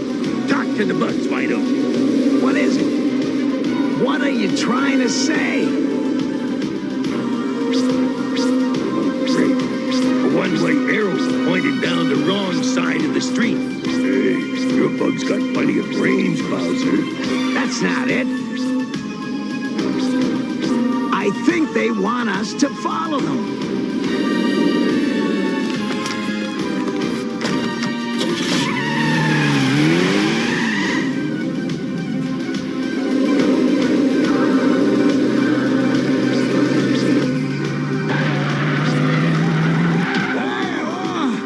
Hey, what's a big idea? But didn't you see the stop sign? Well, I'll be darned.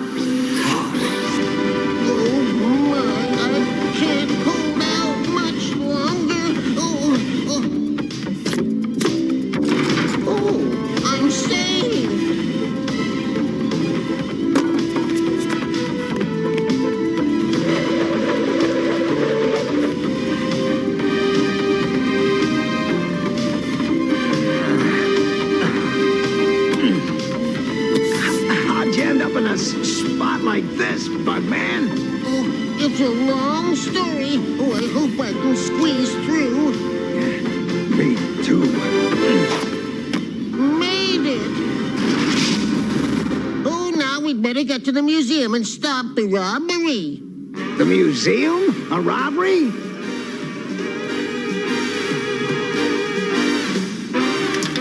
You hang on to the bugs, Crusher. I'll control everything else from here.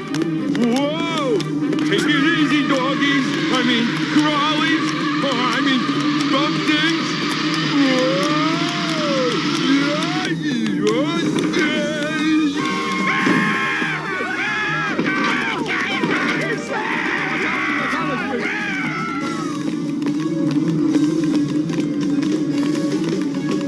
That's some beetle.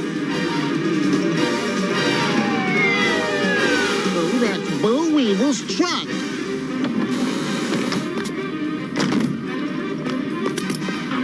I'll take Bugsy and roust Bo Weevil. You take Blitz and nab those bugs.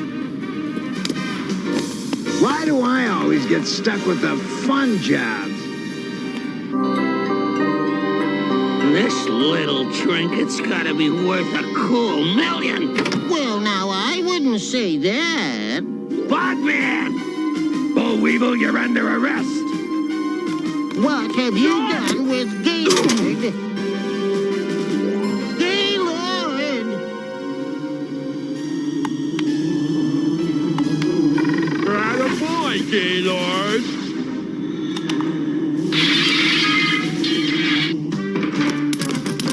Freeze! We're cops! And you're under arrest! Oh, give me that joystick, you bug napper! Out of my way, bug boy! Oh, my little toe! Ow! Take this! Oh, you! Oh! Oh, yeah! Well, take this, you shrimp! Oh, that's it. I've had it. I'm coming in. Take that! Oh! me, little pipsqueak! You crunched my controller! Well, it serves you right, you sanctimonious stink bug. How would you like to go to the moon, Bugman? If everyone's through, I'd like to finish. Like I was saying. I'm a cop and you're under arrest. Oh, no! Gaylord! Oh, I guess I short-circuited everything when I, sat on the controller.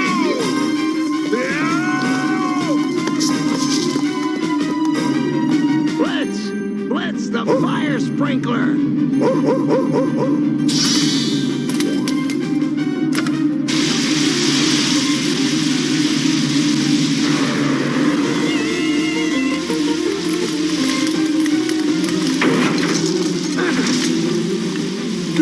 Get away from me! I ain't gonna be no meal for some giant bug!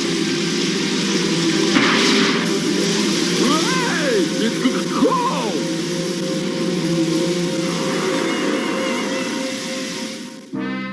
Yo, Bowser, I got my half. How about you? Everything's under control. Oh, Gaylord! Oh, Gaylord, I thought I'd lost you. Big Boss's big bug caper shrunk to nothing. Rock Crusher and Bow Weevil were sentenced to jail. The Bugman and Gaylord returned to the stage. And now, for your amusement, a feat of strength which had them just a buzz on Jerry's telethon.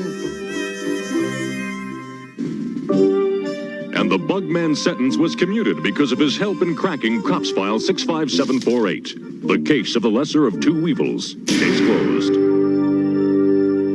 Cops, roll call. Highway, Mainframe, Long Arm, Bowser and Blitz, Sundown, Hardtop, Mirage, Bullseye, Mace, Barricade, and they call me Bulletproof. These are Empire City's most wanted crooks. Berserko, Rock Crusher, Misdemeanor, Turbo Two-Tone, Dr. Bad Vibes, Nightshade. Use caution in apprehending. After these messages will be right back. Gear up for the extreme. Extreme. Arm yourself with the ultimate Ghostbusting gear. You power up the proton pack for ectoplasmic lights and sound. Get extreme with your own plasma power beam. And fry that ghost into ectotoast. Now you set the trap and in a snap, blast them back. Extreme Ghostbusters Proton Power Pack and Ghost Trap each sold separately. Batteries not included from Trendmasters. So this is the new Hurricane. Hoo-wee! Glad it's on our side, Hondo. Tracker here. Assemble masks. Intruder closing in. It's the Venom Stinger! Look out! Hurricane engaged! Vehicles each sold separately, with a figure. Firefly heading for the sky! Mask, where illusion is the ultimate weapon. I'm getting out of here! Mask, Hurricane, Firefly, and Stinger, each sold separately. New from HeMan. So, the other day, I'm going through my DC order book for upcoming books, and I look down, and I don't normally collect Batman, Superman, World's Finest. I get an issue here and there if it has like something like a crossover or something like that. But I looked over, and there's Warlord.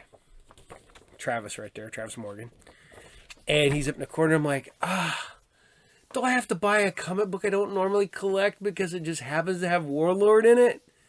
And Joe goes, well, you don't have to. I'm like, I just bought a Aquaman not that long ago just because Warlord was in it. And I go, why do I do this? Because Warlord is such an obscure character, and a character I absolutely love. Because he's like a weird mix of Conan and like Tarzan, and then like John Carter of Mars. Mixed with a little like probably Kazar in there. And it was such a weird concept. I freaking loved it. And I still do. So when they did that, whenever they bring him in, they don't give him his own book anymore because he's not that popular and he's kind of free. But they'll bring him in and I'm like, so I got to buy 3 issues of World's Finest. Yay. Just to get a character for a couple issues that I like. Yeah.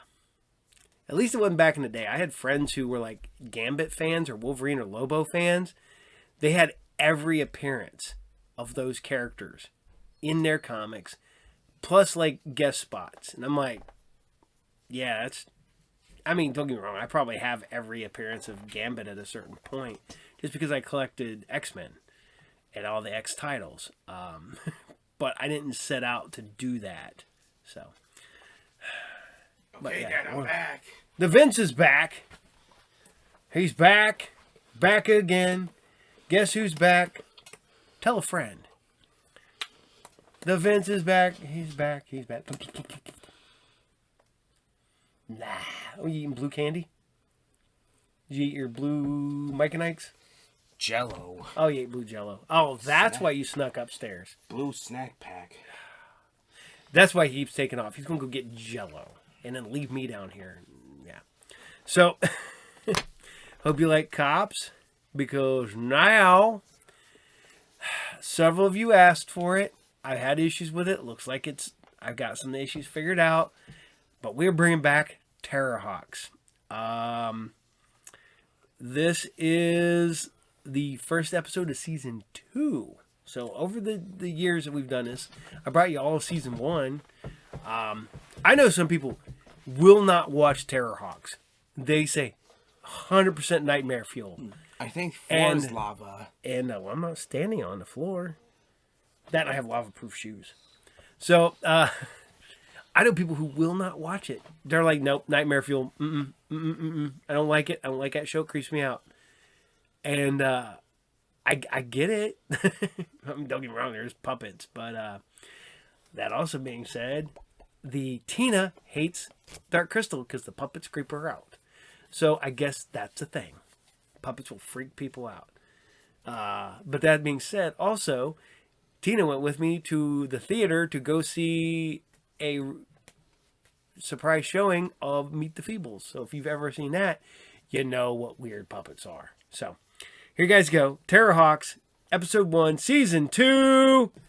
And this is Operation SAS. Enjoy.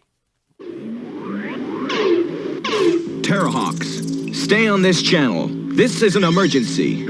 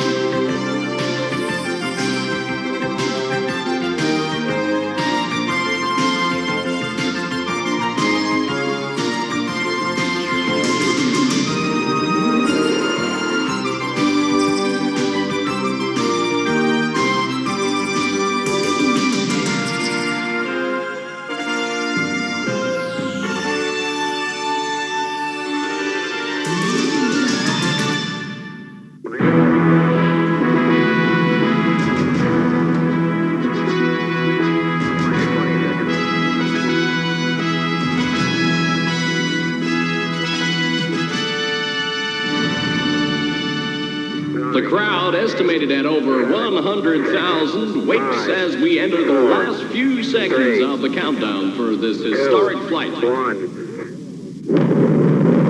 We have ignition. We have liftoff. The start of a scheduled 34-hour tour of the planet Earth. And so, John S. Franklin, the 6th world president, becomes the first to venture into space. This is election year. The administration needs some good publicity. Well, that may be so, but while the president and his PR circus joyride round the Earth, Terrahawks' hands are tied. We had to make the orbital path a restricted area. You must understand that. All I understand is we have a 1,000,000-mile wide gap in our defenses. An open door for Zelda to walk right through.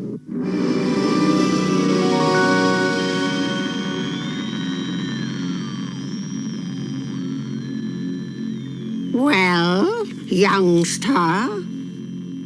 I have listened to the Earthlings' special waves. At this very moment, their president circles the Earth. I hope his ship is hit by a space bolt. Mother, it is our chance. What do you mean? Even the accursed Terrahawks cannot go near the president's ship. We can fly to Earth in perfect safety. It is my chance. Your chance? To carry out a most devious scheme I have planned and cherished for so long. I will think about it.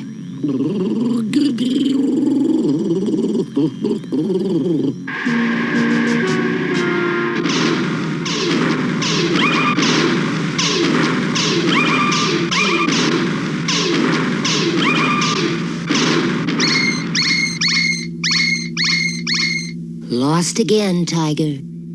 Yeah. Beating this thing is like trying to make holes in water. Well, I'm off to meet the man from Anderburg Records. Have a good fright. Thanks. Tell me something, Kate. Do those guys ever suspect you're part of Terrahawks? Not even in their wildest dreams. We can't go on like this. What shall we do? I think it's better we go our separate ways. All right. Stay bright.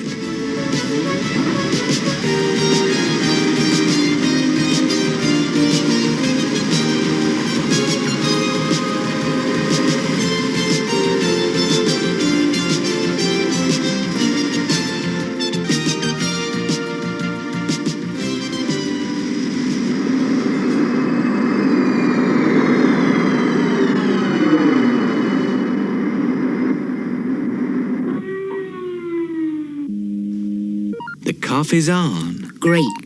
Let's get to the song. Smoldering ash heaps, Mother. I can't take her with me. Enough! I decide who goes to Earth and who does not. Why are you letting youngster go alone? He is not going alone. He needs a commander.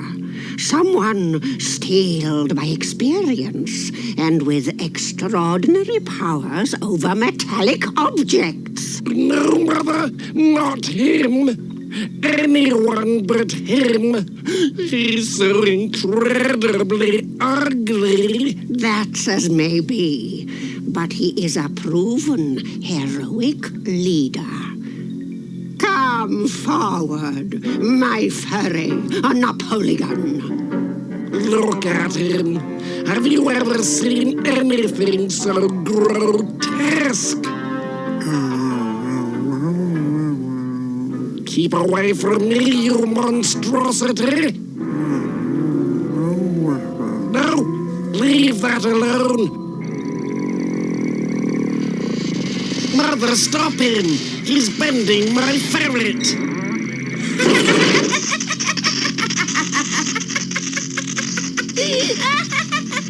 Mother, look what he's done! It'll take weeks to repair. Let that be a lesson to you and a demonstration of the hairy one's prowess. The Zeef is prepared. You leave for Earth immediately.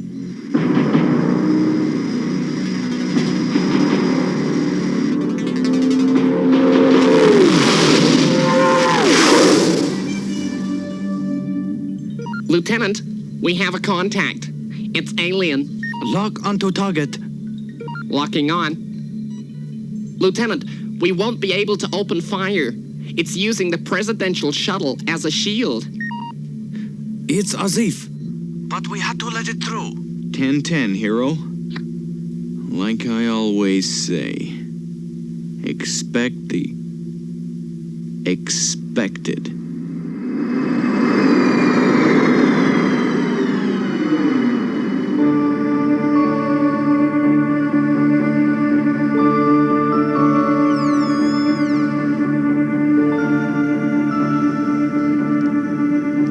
Perfect. Place guards and unload the Ziff. The ideal place to bring my plan to fruition.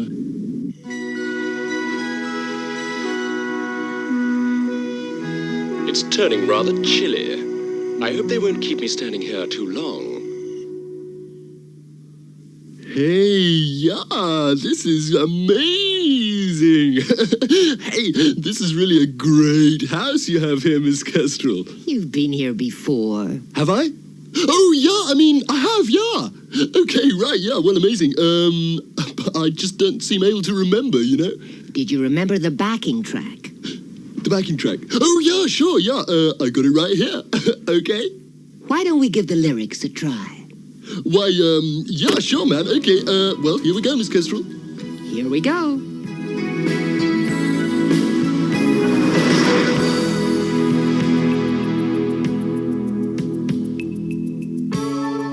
Now that you're gone, I can remember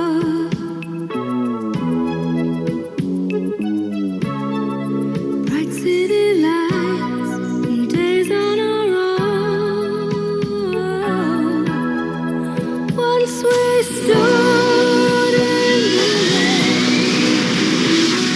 rain, for time again. When I asked you for more, you just turned and closed the door.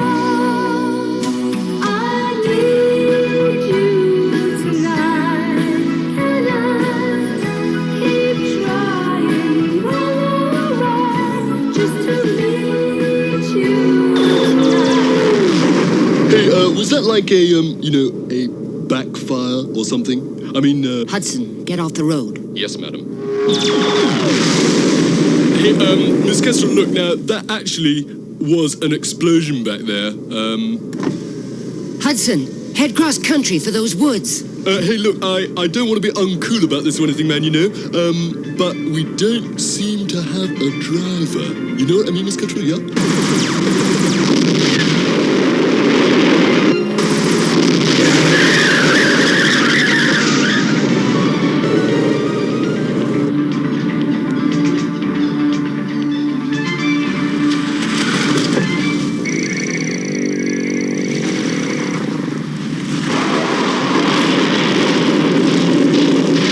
What's wrong, Hudson? I'm so terribly sorry, madam.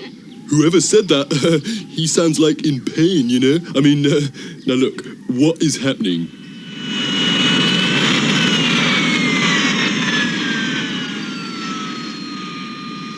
Okay, yeah, fine, right? Okay, well, maybe I should go and try and, you know, get some help. Stay where you are.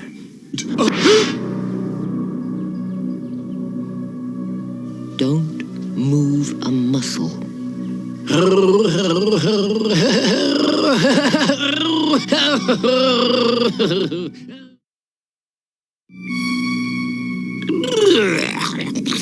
This food. It's disgusting. How can you eat it? Bread filled with dead animal flesh. What do you want from us? A location. Oh, yeah, right, okay, don't tell me. You're in the film industry, yeah? I know, a producer, yeah? The location of the Terrahawks' stinking lair. It's been 10 hours, Tiger. All right, Kate's in serious trouble, but we're doing all we can. This chamber is capable of inducing unbelievable pain. Tell me what I wish to know, or one of you will experience this pain. We don't know what you're talking about.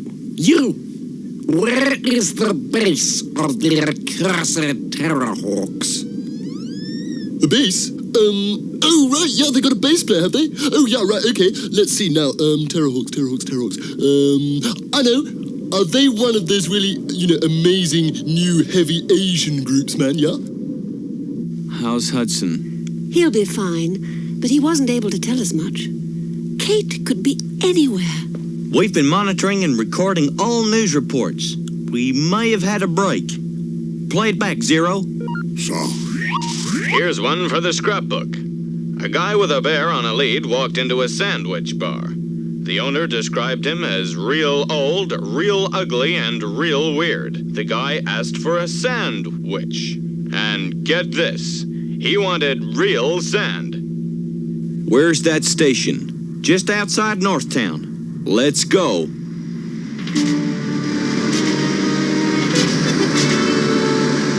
Flying at maximum speed. 10:20. 17 minutes. 10:10, Zero. Check out the area, Hero. Search over a 50-mile radius. 10:10, Doctor. Start scan 101. Maximum magnification.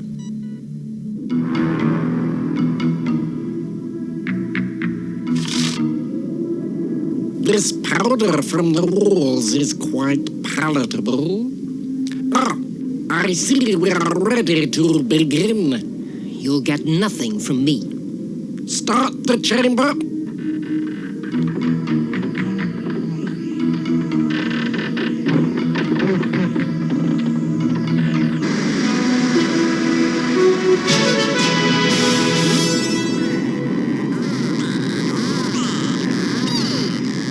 Oh, really? You don't say! What is it, 101? One of my men can see it. It's a Zeef. The pain will soon begin, and you will talk. Don't lay odds on it. Hey, Miss Kestrel, I really think, maybe you should talk. We've located the Zeef. Have relayed grid reference to Battlehawk computer. Good work, Hero. Take her down, Mary. We go in low and hit them hard. The spikes are inching closer.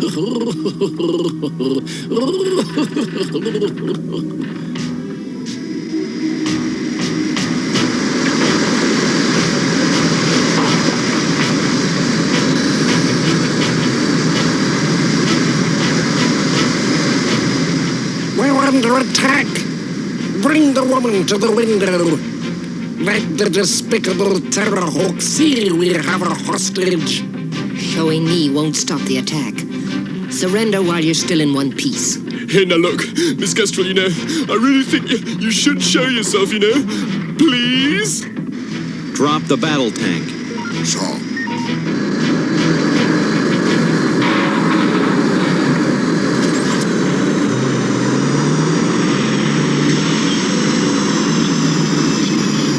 Come on, Zero. Let's get out there.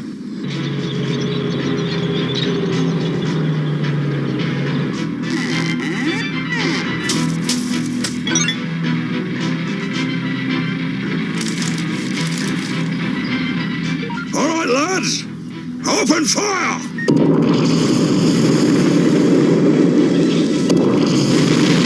Hold your fire, Weinstein! It's Miss Kestrel, sir. You all right, Kate? Yeah. Give him space fire, Tiger. Brave girl. Give up now, android. Or we flatten the house. Then you will kill the woman hostage. Keep firing, but keep clear of Kate.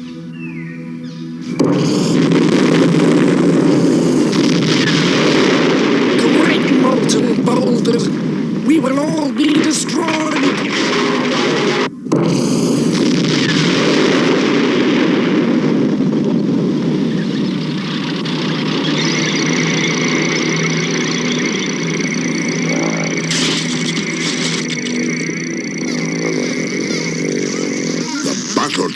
seized up, sir. Look at that.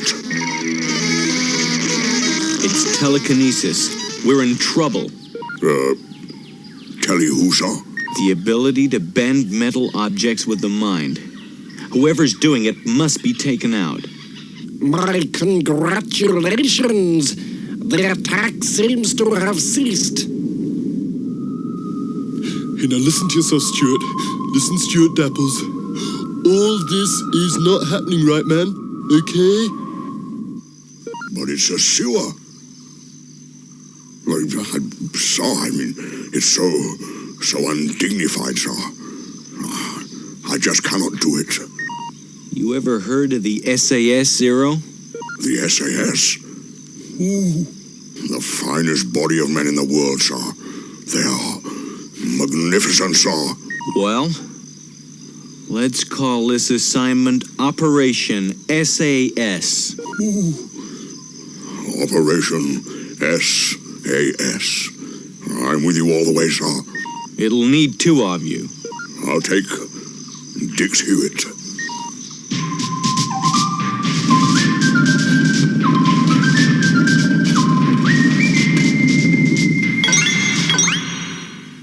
Sacre bleu! Where is all this leading? Just follow your nose. That is not hard to do. Keep rolling, lad. They have given up. They're beaten. We've won. This is it. Increase mass and stir. Roll on!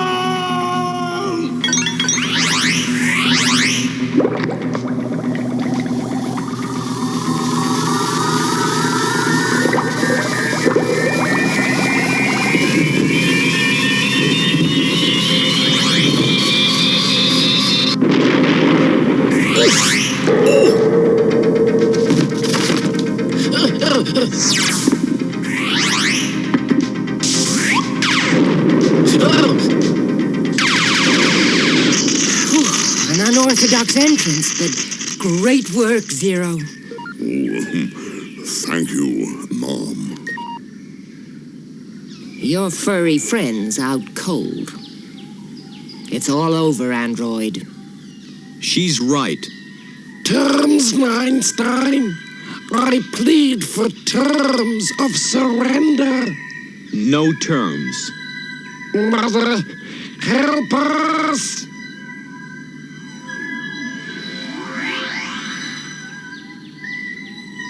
Zelda reclaims her own.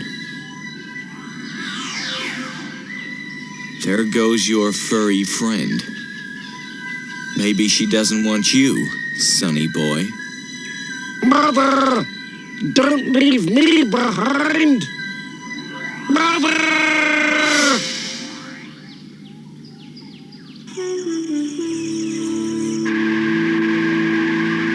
I mean, it was just amazing, right? I mean, really incredible, fantastic. I mean, a whole secret base, right? Okay, but who's gonna believe me, you know? Don't worry about it, Stu. Stu? Stu Dapples. Stu Dapples? Wipe his memory for the last 24 hours. 10-10. And the ugly old weirdo with the bear, man, you know, I mean, crazy, you know? Just relax. And the car, that roller, man, with, you know, like, no driver. I mean, far out, you know, nobody at the wheel. And amazing going along, and it was really cool.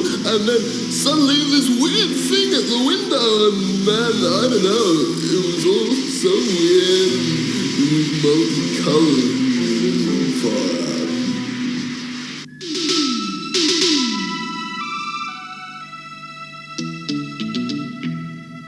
What's happening, Stu? Well, what's happening? Right, okay. Well, it's Monday morning, and we're fully booked, man, you know? What kind of a weekend did you have? Weekend? Oh, yeah, right. Well, I don't remember too much about it, actually, you know. I mean, I think it was probably one of those amazing, mind-blowing non-events. Yeah, mine too.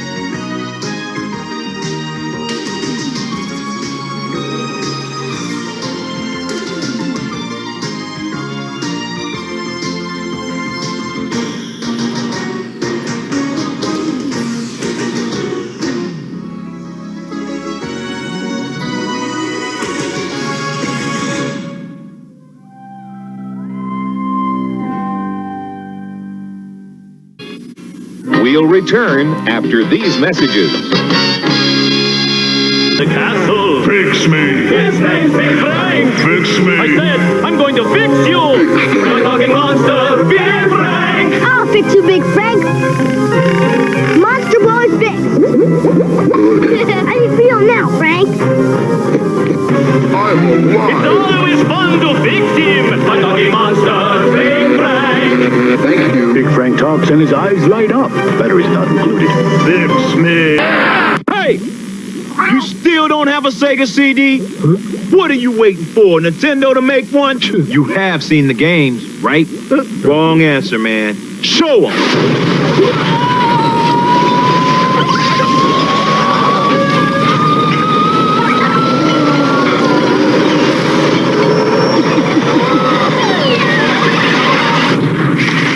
Want to see more?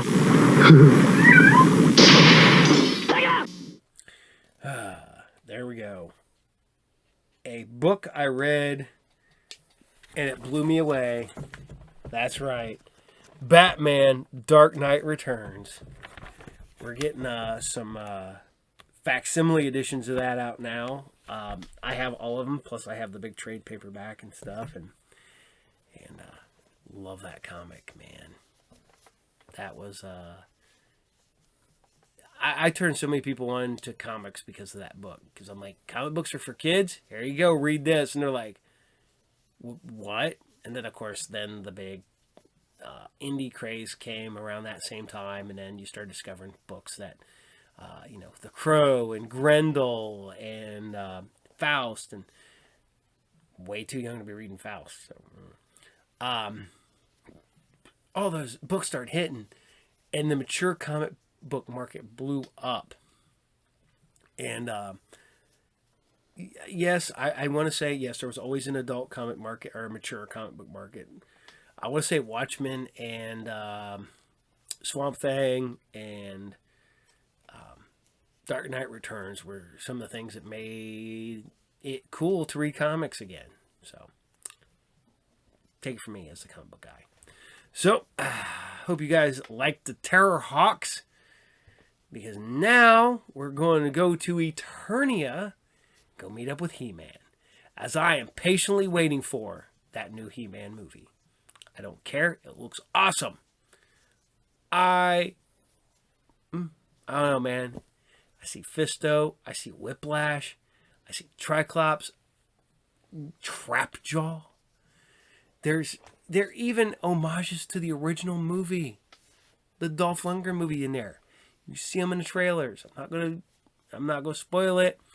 Spoiler alert, you gotta look for them yourself. So, we're diving right back into HeMan, episode 32, season 2.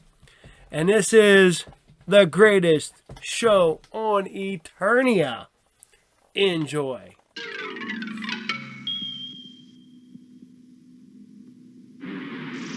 And the masters of the universe. I am Adam, Prince of Eternia, defender of the secrets of Castle Grayskull. This is Cringer, my fearless friend. Fabulous secret powers were revealed to me the day I held aloft my magic sword and said, "By the power of Grayskull!"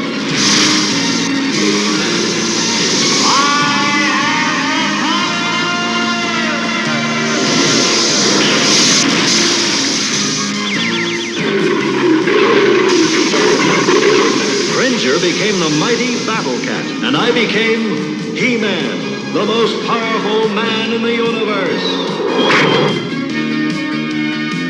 Only 3 others share this secret. Our friends, the Sorceress, Man-at-Arms, and Orko. Together we defend Castle Grayskull from the evil forces of Skeletor.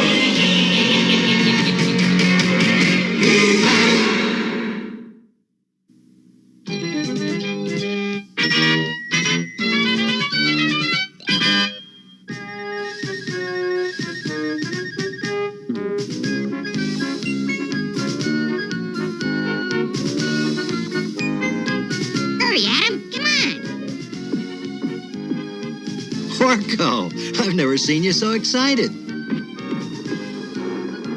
What's not But every day the circus comes to Eternia. Look at the poster. Wow. Tightrope walkers, jugglers, wild animals. Woo. Wild animals? I get nervous around butterflies. Careful, Orko. Say, look at the clowns. Whoa!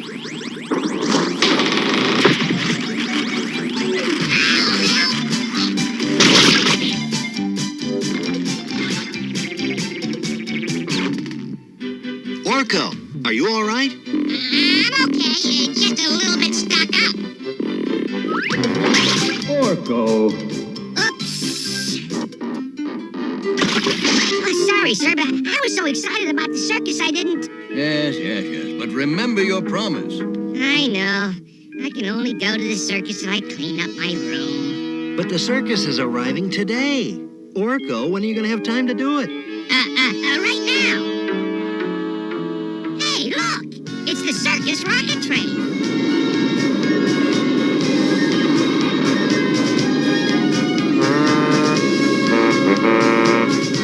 Getting ready to land on the fairgrounds. Oh, boy. Uh-oh, looks like the rocket's in trouble.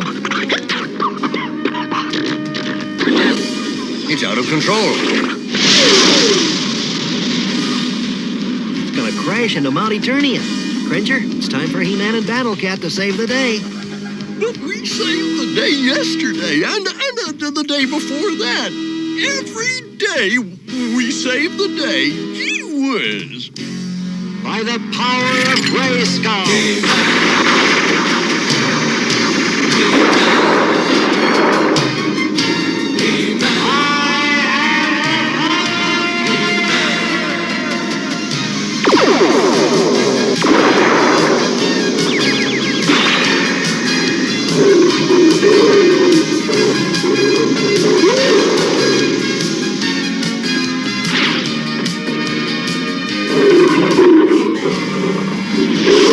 Come on, leap, you mighty beast.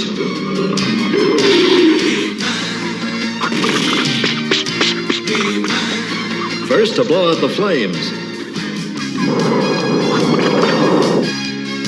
Good, the thrusters are working again. But not in time to clear the mountain peak. I'll have to adjust the rocket's course.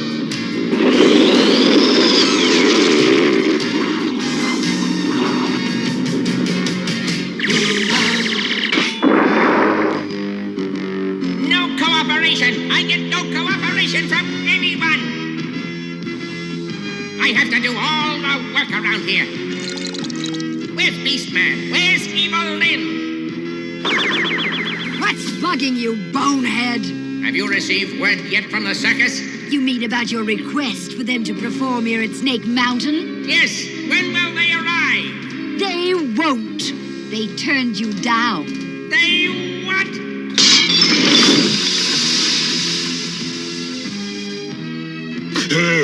Yes, the royal family arranged a week of free performances for the enjoyment of the people of their kingdom. Enjoyment? I don't want anyone to have any enjoyment except for me. Take the rest of the day off. You and Beastman, go to the circus. That's awfully nice of you. Nice? Nothing. I'm sending you to make sure the circus never opens.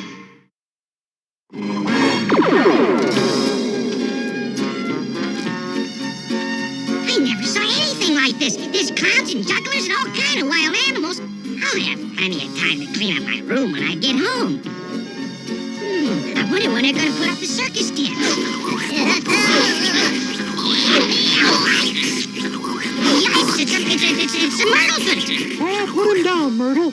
Myrtle's always looking for peanuts. Hope she didn't hurt you. I'm okay. Hey, I saw you on the circus poster. You're Crackers the Clown, and this is your circus. You own it. That's right. Glad to meet you. Wow, what's your name? Oh, I'm Orko. That's funny. Say, you're a little early for the circus. I want to see them put up all the tents. You're just in time. Myrtle here is going to help put them up. Can I watch? Sure. Come on.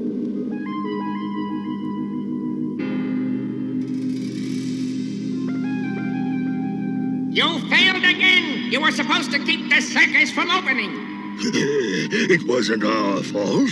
You see, HeMan... No excuses!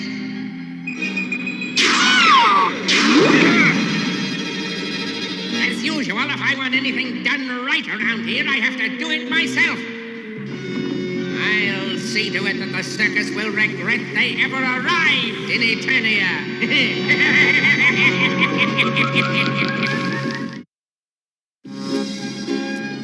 They say Crackers has the best circus around. I wonder when it's going to open. In just a few hours. They're almost finished setting up. I'm going to find Orko and see how he's doing. Wait until those fools see what I have in store for them.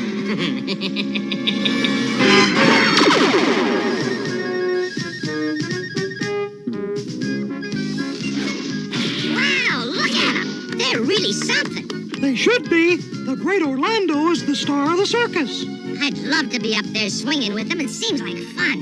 It took a lot of hard work to get that good. But it looks so easy. That comes from years of practice. Years? But I want to be part of the circus now. Well, I was hoping you might help me with something. Oh, boy, what is it? I need some help with Myrtle. Well, what are we going to do? You going to show me how to ride her or do some tricks? Well, maybe later. But right now, I want you to help me give Myrtle a bath. A bath? Orko, there you are. Well, now, let's wash behind your ears. There you go. I need more water. Looks like you got a bath too, Orko. Crackers, how come you have to wash Myrtle? After all, you own the circus. Everyone helps out. In fact, look over there. You, the great Orlando, are doing a laundry? Why not? The circus is like one big family. We all share the work. Orko's one of your fans. Do you think you could give him beginning lessons on how to fly on the trapeze? Oh, yeah, it'd be great. I could learn that real easy. Well, it'd take a while to learn everything I know. No problem. I got all day. All day? You think it'll take that long? Oh, boy, that'll that's go. a good one.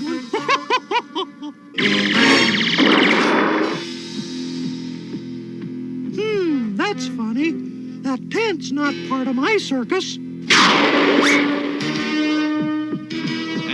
He's trapped inside, and now to send him on a little trip.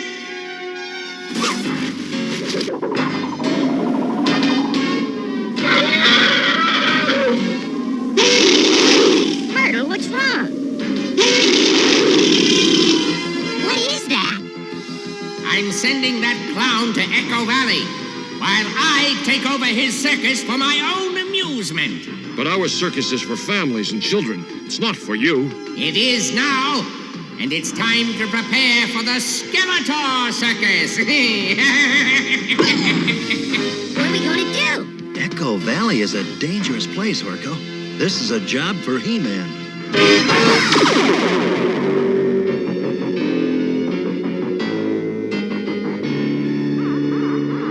Oh, boy. I have to get out of here.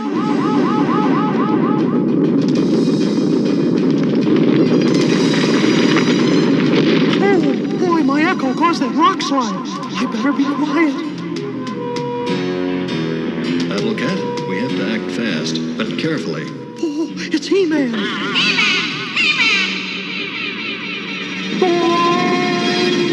No time to lose, Battle Cat. Let's go.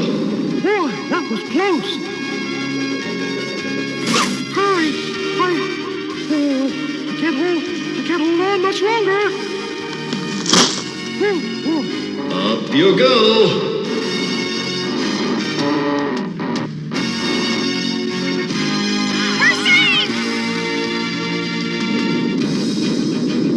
Oh, no. We've got to get out of here. That cave.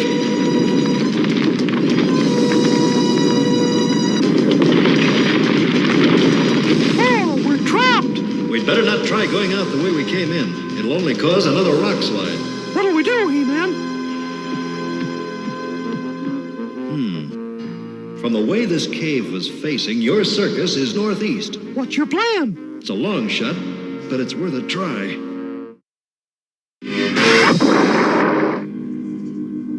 Yes, it's true. I'm sorry to say the circus has been canceled. I wanted to see the human cannonball. I'm sorry, but Skeletor has taken over the circus, and he won't let anyone inside.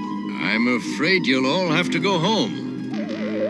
Stop complaining! Go home! The only person who's going to enjoy this circus is me! Only He-Man we're back. I wonder what's taking so long.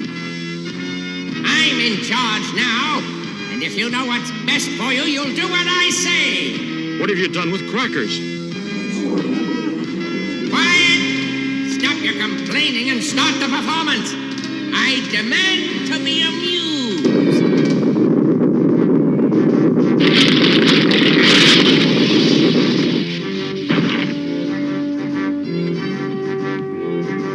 Sorry, Skeletor, your circus is canceled.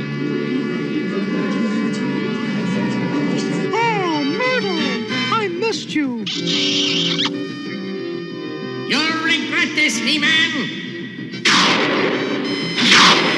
You missed by a mile, Skeletor. Show him, He-Man! Come on, show him, He-Man! I'll get you yet! Pretty good, Skeletor, but not good enough.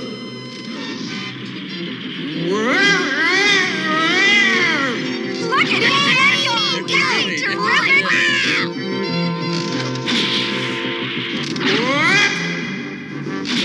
Wouldn't want you to hurt yourself, Skeletor. Let me go! How dare you embarrass me in front of everyone! All right, but it's a long drop to the safety net. Careful, Skeletor. You're the one who'd better be careful!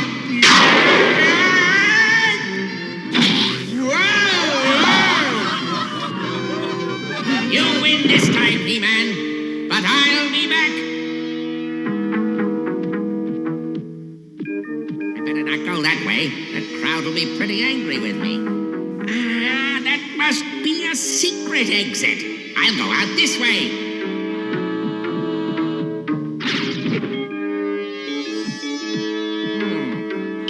What are these?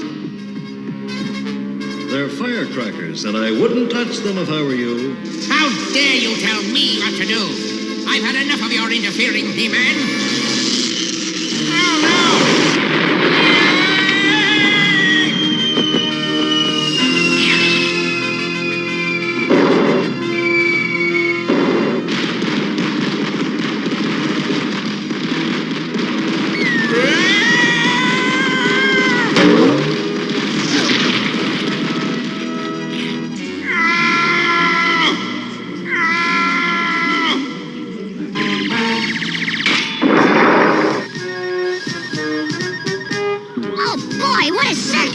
I thought you'd be out there performing too, Orko. Yeah, don't you still want to be in the circus? Well, I realize that I might not like to do chores around the palace, but it's sure a lot easier than washing down myrtle fence every day.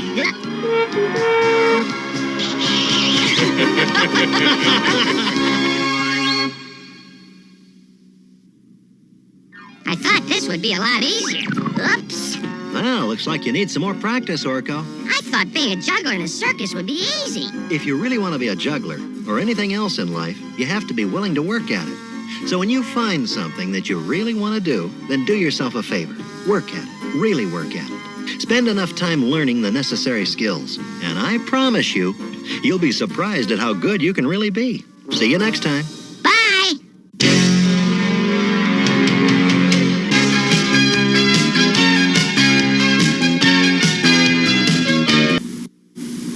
After these messages, we'll be right back. Clover's still on our plans. He's escaping in the Viper glider. So I'll catch him. It's the G.I. Joe Falcon glider, flying high in the sky, sailing through the air. He's America's fighter. G.I. Joe can fly. He's a real American hero, flying high in the sky. He's chasing Cobra in a desperate race, soaring and diving in a great sky chase. You did it, Joe! G.I. Joe Falcon glider and Cobra Viper glider sold separately. Figures included from Hasbro. So is this Sure, I says, hey, is that Bob? Wow, he looks great. Yeah. Hey, Bob, did you cut your hair? I don't have any hair, Jim. He doesn't have any hair, stupid. You dork. You're sure looking thinner there, Bobby, baby. Yeah, I dropped a few sizes. Your screen looks bigger, too. Not bigger, just a lot sharper. Take that new casing, Bob. Silver. So, Bob, do you still play all the games? All the Game Boy games, babe. New Game Boy Pocket. Stick in your pocket today. You know, I like where they take HeMan. I like the new cartoons. I like the new comics. I hope the new movie's good. Fingers crossed. HeMan is something fun. I always love the whole thing where they're like, you know, Barbie gives a false body image to girls. You know, we shouldn't have. I'm like, guys have HeMan who's like roided out to the gills. It looks like, you know, and I'm like, but I never wanted to look like HeMan. You know, I didn't want to look like any of those guys. But yeah, you know, I always thought that was weird. The weird double standard for boys and girls. So, but you know what I wanted to look like? Snake Eyes. I always wanted to be Snake Eyes. Man, I wanted to be the silent ninja. You know, didn't want to be all scarred up, but I still want to be the silent ninja. And now I have my Snake Eyes over here, so I can be Snake Eyes. You know, the cool thing about G.I. Joe was it was just technically regular dudes. Yeah, you had ninjas, and later on you had people with, you know, weird stuff, but it was just regular guys with specialties. You know, Lowlight was a guy who's really good at sniping in the dark. Sci-Fi, he was really good with a laser rifle. Same with Flash. And Snake Eyes was a ninja commando. Wasn't even a ninja at first. He was just a commando. Then he became a ninja later, but you know. Duke was like the poster boy for military back in the day.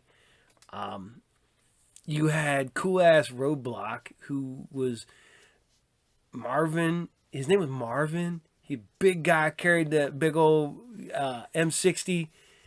But you know what he was? He was also a damn good cook. All about specialties. So I always thought that was awesome. So here you guys go. This is G.I. Joe, and this is episode 51. And we've talked about it earlier in this episode about the Misfits. But this is Cold Slither. Enjoy. Yo, Joe! He'll fight for freedom wherever there's trouble. G.I. Joe is there. G.I. Joe, American hero. G.I. Joe is there. It's G.I. Joe against Cobra the enemy, fighting to save the day. He never gives up. He's always there, fighting for freedom over land and air. G.I. Joe, American hero. G.I. Joe is there. G.I. Joe is the code name for America's daring, highly trained Special Mission Force. Its purpose, to defend human freedom against Cobra, a ruthless terrorist organization determined to rule the world. He never gives up, he'll stay till the fight's won. G.I. Joe will dare. G.I. Joe, American hero. G.I. Joe.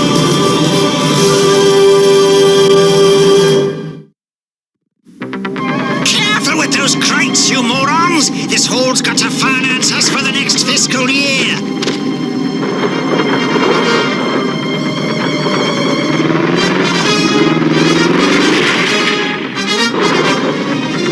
There they are, right on schedule.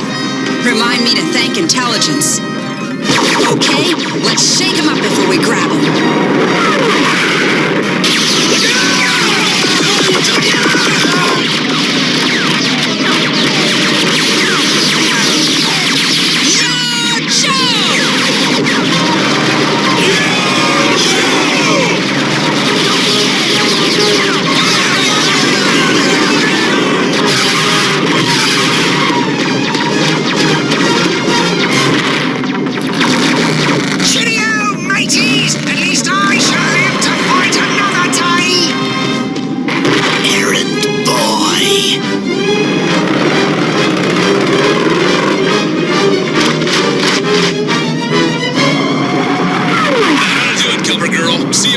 base.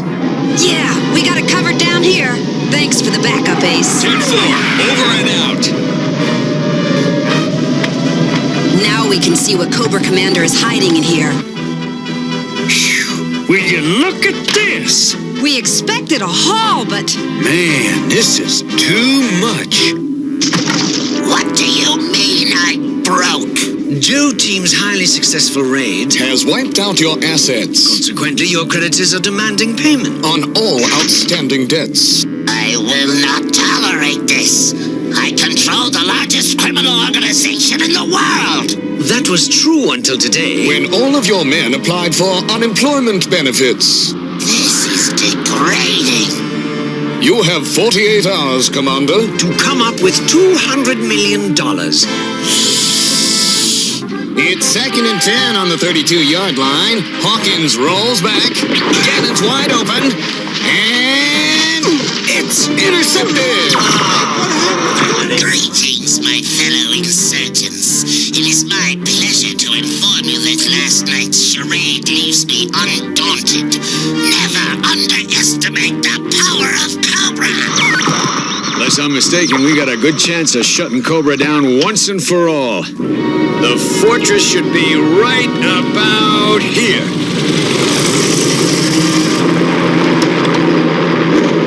Be prepared for anything!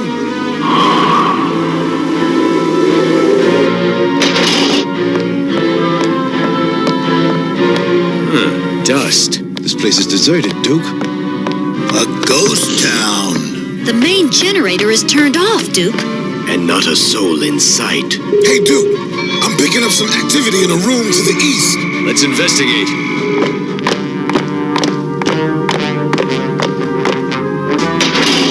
And now we would like to show you the communications room. Samot, Tomax. Well. If it isn't G.I. Joe.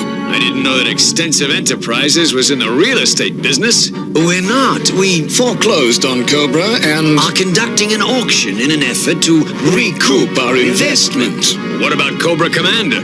He seems to have skipped town. We would like to find him. As much as you. Duke, look. Ha! The Commander's troops. Looks like Cobra's empire is tumbling down.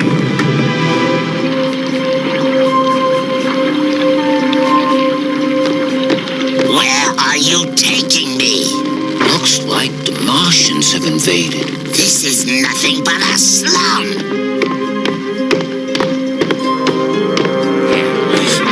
I told you I don't want any trouble. You're wrong. I'm beginning to question your taste in business associates. Trust me, Commander. Okay, come in. Glad to see that you are punctuation. That's punctual. Now let's get on with it. Yes, sir. Time is a precious community, and I despise people who abstruse it. So, how can I be of abstinence to use? That's assistance. I thought we had a deal. We do! I was trying to be socializable. Show him the attachment case. 1 million in soft currenceables. Do you stand under the times? Of course. $1 million at 400% per week. Most generous. Now, we must be going. Wait! There's one more part to the deal. And what, pray tell, is that? I wanna see your face. G.I. Joe will return after these messages. Now, back to G.I. Joe. I always wanted to see what you look like under that mask, Commander. Oh? Help! I can't let go! Commander, we have 30 seconds. Yes, we must be going. Apprehensive them! Goodbye, you fools! Stop them! The deal's off! Give me back that money!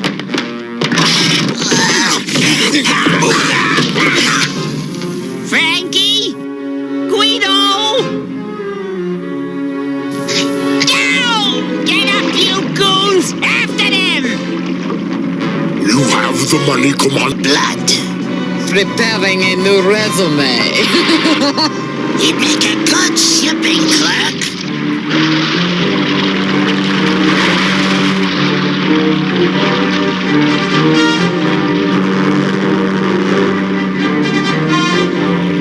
This looks suspiciously like the route to Zartan's lair. My Destro. Your intelligence is exceeded only by your good looks. Hey, mates! Oh, look at what the cat dragged in. Greetings, Zartan. You're late, Commander. My charity has limits. Spare me the lecture, Zartan. We've got much to do in little time. What a dump! Appearances can be deceiving, Baroness.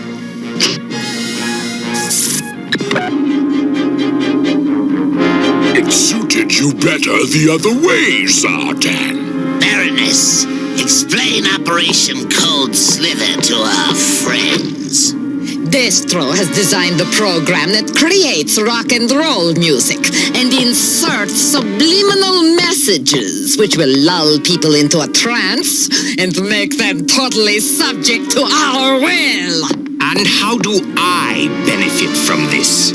Here's how. If you do as I command.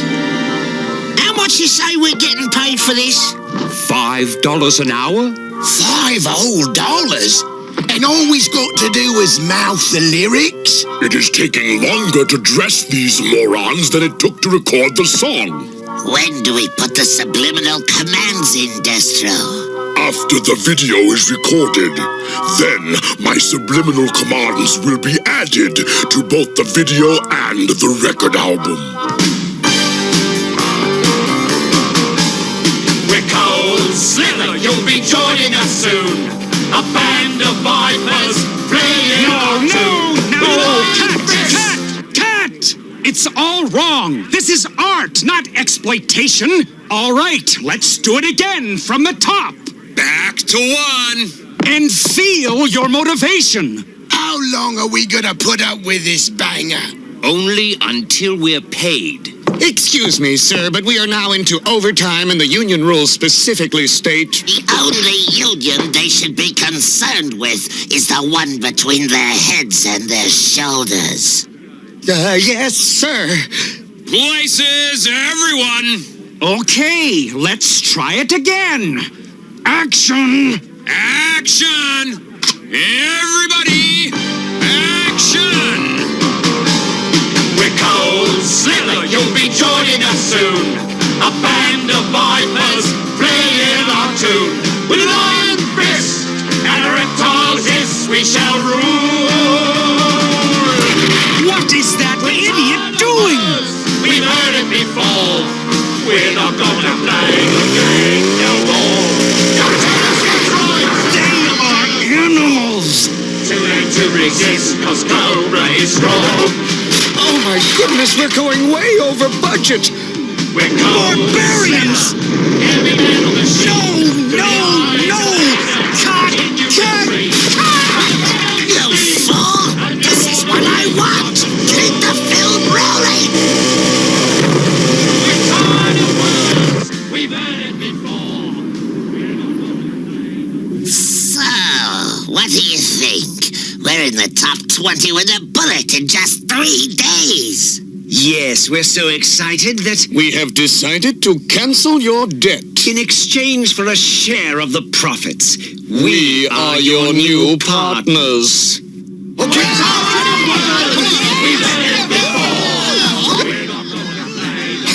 How can I grade these papers with that awful music going on? It's time for closed kids. Gone?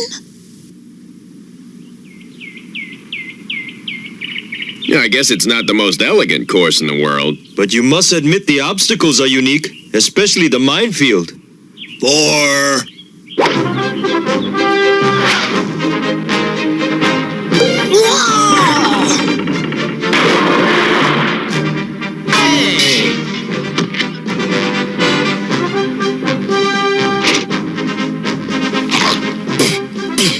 Is this your idea of a joke? Sorry. We're tired of words, we've heard it before. We're not gonna play the game no more. Don't tell us what's I can't remember ever being this bored. You need a hobby, Shipwreck. Ever since Cobra disbanded, we haven't had anything to do except keep the dust off the tanks. You will dream when the venom stings and you wanna bring. That was Cold Slither, which just slithered its way up to #1 on the charts. And hey, don't miss their concert tonight at the Sports Arena. Cold Slither. Tonight. We better get going, man. Hey, Breaker! Who's minding the store? Hey, guys, where you going?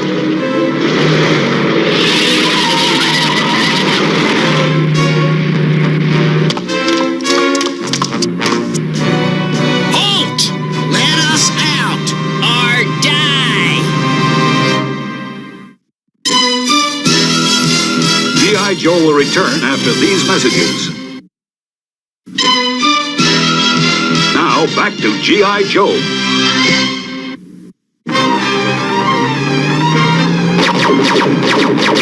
Cold Slither! Look out!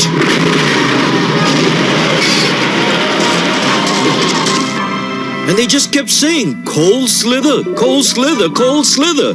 Sounds like Cobra stuff to me. No, Duke. Cold Slither is a rock band. Oh, I guess I haven't been keeping up on things. But that doesn't change the fact that they've gone AWOL. Send the MPs to get him and prepare for a court-martial. Duke, isn't that a little extreme? No, I don't think so. Even if Cobra's washed up, I'm not letting discipline slip around here. We're Cold Slither, you'll be joining us soon. A band of vipers playing our tune. With an iron Wow, man! Far out! Totally awesome! Cosmic vibes! Wow! Okay, you guys are all under arrest. Wait a second. What's happening? We didn't do anything wrong. Save it for the court-martial. Hey, why don't we stay and listen to the music? It's totally awesome. Yeah, let's get mellow. Wow.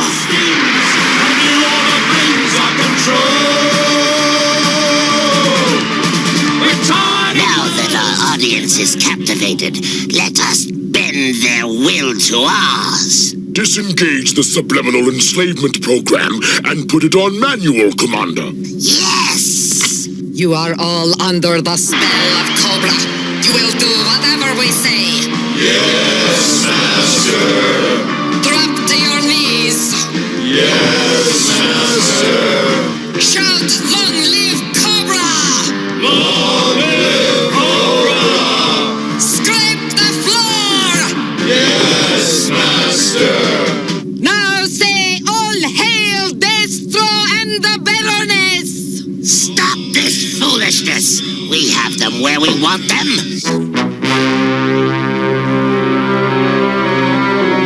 The MP should be back by now. Where are they? Relax, Duke. They've got a big crowd to look through. Greetings, citizens. Do you know where your children are tonight? I do. Long live Cobra! Cold Slither forever! Cold Slither forever! They are with me, and they will stay with me until you pay me the sum of $100 billion. And do not consider sending in the G.I. Joe team, for I have the building surrounded. You have 2 hours. Cobra lulled us into complacency, and now they're beating us. Well, we're not about to give up. But they've got thousands of hostages in there. Wait a second. I've got an idea. We're not gonna play the game no more. Don't tell us what's right. don't tell us. Hey, blokes, this is getting a bit too much like work. Yeah, my shift is up. I'm taking a break. Right, we're the stars. You want more play, we get more pay. Metal machine, through the eyes of the lizard, king you will dream. When the venom stings, a new order brings. Where did everybody go? Mercenaries have left the stage. So what? We don't need them anymore. I'm telling you, we're getting a raw one from Cobra Commander. Yeah, we do the work and he gets the money. Cold Slither! Cold Slither! Hey, you blokes, we got fans. It's them! Aren't they cool? Yeah, Conjure Popper, baby.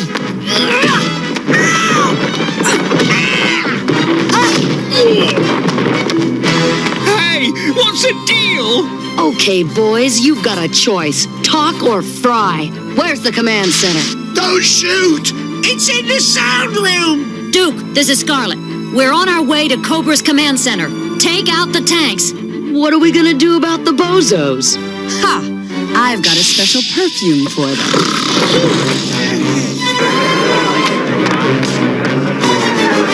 The gig's over, Commander. Your subliminal sound effects didn't seem to work on them, Destro. What'd she say? I don't know. Wait till I remove these earplugs. Earplugs? So, you knew about our subliminal messages? No, we knew your taste in music. The game's not over yet.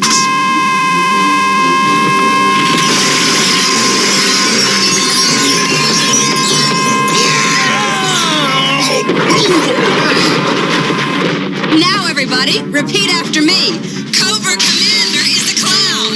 Cobra Commander is a clown! I will avenge this insult! Now hear this. Shipwreck, Footloose, and Breaker will be on KP duty for a month. Shipwreck, Footloose, and Breaker will be on KP duty for a month. Hey, maybe we should take this subliminal thing back to headquarters. It might help keep some discipline around there. Oh, I don't think there'll be any problems with Cobra back in business. Once I make some minor repairs. Hey, man, what are we doing here? It looks like we're at some kind of concert. We want music! We want music! We want music! We want music! We want music! We want music! Now what are we gonna do? Well, go home. What else? You know, it's not really fair. They did pay to see a concert. Are you thinking what I think you're thinking? And now, for the greatest rock and rollers in the land, the Average Joe Band. He'll fight for freedom wherever there's trouble. G.I. Joe is there. G.I. Joe. Real American hero. G.I. Joe is there. It's G.I. Joe against Cobra, the enemy, fighting to save the day. He never gives up. He's always there, fighting for freedom over land and air. A real American hero. G.I. Joe is there. He'll never give up. He'll stay till the fight's won. G.I. Joe will dare. G.I. A real American hero. G.I. Joe is there. G.I. Joe.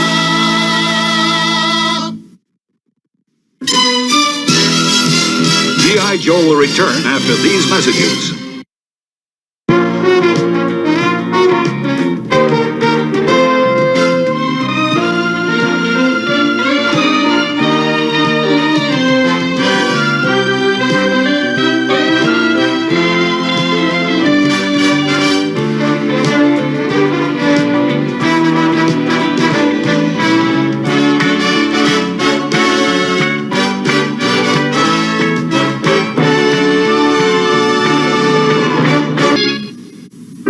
We'll return after these messages.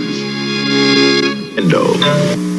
Decepticons are attacking our launch site. Where's Prime? He's on Cybertron. It's up to you, Ultramagnus. Autobots, transform and motor! When Ultramagnus rolls into action, he takes on Decepticons. Meet Ultramagnus. He can transport 4 Autobots into battle, but once there, he transforms into my powerful Autobot commander. Transformers!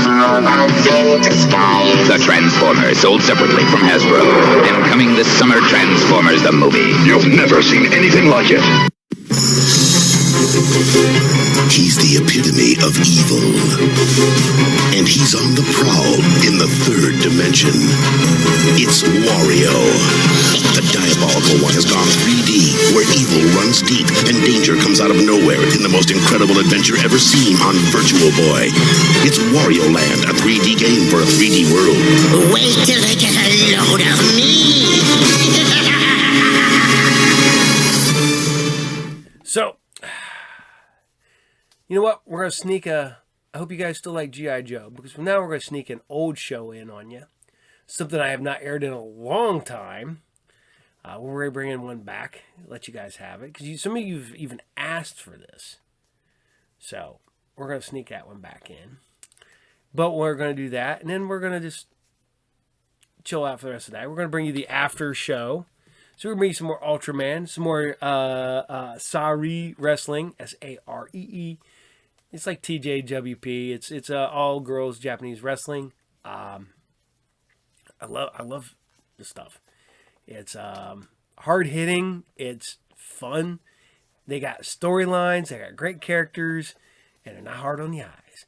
So we got that. We got some more roller games because I took a couple weeks off of that, and you guys asked for it, and I brought it back. So you only get one season, and roller games was done. So, and then of course Captain Power. But what I have a question for you is, for those who are watching the wrestling, who do stick around for this, if I brought you technically some local wrestling, some of it might be older. I'm talking with but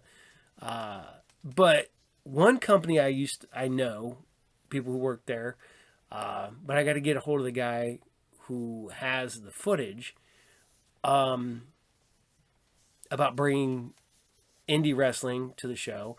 But some of these guys started out, so you'll get to see, if I do this right, you'll get to see early versions of some of these characters who go on to be in AEW, who go on to be in the WWE, who go on to be in TNA, New Japan, you know. I don't know if you guys watch AEW or watch NXT.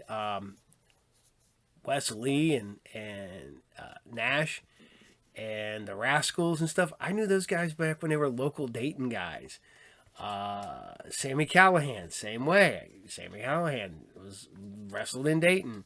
He was a, dude from Bellefontaine, Ohio. Early Danhausen wrestled there. Early MJF wrestled down in Dayton. Got to meet all these people early in their careers, and I'm in negotiations to try to bring you some of that.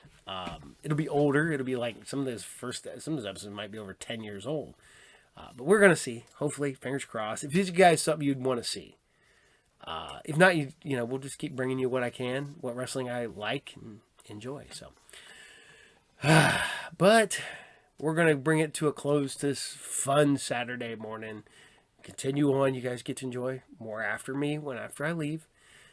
Because by this time, I'm at the shop and I can't really interact a whole lot. I get on there as a little bit as I can. Newfie, you asked. Yes, group therapy is me, and so is RU Game.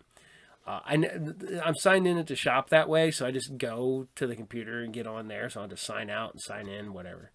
So if you see me as RU Game, that's the captain. So. But on that note, remember to like, share, subscribe. Hit the bell icon for notifications. Isn't that right, bud? I wasn't done yet. Oh, you wasn't done yet. You gonna tell people to like, share, and subscribe? No. You gonna tell them to hit the bell icon for notifications? No, I'm done. You gonna tell them to go to Patreon? No. You gonna go tell them to go to Pickle Comic Con on June 7th? No. You gonna smack yourself in the face with my comic book? I'm done. And don't do that to my comic book. So, Yeah, so go over to patreon.com/grouptherapytv. You can join up and become a member of the weekly shout-outs, which also get you access to a full episode of Saturday Morning Serials with bonuses. And also uncut, unedited YouTube shows that YouTube takes them down. I move them over there. You can just join and be a member. You don't have to be a paying member. And you can see full episodes over there if they get cut here. And remember, Pickle Comic-Con is coming up June 7th at the Pickle Center Mall. A lot going on there, so we have a ton of stuff. And all that funness. So from the captain and the Vince, I think we're going to wrap it up for the day. And we want you guys to take care. We'll see you all there. And from me and Vince, will you tell everybody? He's going to act like he's asleep now. Bye.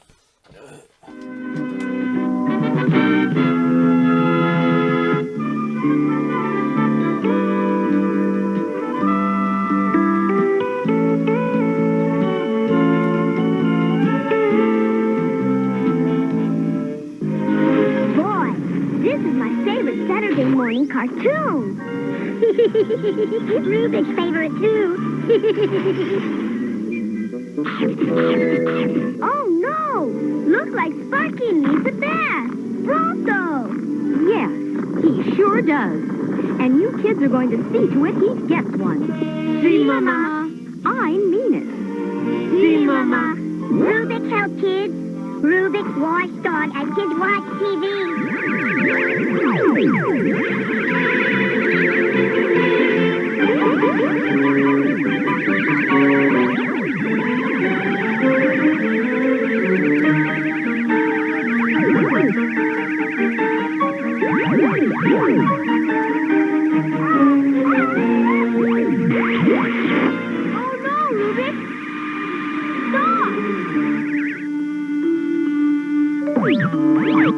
¡Ay, caramba!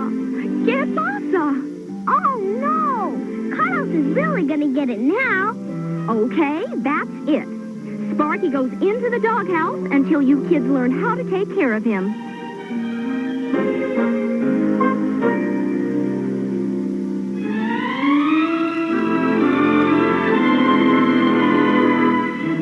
Poor Sparky. Rubik's sorry. Oh, it's okay, Rubik. We should have done it when Mom told us. We've got to figure a way to make Sparky look good and get him back in the house. I've got it! There's a dog show at the convention center. If Sparky wins first prize, Mom will see how great he is and let him back in. Big if. Every time anyone says sit, Sparky rolls over. He'd be lucky if he won last prize. That's what you think. Hey, Rubik. Rubik, foul up. Rubik, fix up.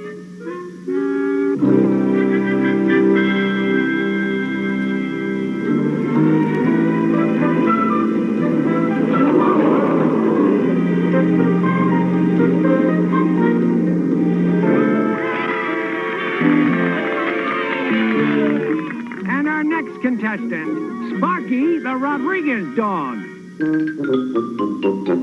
You're on, Jim. Who's there? This is no time for knock-knock jokes, Rubik. Rubik, sorry. Okay, Sparky's on. Do your stuff. And remember, use your invisible beams. Rubik, remember?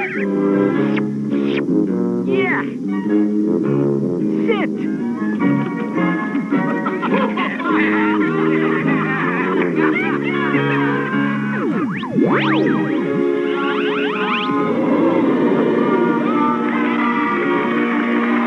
Wow!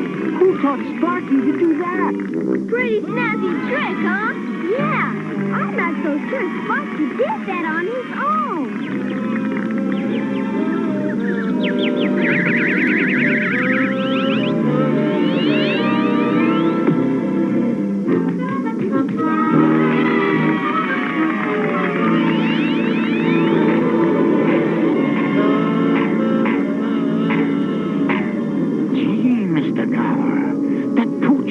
super. He can do anything. Yeah, just the kind of super mutt I've been looking for. His talents will be perfect for our next robbery.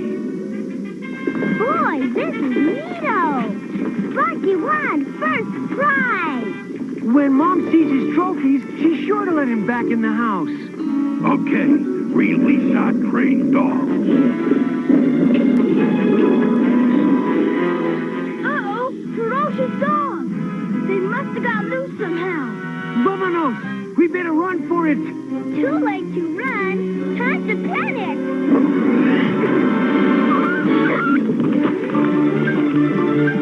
This looks like a job for Rubik. Rubik, Sparky's in big trouble. Oh, is that all?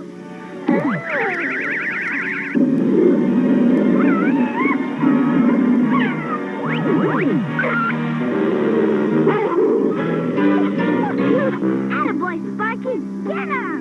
Thanks, good buddy. No problem. 3 cheers for Sparky! And a couple for Rubik. Yay, Rubik! Yay, Rubik!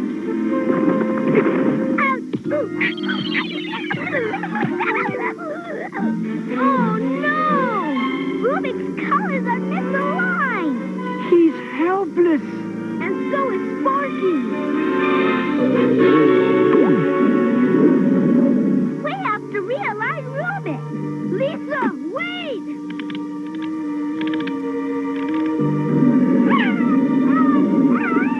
Net him, Felix!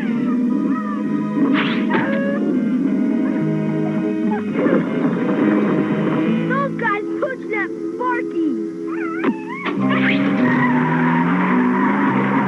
Thanks to Lisa. Give me time. Give me time. I'm only 7. Next time, like Carlos. Those rotten pooch nappers have a big head start. Oh, no! We'll never catch them now. Leave the driving to Rubik.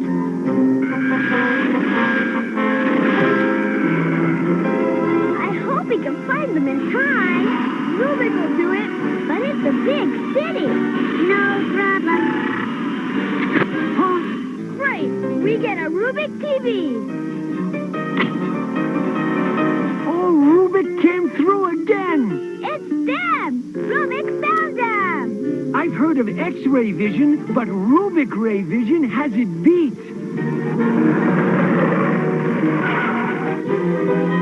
Rubik found them. They've gone into that abandoned dog kennel. Take us down, Rubik.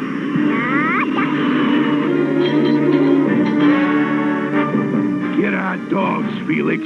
We'll use them to help train the new mutt.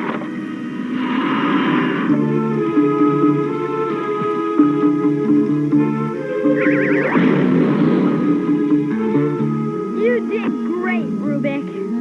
Rubik did great. Yeah, now we've got to figure a way to sneak inside and rescue Sparky. Leave it to me. I've got a plan. Leave it to Rubik. Leave it to Ronaldo.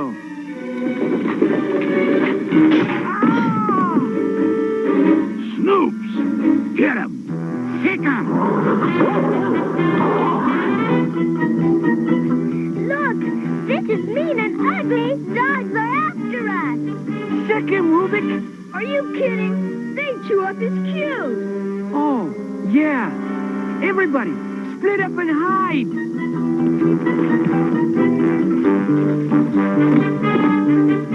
They'll never find me in here. This will make a perfect hiding place. Uh-oh, those crits are coming this way, and they're coming fast. There's one of them. Get him. They'll be here any second, Rubik, and there isn't a single place to hide.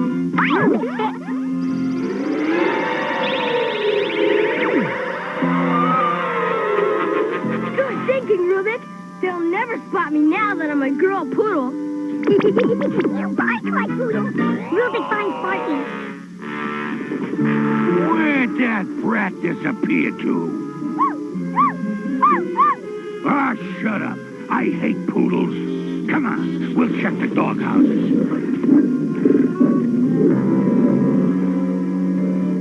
Uh-oh, Bubble's coming my way. Looks like this one's empty, boss. I'll make sure. Well, I gotta do what I gotta do. Yeah, another slobbery poodle. Move it. We gotta find those Snoopy brats.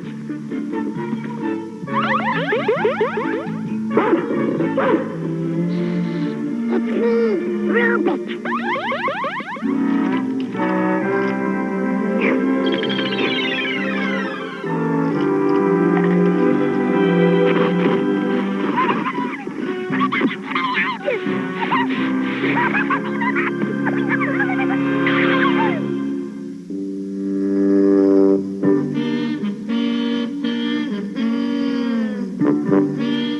Sparky, I found you. It's me, Carlos.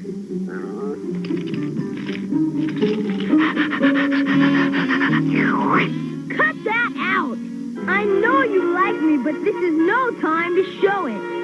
Rubik, have you seen Rubik? You buried him, right?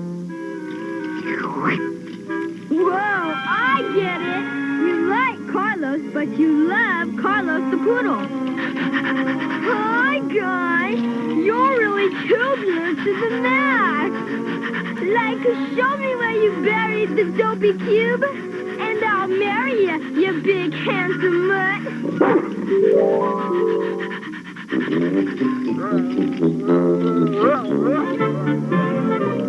Thanks, big boy.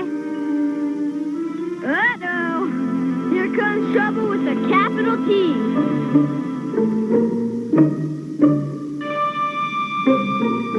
We've searched everywhere, boss. Them bratty kids are gone. We must have scared them off.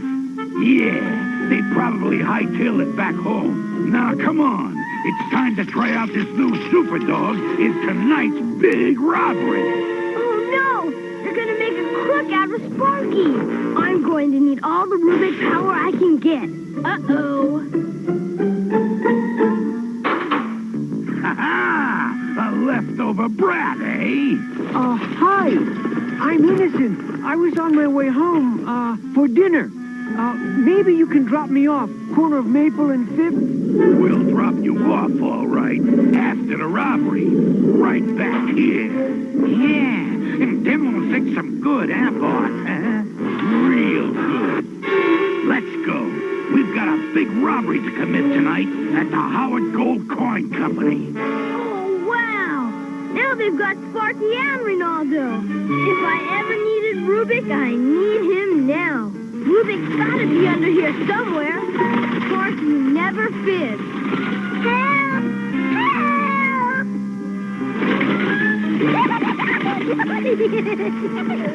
Rubik! I knew Sparky told the truth. Oh, gosh! Aligning you is no sense with Poodle Paws. Bear with me, good buddy.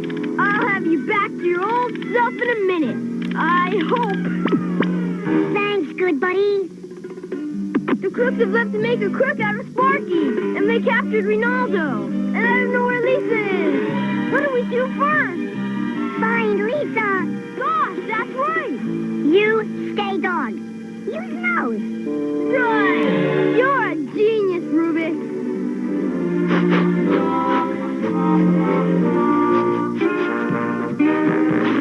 Lisa?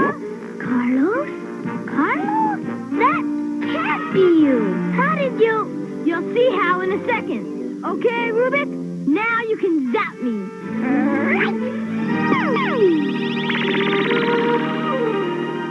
Thanks, good cue, buddy. Now, let's get Ronaldo and Sparky back. Head to the Howard Gold Coin Company. Pronto! You asked. Rubik's too.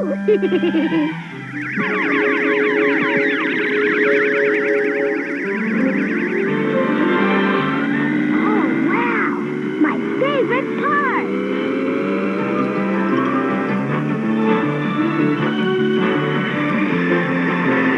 I hope we get there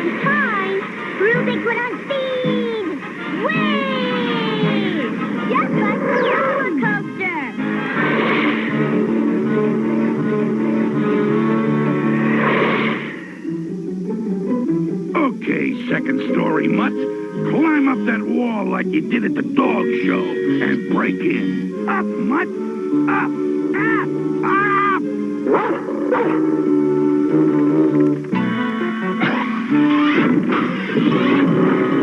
Oh, an honest dog, eh? Lock him up with the kid. We'll train him to be a crook after the robbery. Okay, my lovelies. We'll soon show that klutz mutt how trained robber mutts rob.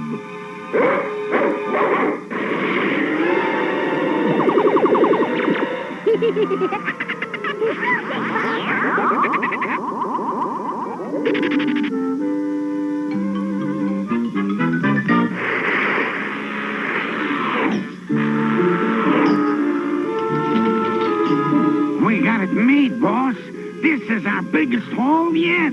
Right. Now let's make our getaway. They're about to make their getaway, Rubik. Move fast. Rubik, do. Wait, you take care of the crust. Staff Lisa and me to their van, and we'll free Sparky and Ronaldo. Roger.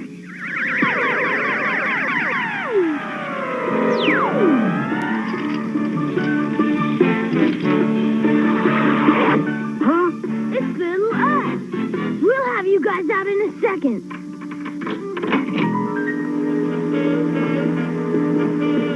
See? Nothing to it for a little guy. I paid more off the part. Wow, thanks. What the? Load up the loot, dummy. It's nothing but one of them newfangled talking toys. Wrong, bad man.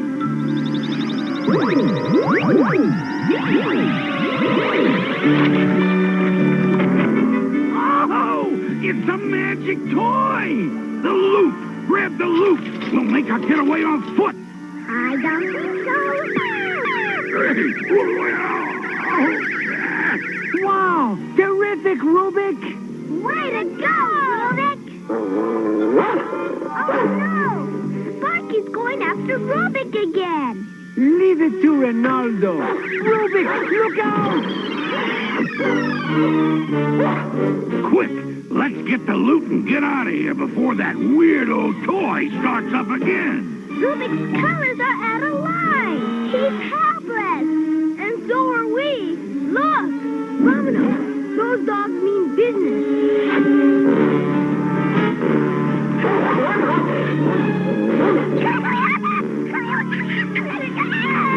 Caramba! I sure wish I could realign you as fast as Carlos can.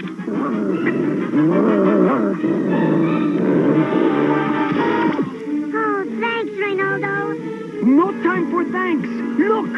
Rubik catch bad men. No, not them. Over there. You've got to save Carlos and Lisa first. Oh? Huh? What do you mean, Rubik solved two problems at one time.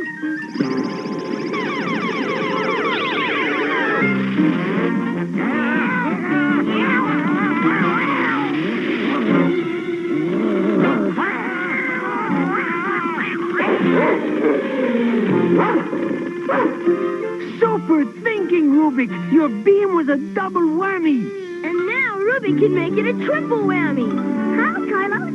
We can make Sparky even a bigger hero with Mom. Let him capture the crook. Rubik, not sure. Remember, Sparky Berry Rubik? Sparky Chase Rubik? Okay, Rubik do. For Lisa, just this once.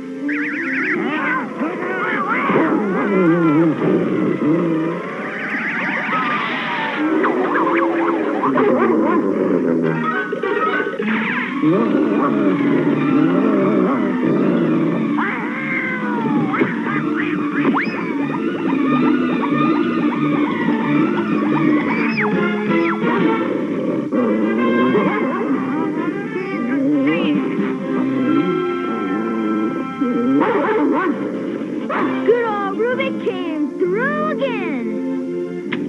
That's my Rubik.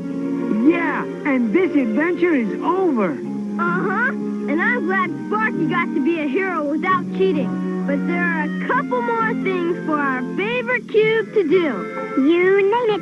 Change the Crook Cats to man size, Lisa and I back to kid size, and Call the police. Yeah, and the TV and news people. Rules it do.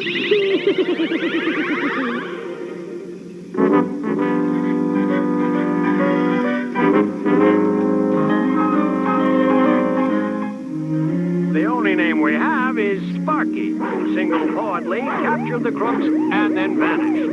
we're proud of you, Sparky. Muy bien. And we're proud of you, Rubik.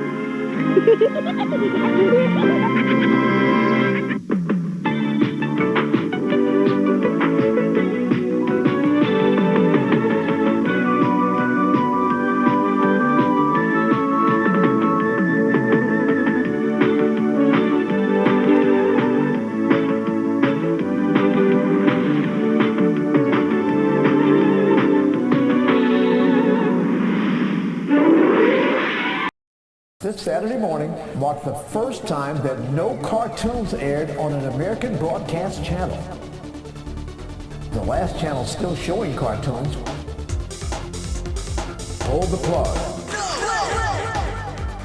Cartoons were the dominant morning program from the 1960s to the 1980s.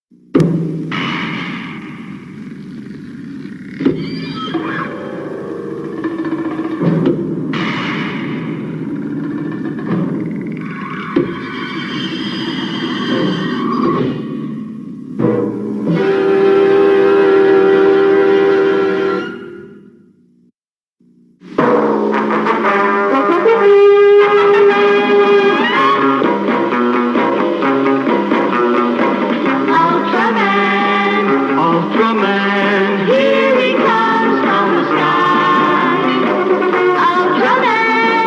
Ultraman, watch our hero fly.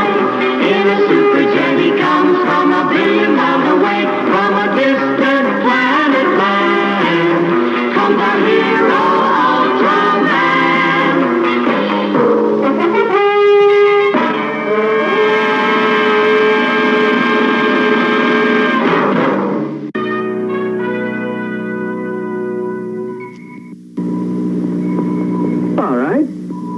There. The winner has a red mark at the end, so take your pick. It should rightfully be ladies first. It isn't red. Sorry, Fuji. You're next. That... Oh! Arashi? Two to go, huh? Oh. Well, looks like the last one left is the winner, huh? And that one's me. See ya. Hayato! Wait a minute!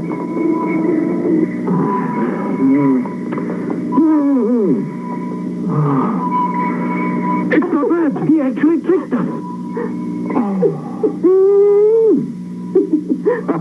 He made sure of that, huh? A visitor named Patra was on vacation from her science patrol unit in India. Hayata decided to elect himself as her personal escort while she was in town.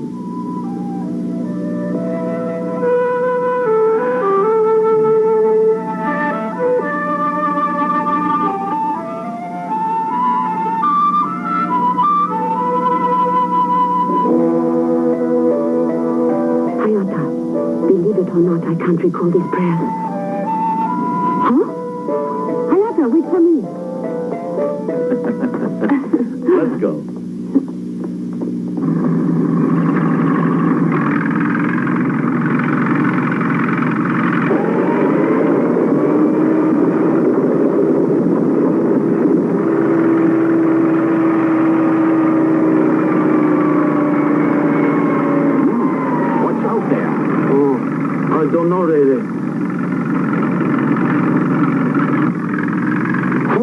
it resembles a strange type of smoke.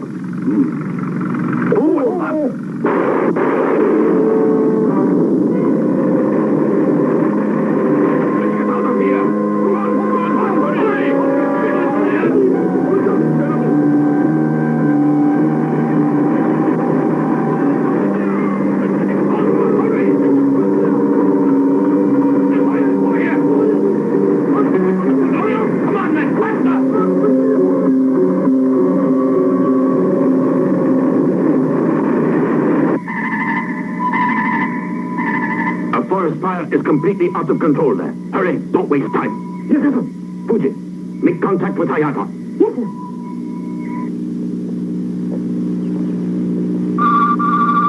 This is Hayata. There's a fire in the south end of the North Forest. Go there immediately and check. Right. Come on.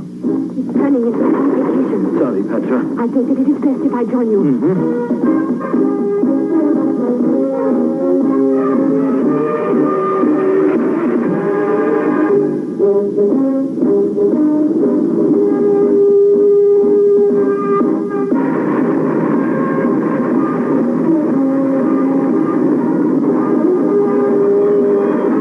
Get the iron gun ready to fire.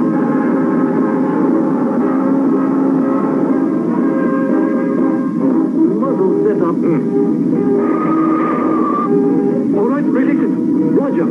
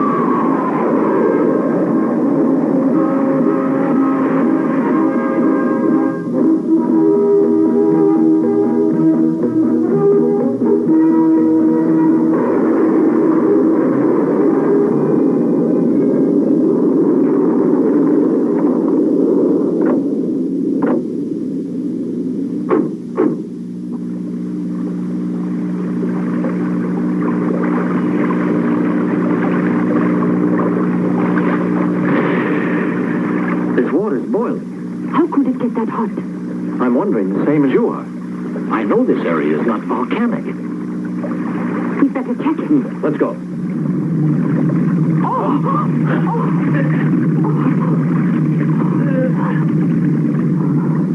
It's an earthquake. Let's go. Right. The car is sinking. Captain, we put out the fire with the iron gun. Good. Fuji, has Hayata radioed anything? No messages. Put it in reverse. Okay, Hayata.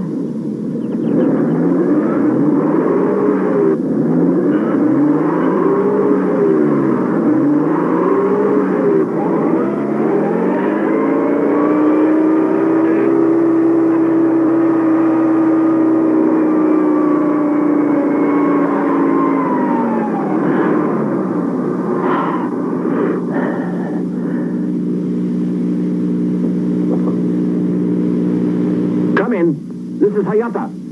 This is Hayata. The line is open. I hear you loud and clear. Tell the captain we found the Myanmar River boiling and an earthquake which lasted only a few seconds. Okay. I heard Hayata's report. According to this map, that would put Hayata just about here. Now, up here is a chemical plant which might have caused the water to boil here. Over here is an electronics plant which might have a connection. I feel we should give this entire area a most thorough inspection. I think it's best if we each covered a separate area. You can't tell a thing according to this. Fuji, tell Hayata that I want him to give a full report. Yes, sir.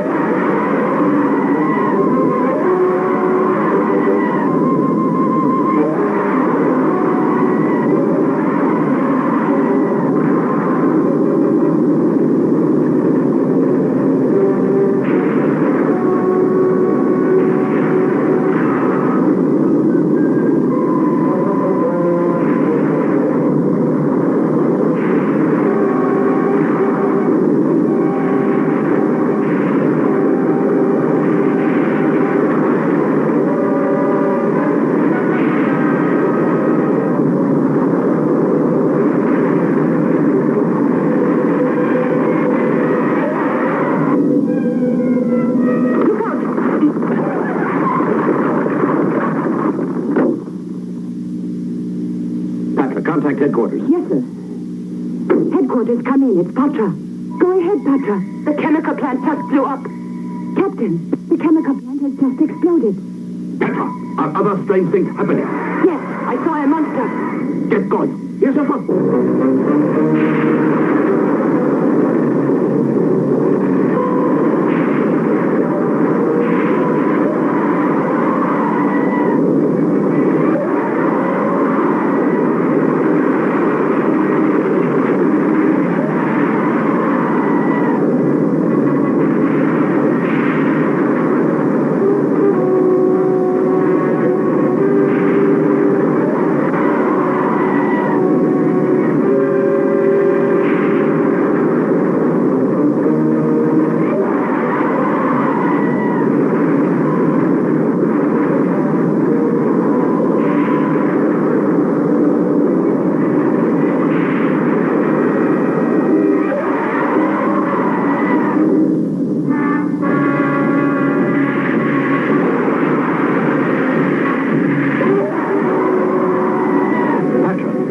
On vacation. I can handle this with the others. Our duty is always first.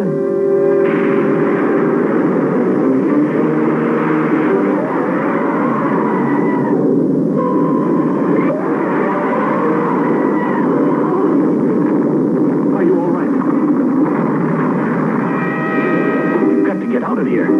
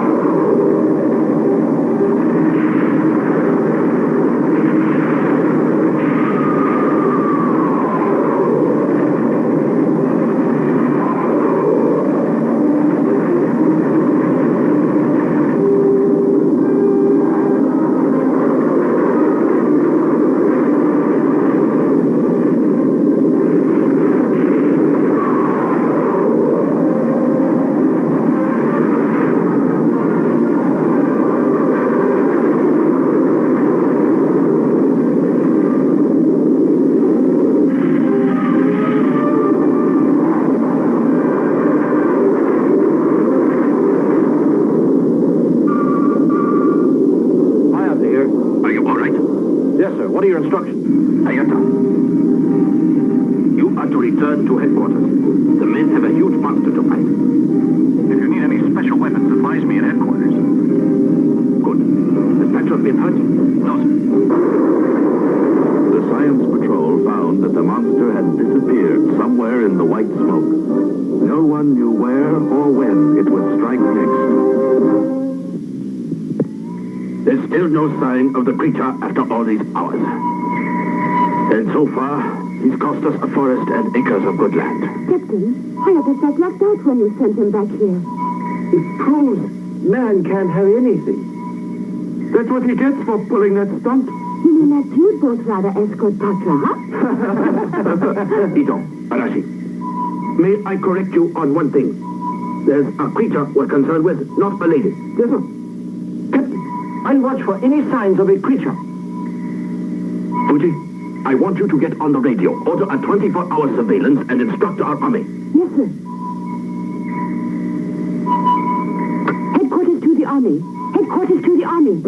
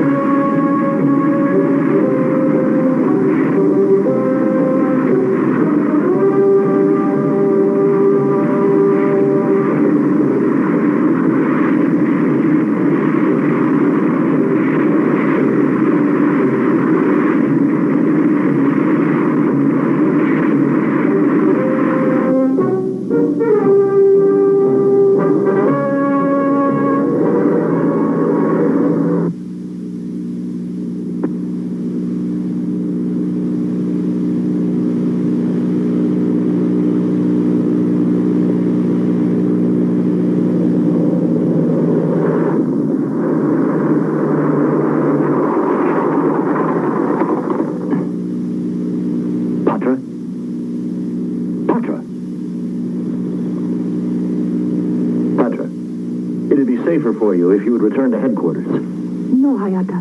One of us would have to be there. I'll have to watch out for that dangerous creature. It could hurt thousands of people. I must try to stop it. Hayata.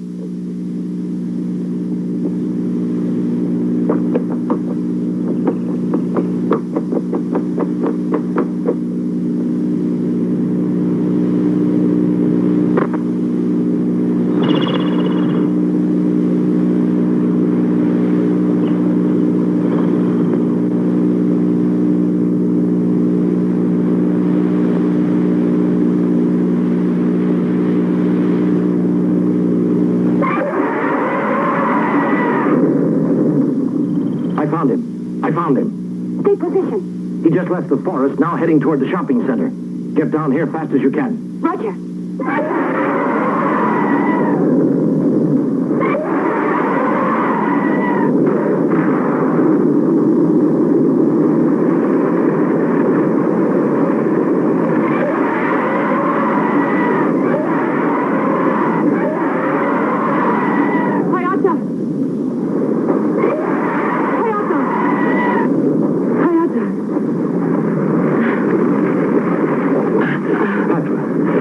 What are you doing here? Headquarters ordered me here. They canceled their vacation.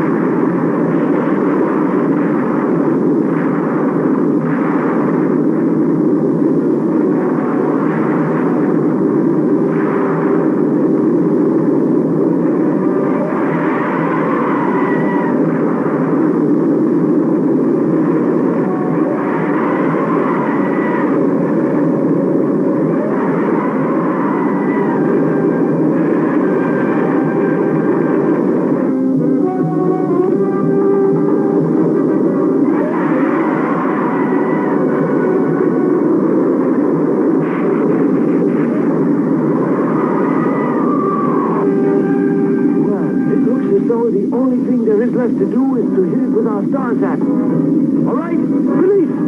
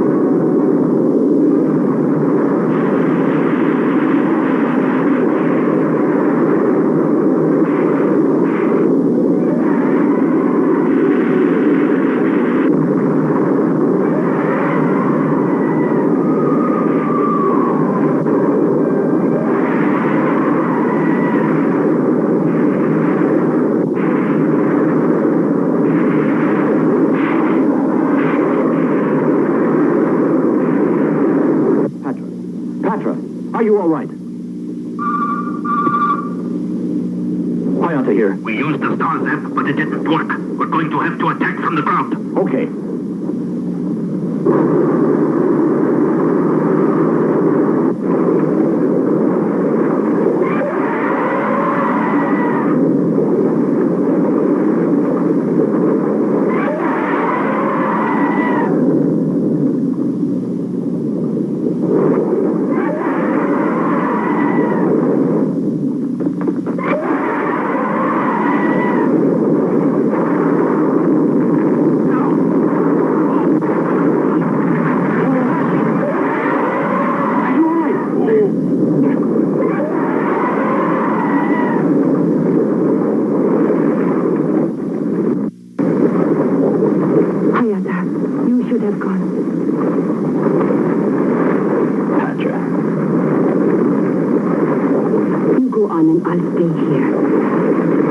Where we can serve them. All right. Good luck.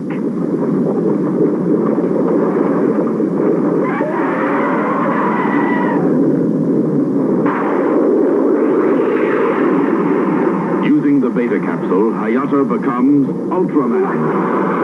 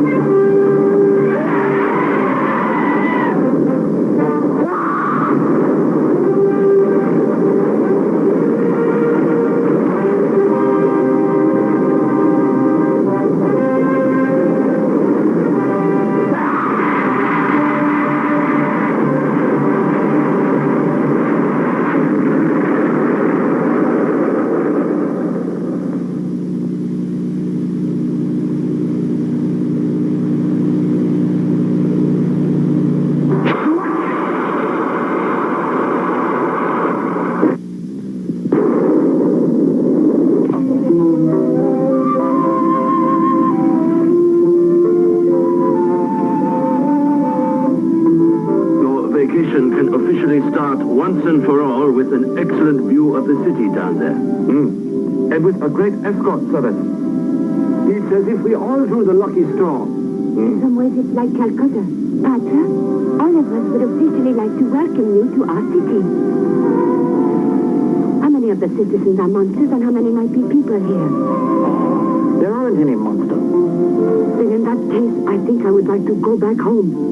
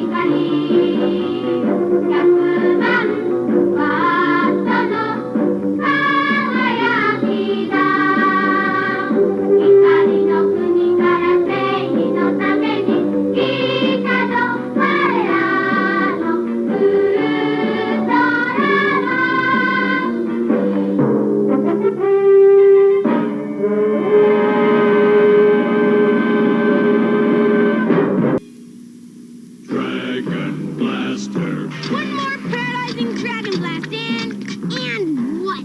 Freeze, Fisto! Dragon Blaster, Skeletor, Fisto, Roboto, and HeMan figures, each sold separately. Roboto, attack!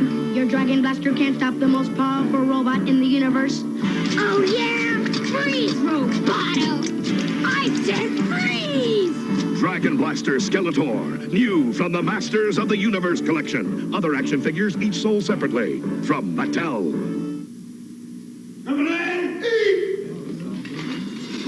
Super golden crisp. Rocks in the box, rolls in the bowl, and the taste is solid gold. All those golden parts are weak. Gotta crunch this crisp and mold.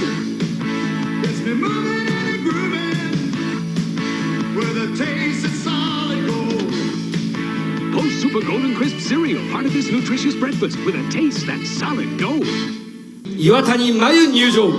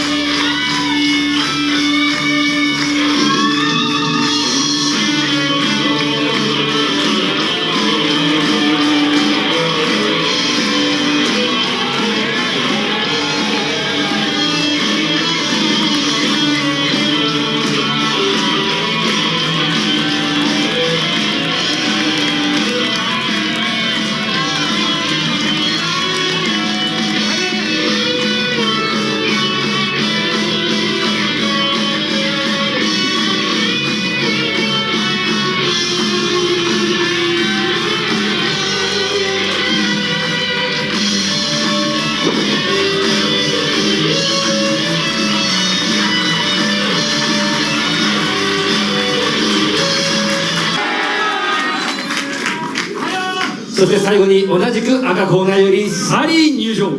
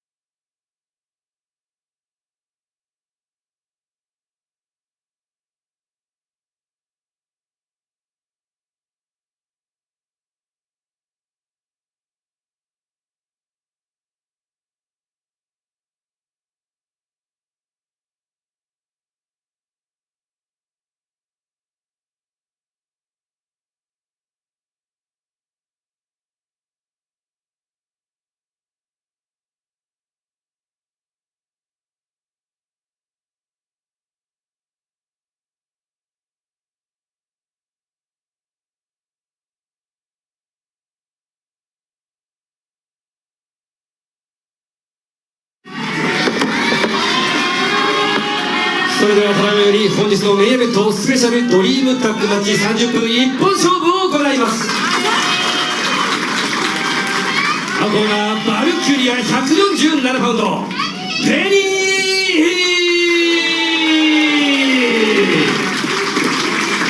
ー、同じく青コーナー怪物194パウンド橋本千尋。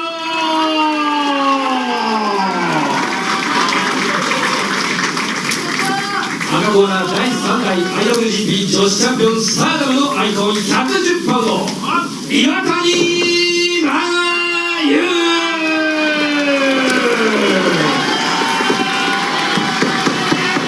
同じく赤コーナー第10代ビヨンドらしいシングル王座初代マリーゴールドワールド王座2冠チャンピオンプロレス界の太陽神132パウンドサリー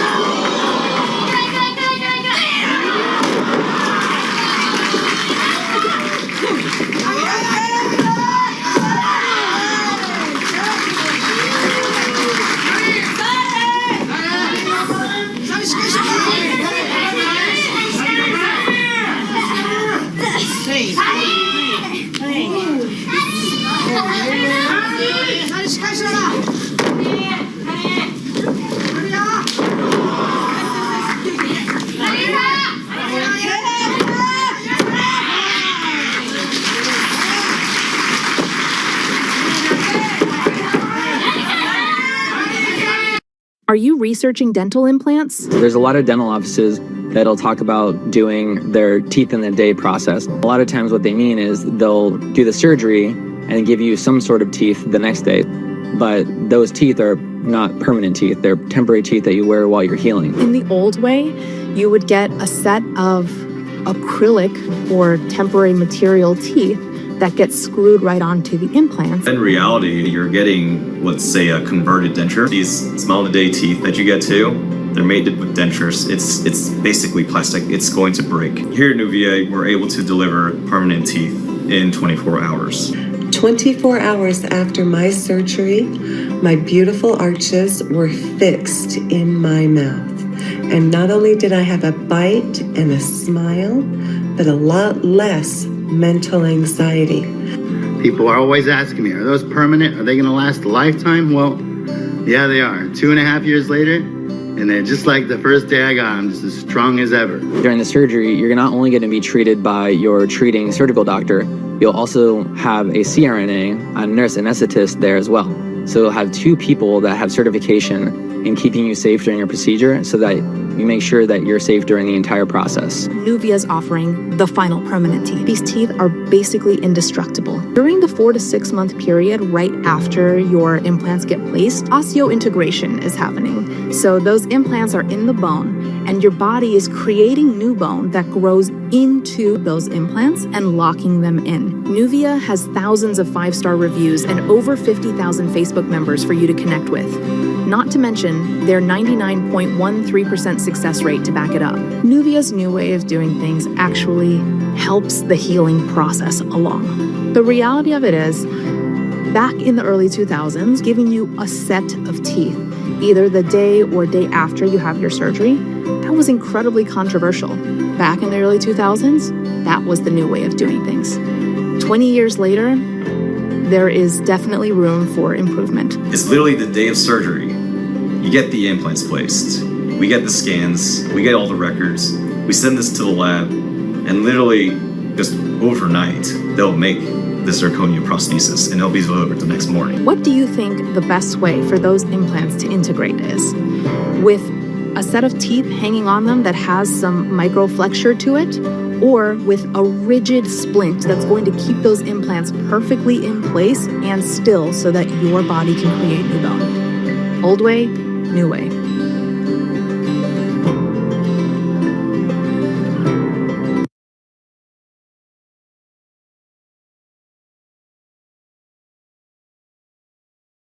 There is a lot about the job that isn't actually that fun that I have now automated away almost entirely. One of them is Sentry. This is kind of a different type of automation where it's going to go through on whatever schedule, whatever cadence, and it picks off one of the top Sentry issues. So what this type of automation does is it allows us to focus on what is going to make the Codex app great to use and useful and joyful, and all of the things that like bugs and things that fall through the cracks that like aren't quite as fun to figure out, at least for me. That stuff can happen kind of behind the scenes.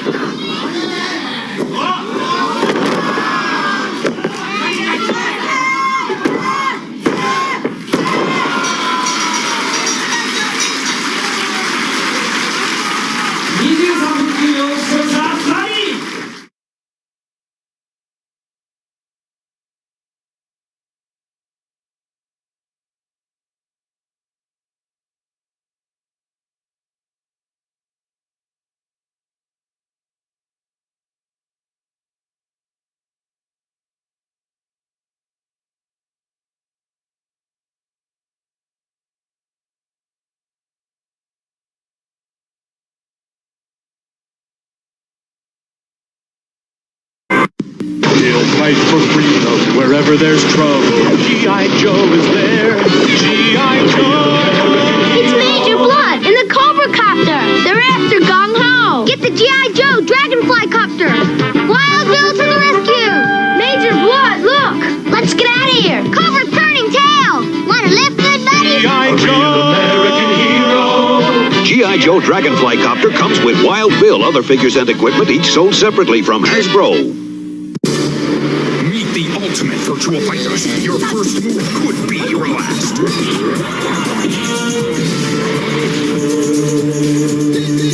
Virtual Fighters, the handheld game, way beyond reality. Stand still, and the world will pass you by. Step up to a higher challenge.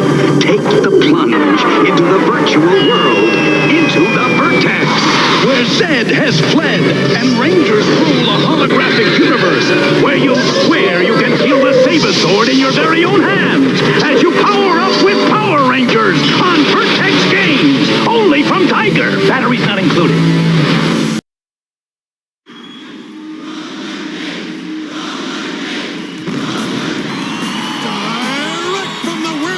Super Roller Dome, it's Roller Games! Tonight, the Violators take on Bad Attitude. Get ready for a family feud as Mr. Mean takes on his real-life brother, the Monster Man. Can Sweet Stephanie control her red-hot temper before Georgia gives her an attitude adjustment?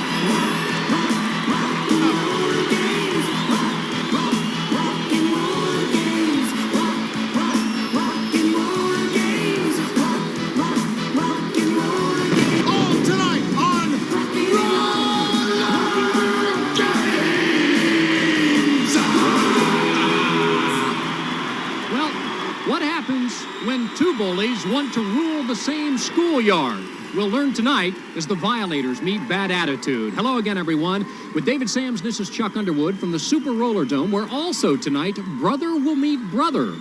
It's going to be an all-out war, Chuck. The bottom line is it's Mr. Mean versus the Monster Man. Simply put, the Violators' Mr. Mean is fed up with his brother for one reason. Because last week, when he pushed him into the alligator pit, he was ticked off. And now we're going to see a rematch, Chuck. As Bad Attitude comes through the tunnel and out into the arena. These are the skaters who prepare for games by scraping their fingernails down the locker room blackboard. And they are managed by the absolute Iron Maiden of this sport, Ms. Georgia Haas, the most disgusting, the absolute most ridiculous woman in this sport. Proud graduate of the Sean Penn School of Charm. She, of course, is the one that has caused so much controversy throughout this season on this league, but more about that in just a minute. But first, let's go down to Shelly Jamison. We're probably going to see a lot of flash and dash tonight. That's because the Hall of Fame All-Star Game is coming up in just 2 weeks. Scouts for that game are in the audience tonight looking for players. So expect those skaters to take it to the wall. Now, let's say hello to the Violators. Well, the other 5 teams in the league consider these people the tarantulas of the track. They are led by Mr. Mean and Sweet Stephanie. This tribe sticks together and defends their own. Probably the meanest team in the league. They are led by their cranium commander, Skull. Bullwhip, cigar, tattoos, earring. Wouldn't every mother want this man to teach her child the value of sport? He's the former bodyguard of Ms. Georgia Haas, and I believe that's where he learned all of his bad ways. Well, as the Violators take their pregame march around the track, we'll let David update you on what's happening off the track. Chuck, I just can't believe it. Just 1 week ago, we told the public that they could decide the future careers of Ralphie and the twins when the league could not come to a decision after Georgia Haas tried to split up the twins and tried to do Ralphie's career in. So we told America that they could vote. I would have never believed that Ms. Georgia Haas would be getting so many votes. It's unbelievable. It could be devastating to the T-Birds. We'll fill you in on the details later in the game. Stay with us. back to the matter at hand. Tonight's game, which will match up the brothers Jackson. On your left, Monster Man Bernie, and on your right, Mr. Mean Harold Jackson. Remember the rules of this sport. 4 skaters for each team on the track at any one time. Only the ones wearing the helmets can do the scoring. They're called the jetters. The others are called the guards. Referee Paul Gallego starts his first cycle, and right away, it's a brawl. There go the jetters as all 6 guard members of both teams are down. Up to the wall of death goes number 6, Charlie Saunders of Bad Attitude. Behind him, Mr. Mean. And both jetters are given 6 points on the wall of death, and both get the full 6 on the jet jump. Chuck, I don't know why you even bother giving us the rules, because these 2 teams don't know how to follow them in the first place. There is Mr. Mean. The idea, once they come off that jet jump, is to pass opposing players just like that. There's a single point for Mr. Mean and his violators. He passes Ninja Pete Christensen, who gets railed for a second point. Now he's working on his own brother. Can he get around him? Here's the rematch. Bernie Jackson, number 1. Nose to nose with Brother Harold, Mr. Mean, and here's where it was set up a week ago. This was it 1 week ago when Mr. Mean tried to push Ralphie Valaderas into the pit, and all of a sudden his brother came in and showed him who was the real boss in the family. Seldom does brother turn on brother, but as best we can tell, the Monster Man was angry at Brother Harold, Mr. Mean, because all night long he had been trying to help his brother in his many arguments, and the Monster Man didn't want to be upstage saying, "I can take care of myself, thank you." It was a humiliating move. In that first scoring cycle, lots of points. The Violators lead 15-12. Remember, 6-minute periods, and within each period, these skaters will try to squeeze as many 45-second scoring cycles as possible.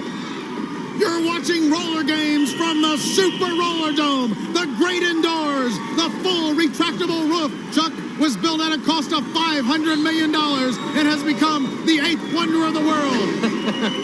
No hype there. Shifty Bob Sendejas is the lead jetter, and coming off the wall, he cuts down Dr. Fu in those shark's teeth pants of Bad Attitude. And Dr. Fu pays him back by dumping him, and now Dr. Fu will move and try to pass his opponents back on the main concourse. Veteran skater coming up now on rear blockers, Mr. Mean, and Monster Man drop kicks his own brother. So there's a single point for Dr. Fu and Bad Attitude. He's now going to grab the coattails of the Monster Man, who is clearing away the Violators. And time runs out in the cycle, and it's been a good one for Bad Attitude. Now let's take a look at the Violators starting lineup, led by Mr. Mean, the Mean Machine, the Freight Train of Pain. And I'll tell you, there he is again. This one is going to be, tonight, an absolutely devastating game. I have my crystal ball out, and what I see is nothing but pain out there for these 2. Violators lead Bad Attitude 17-15. Mr. Mean grabs the Black Jetter's helmet for the Violators, and Charlie Saunders of Bad Attitude is in the red helmet. Charlie, remember, is a world champion speed water skier. Nice move up on the wall of death. Mr. Mean gets 6 points on the wall. He gets 6 on the jump. Charlie Saunders bails out. Oh, come on! Mr. Mean swept by the pile and got 3 quick points, and the cycle stops with him chest to chest once again with his big brother. Let's get back to the game. You're eating away time. Now here's a look at the Bad Attitude starting lineup. If you want to read it, that's your business, but I refuse to talk about it. It's disgusting. It's also a lineup of very good skaters. Oh, come on, that's your own opinion. To the infield goes Charlie Saunders after he went under the rail nose first. He's a bit wobbly, number 6 there, so he'll get a breather. Meanwhile, in this next 45-second cycle, the jetters are going to be the enforcer, Tony Trujillo, number 2, heading up behind the Monster Man, Bernie Jackson. Despite his 225 pounds, the Monster gets 2 points on the wall of death. Both he and the enforcer get 2 over the jump, and once again, the Jackson 2 are going at it. Mr. Mean stomping the track in fury. Here comes the enforcer, trying to get around rear blocker, Dr. Fu. That's a legal leg kick, by the way. Leg blocking is permissible. A rescue from Mr. Mean. That clears it up from the enforcer. Time running out in the cycle. Can he get around some more of those green pants? Yes, there's two more. And the Monster Man is now going to ride him off the track with a headlock as the cycle ends. The enforcer is down and the fans are taunting him. Come on, like Mr. Mean knows the rules. Seems as though Mr. Mean only has one thing on his mind tonight, and that is, of course, revenge against his brother, the Monster Man. Violators lead Bad Attitude by 6. Time left for perhaps one more 45-second cycle before the ladies step up for the second period. Remember, the women also skate the third, and the men return to close it in the fourth. Mr. Mean will jet for Bad Attitude, and that is Dr. Fu, who is being tied up back on the main concourse. He's not going to get to the jetway. Meanwhile, 2 points for Mr. Mean on the wall of death, and 2 over the jet jump. And Dr. Fu is nowhere to be found. Down goes Mr. Mean, decked by his own brother. But meanwhile, Bad Attitude doesn't have a jetter. This is going to be a no-point cycle for Bad Attitude. Coming up during the next quarter, we're going to give you an update on your voting. The vote that will decide the destiny of Ralphie and the twins of the T-Birds. Stay with us. That's the next quarter. Mr. Mean sweeps by for 3 final points. Dazes his brother, who finds shelter off the track. That'll be the end of the first period. Come on! And Mr. Mean scored an unanswered 8 points and gives his team now a 14-point cushion. Well, he's living up to his name right here. Doesn't he know the clock has run out? Well, it never runs out on this sort of activity. That is Ninja Pete Christensen beneath Mr. Mean with the skull saying, "Get him, get him." Have you ever noticed the skull doesn't do anything but shout orders? Between occasional cracks of the bullwhip. Well, there are the brothers. They're getting real close to that pit. There goes Mr. Mean trying to push the Monster Man, his very own brother, into that devastating pit. Deja vu. This is precisely where they were 7 days ago. I cannot believe what we're witnessing right here. This is absolutely embarrassing. This is as bad as hockey. Take that, National Hockey League. Now they're throwing things at Mr. Mean. Monster Man, meanwhile, looks a bit bored by it all. I don't know why we're giving these two so much camera time, Chuck. This is bad for the sport. Their big feud began last week when each of these brothers, the Monster Man and Mr. Mean, wanted that big opportunity to finally melt down the icebox, to do in his deep freeze. But in that incident, the icebox was dramatically injured. Now let's go down to Shelly with an update. Shelly? I'm here with Icebox of the Thunderbirds. Icebox, how's the shoulder? It's all right now. All I can do is just try to strengthen it up for the next game, next week. And Are you going to be able to skate next week? Yes, definitely. Just working out some process of the arm. But what about your bad move, the deep freeze? I'll be back with the deep freeze. And don't forget, I'm going to vote for the twins, and you vote too. Vote, vote, vote, vote. We got to get those twins and Ralphie back together on the T-Birds. We'll see what happens next week. Back to you, Chuck and Dave.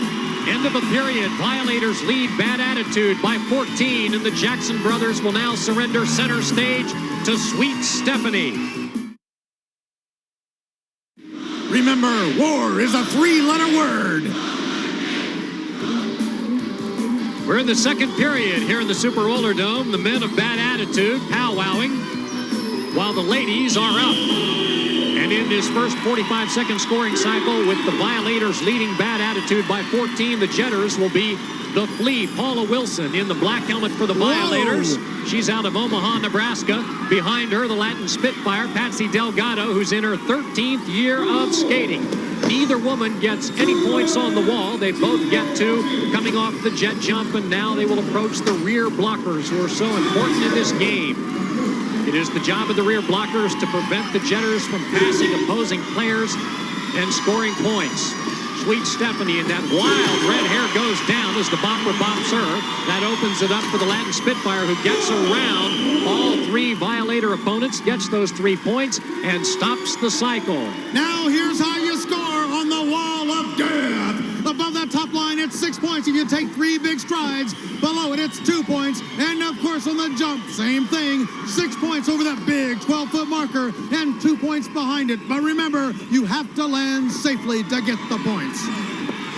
Now Stephanie is taking on all comers now. 2-on-1, that's the bopper. And now tangling hair to hair with the Latin Spitfire as Mike Garth perhaps smartly backs in. Oh, that's Stephanie. She's really a she-devil. The bopper is back. Garth, who probably has the most beat-up eyeglasses in all the galaxy, is lecturing Sweet Stephanie.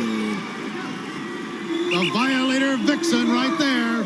And tonight, she's taking on Patsy Delgado. I can't figure out which one has a bigger mouth. Hellion, Tornado, Calamity Jane, all rolled into one.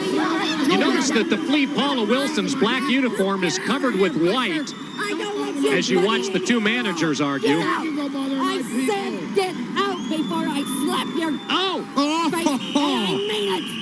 Georgia Haas versus Skull. Oh, she did it, Chuck.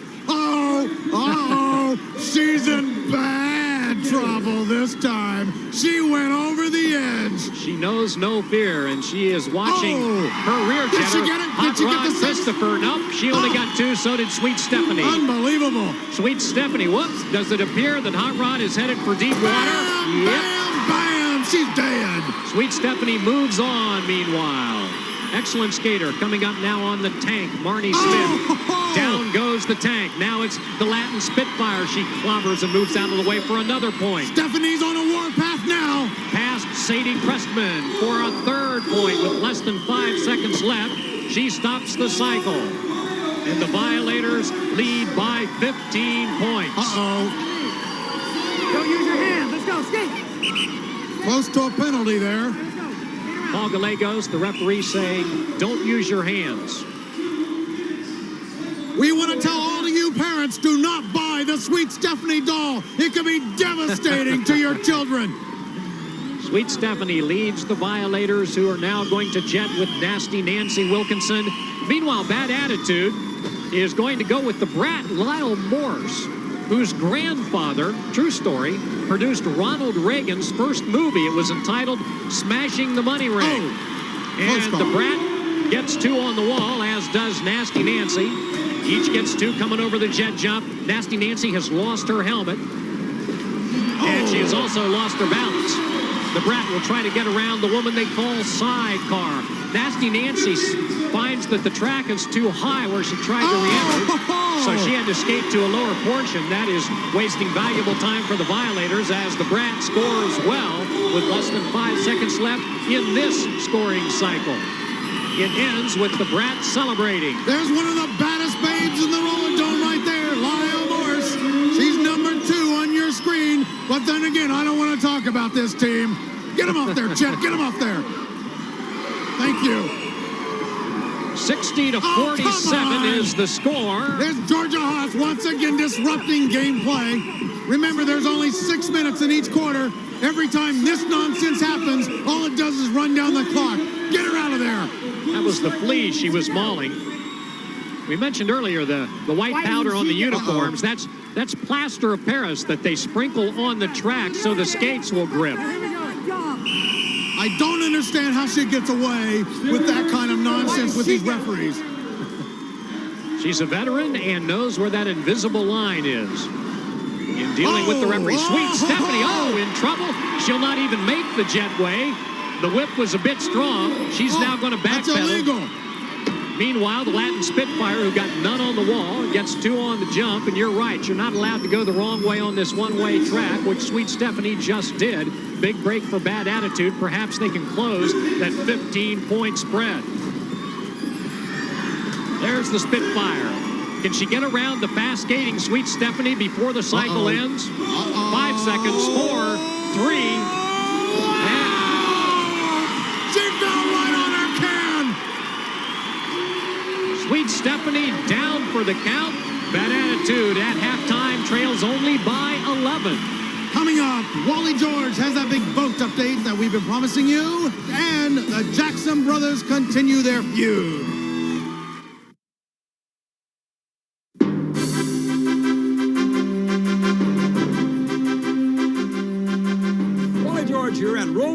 Sports Central. Well, this certainly has been a big week. We've received an unprecedented amount of phone calls. We've blown out our switchboard, receiving calls from all across the USA. Remember, folks, you are the jury. You can decide whether or not Ralphie will make it into the Hall of Fame without hanging up his skates, and whether the T-Bird twins can skate together forever without being separated by the unholy three. Commissioner, how do you see the voting thus far? Wally, I do not think it would be proper of me to express an opinion as to the voting at this particular time. Just let me agree with you that the voting has been intense. And yes, Georgia, Guru, and Skull have a lot of friends, but then so do Ralphie and the twins. I would just like to say that the voting will end in 48 hours. And the results will be given right here on television next week. I hope that answers your question, Wally. Certainly does, Commissioner. Thank you very much.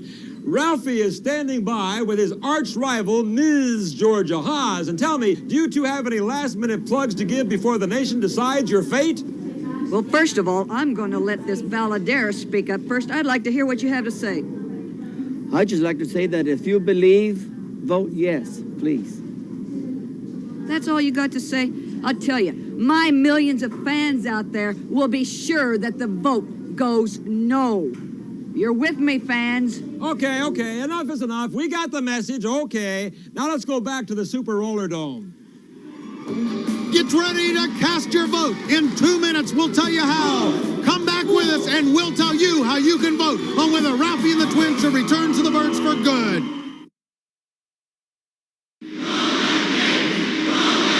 Earlier this season at the Super Roller Dome, Bad Attitude's Monster Man got a frozen treat from the Icebox. A disgruntled Georgia Haas looks on as Icebox makes history with the first ever deep freeze play. The Icebox promised that he'd use it tonight. And boy, how humiliating, Chuck. He actually used it after they racked up all these points. They didn't even need the deep freeze play. Icebox cools down a hot-tempered Monster Man. Look for video exclusives on YouTube. As the ladies prepare for the third period, Bad Attitude needs 11 points to tie the Violators. Stand by. We'll tell you how you can vote in just a minute. The Violators are going to jet the Flea, Paula Wilson, and Bad Attitude will go with Memphis, Tennessee's The Bopper, Gail Bauer. And the Bopper gets bopped. There goes the Flea. She gets no points on the wall, but she gets 2 on the jump and decks the Bopper again. The Bopper can't seem to get even on the track. Now to get some individual points. 1, 2, 3 quick ones as she passes 3 opponents. And she'll try to get more. Can she get around the Bopper, who is 0 for 2 with the Flea? Yes. The Bopper's now 0 for 3. The Flea stops the cycle quickly, and it was a good one for her team, and up comes the Bopper. Cat fight. Number 3 is the Bopper, and pointing the finger is the Flea, and down she goes. Boy, she really decked her. There goes Georgia. Let's go. Move it up. Get her, get off. My people get penalties. What about her? 74 to 52. Violators with a nice lead at the moment, but it can be quickly erased. Soon you'll be able to vote as to whether or not Ralphie and the twins may permanently return to the T-Birds. New Jetters and their longtime rivals. First up, Sweet Stephanie behind her, the Latin Spitfire. Oh, and Stephanie clings atop the rail. Down she goes like a kid on a slide. And you're looking at a first. This is the first fight we've ever had in the jetway between jetters. And you know what that means? They're fighting on the wall of death, and it could be devastating. Well, the 45-second cycle clock continues, and it's being counted down. Both jetters have completely forgotten about scoring points. There will be no points scored in this cycle, just a couple seconds left. And I believe that referee Paul Gallegos has ordered Sweet Stephanie into the penalty pod. Well, yeah, that gives us our answer. Now they're not done yet. There's the Spitfire dumping Sweet Stephanie. Oh, and she's going to follow her over the rail. And continue the pounding. I've never seen so much hair pulling in my life. girls will be girls? Back off. Both of you sit down. Both of you sit down. One cycle. Let's go. Sitting down. Those are the ugly words the skaters hate to hear. Look at that dude. That means to the 2 penalty pods, which flank us here in the broadcast position. Get over there now. Penalty box. So it remains 74-52. Not a point score there. There goes Stephanie. She's heading for her pod to the right of us. And the Latin Spitfire will go to the left. Meanwhile, where she belongs. Back we go. The lead jetter there is Nasty Nancy Wilkinson, and behind her, Hot Rod Margaret Christopher, who got 3 steps above the 6-point line on the wall. Nancy only got 2, and they both get 2 on the jet jump. Down goes Hot Rod. Oh, whoa. Nancy gets around the bopper. There's a single point. She shoves away Sadie Cressman and gets still another. And now another, and stops the cycle. And the Violators now enjoy a 17-point lead, and the penalized skaters may now leave the pod and return to action. This is your turn, America, to make roller games great again. You can vote yes for Ralphie and the T-Bird twins. A vote yes means that Ralphie will go into the Roller Games Hall of Fame, and he will be able to continue to skate. And yes will mean that the T-Bird twins will stay on the T-Birds forever. But if you vote no, you will be voting for Ms. Georgia Haas and Ralphie and the T-Birds. Well, who knows what will happen. So vote now. Sweet Stephanie up the wall of death and down the wall of death. No points for her. Meanwhile, Patsy Delgado gets 2. Stephanie goes down, and so she'll get no points on this pass through the jetway. Patsy got a total of 4. Now for the single points. She passes 1 and 2 and now 3 black jerseys, and so gets 3 points. Now to try to get around Sweet Stephanie, one of the fastest skaters in the league.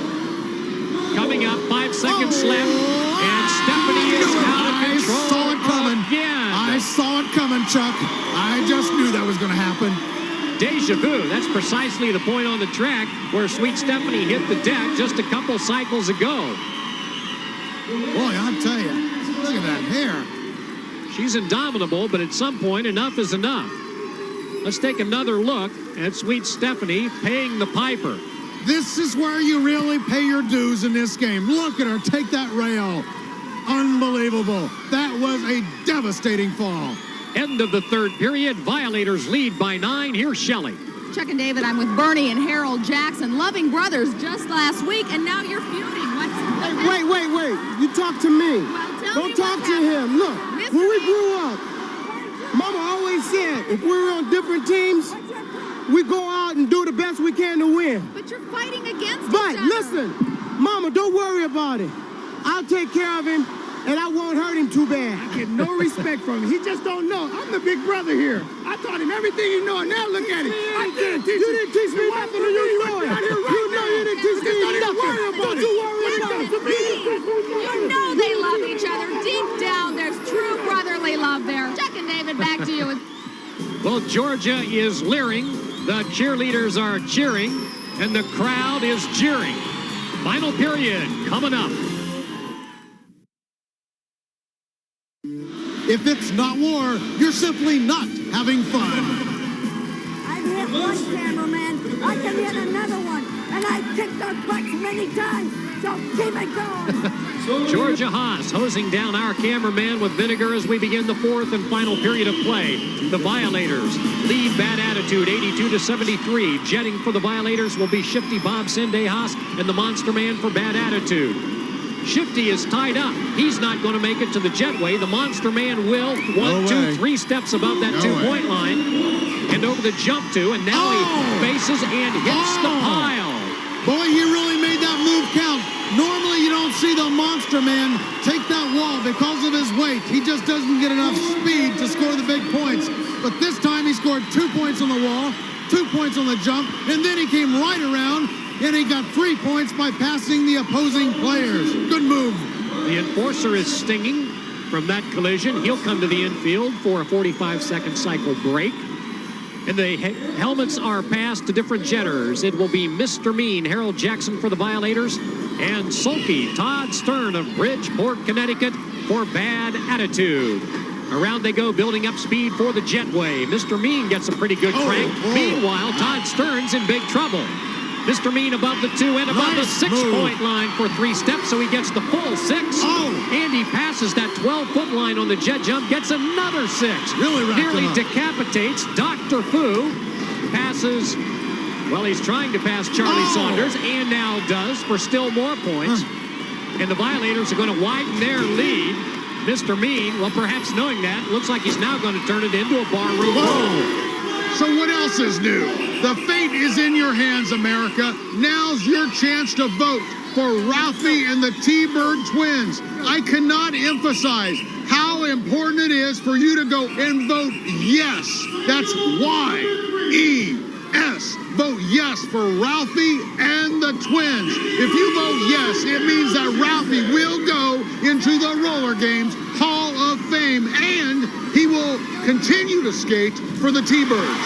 If you vote yes, it means that the T-Bird twins will remain on the T-Birds forever. But if you vote no, if you just have to vote no, you will be voting for Ms. Georgia Haas. And that means the fate of Ralphie and the T-Bird twins is in serious jeopardy. We can't have that, America. We cannot have that. The Monster Man, the only jetter on the Jetway. Well, here we go again. Same lane, same bowling ball, same outcome, a strike. Boy, he got his brother that time. And the Monster seems to be on a rampage. Yep, down goes Shifty, and he's looking for more. Bam! And has found the Enforcer. 99 to 86. Here goes again. And the Jackson 2 are at it again. This is getting real old.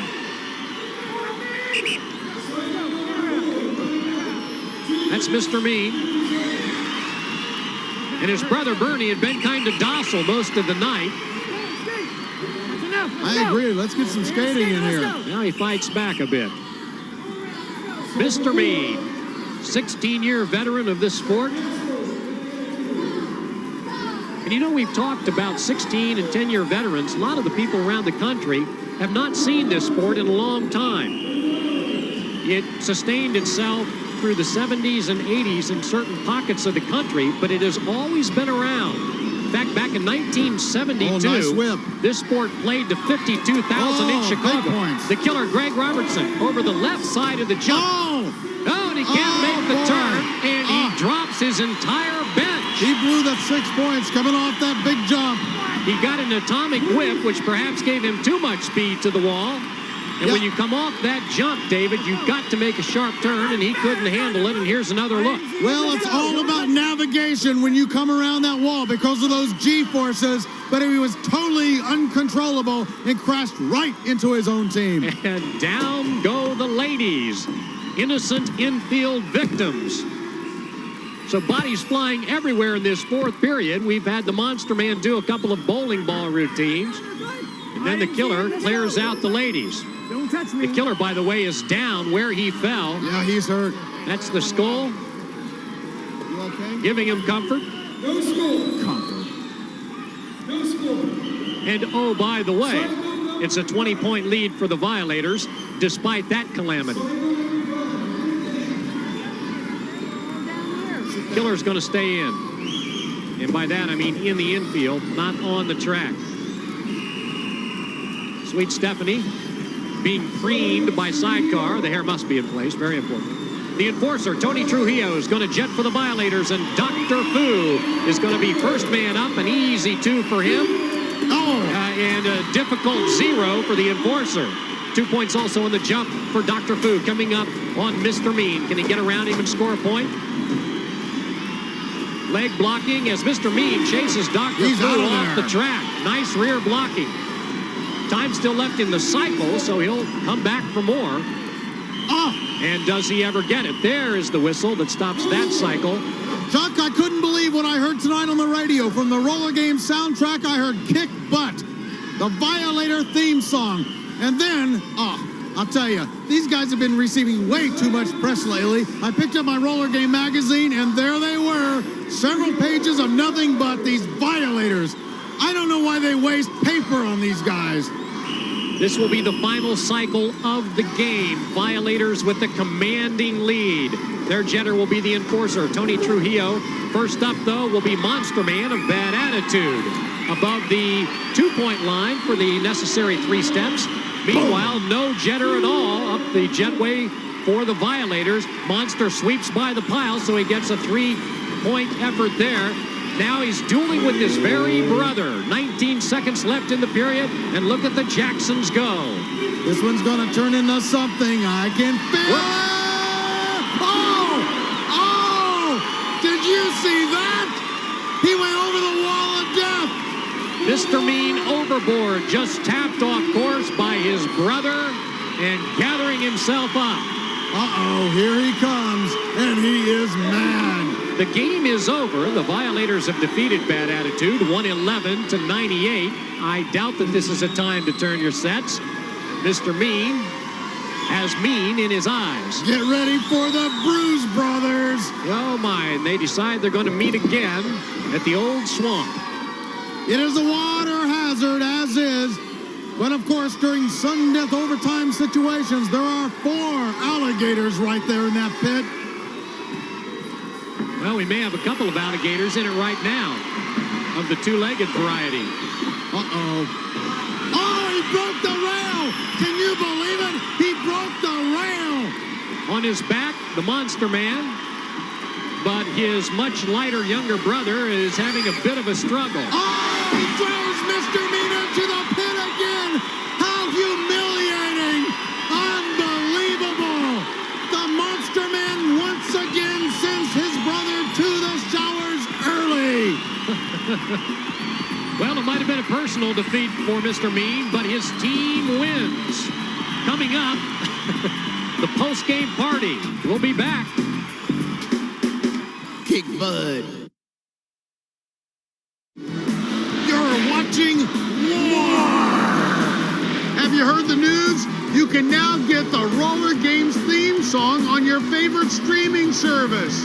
Here's DC Getchell.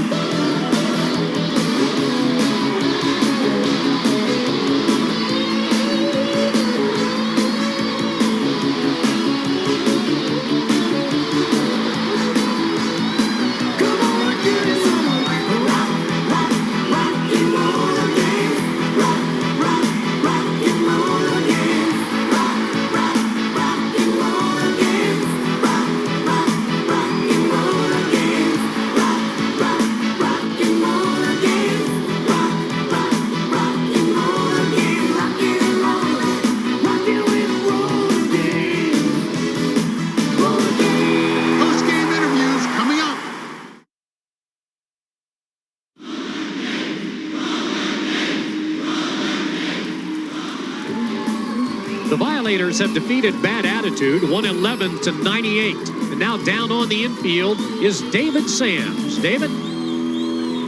There's only 48 hours remaining. The big question remains, should the T-Bird twins return to the T-Birds for good, and will Ralphie make it into the Hall of Fame? To vote yes for Ralphie and the T-Bird twins, you can vote now. Or, of course, you can vote no for these two. What do you think the chances are that America will agree with you, Georgia? First of all, Buster, my name is Ms. Georgia Haas to you. Understand that? Well, I think that's irrelevant to my question. I don't care what's irrelevant to your question, but the question is, there is no problem because the people out there, they know what is right and wrong, and we are right. We are right, no question. You are gonna vote for us because we are the people that are right on this one, not the Thunder Chickens. Thunder Chickens, yes, right. Come on, Skull. That was a dirty blow. Wait, Dave, I'm sorry. I've been listening to this interview, and as far as I'm concerned, you are not right. You are not right. The people are right. And all I can say is that let your conscience be your guide and vote yes. If you think there you have it. Vote yes if you want this man to go into the Hall of Fame and the T-Bird twins to remain on the T-Birds. Vote no if you're for these two. Back to you, Chuck. As David tries to duck the lightning of all that finger pointing. Remember to cast your vote. The destiny, the livelihood, the future of Ralphie and the twins is in your hands. Please vote now. Remember, this is America. That's what made our country great. Vote now for Ralphie and the twins or Ms. Georgia Haas. Cast your vote now. Otherwise, their future could be devastating.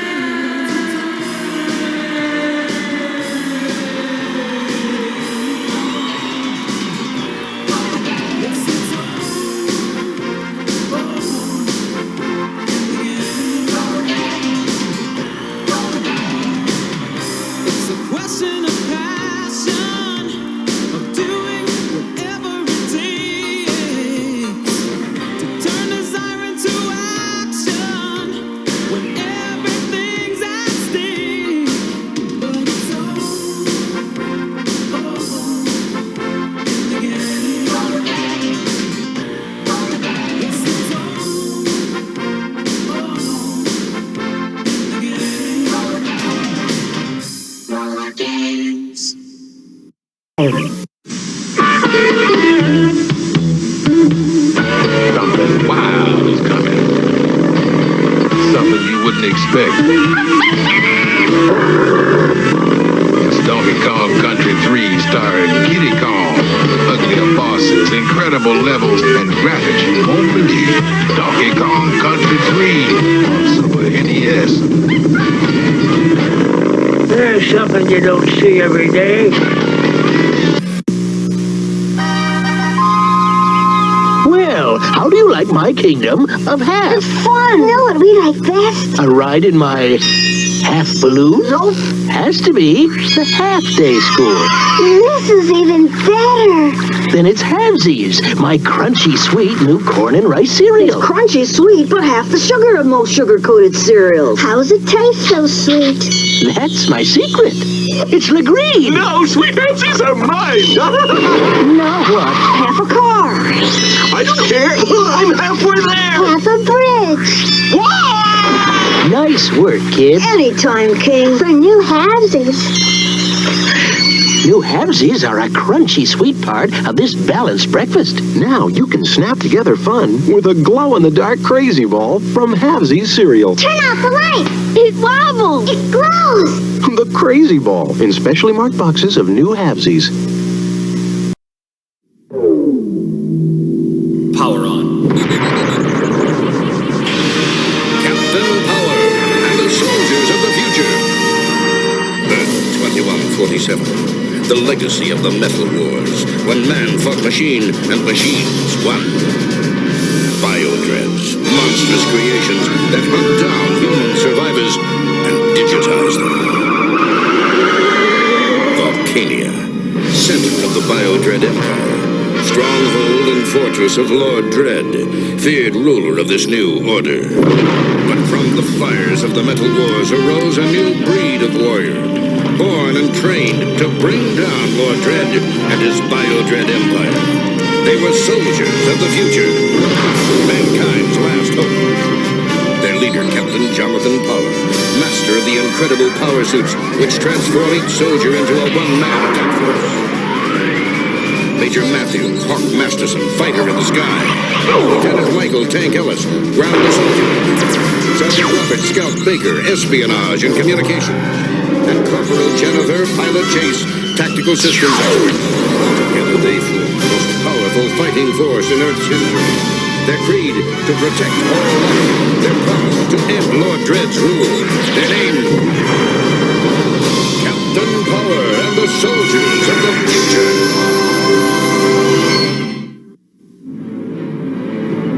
Database Journal 47.5 Mark 13. Captain recording. Scout has monitored a transmission concerning raids on Dread outposts in Sector 24. Raids carried out with military precision by a small, heavily armed cadre. We know of no active resistance in this sector, therefore we are trying to locate this group, discover why they're fighting Dread, and possibly enlist their aid in our struggle.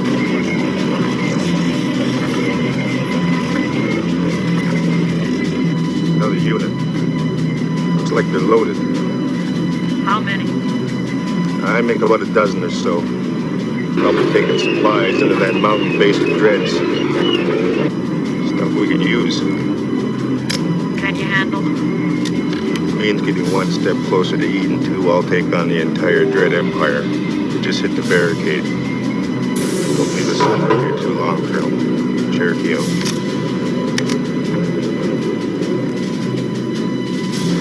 Okay, war doggies, let's do it.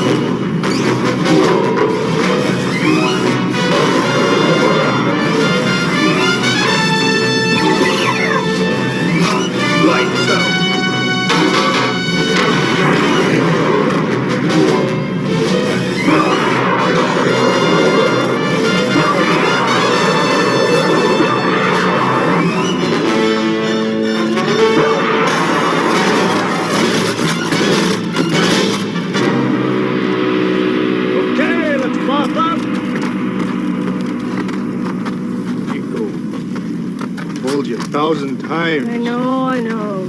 Be with your ears, too. Nice work, doggies. On the jump ship. Power here. Any sign of our raiders, Hawk? Well, someone's playing hide and seek out here. Pretty good at it, too. Getting late. Let's grab the supplies and get back to base. Drop your weapons!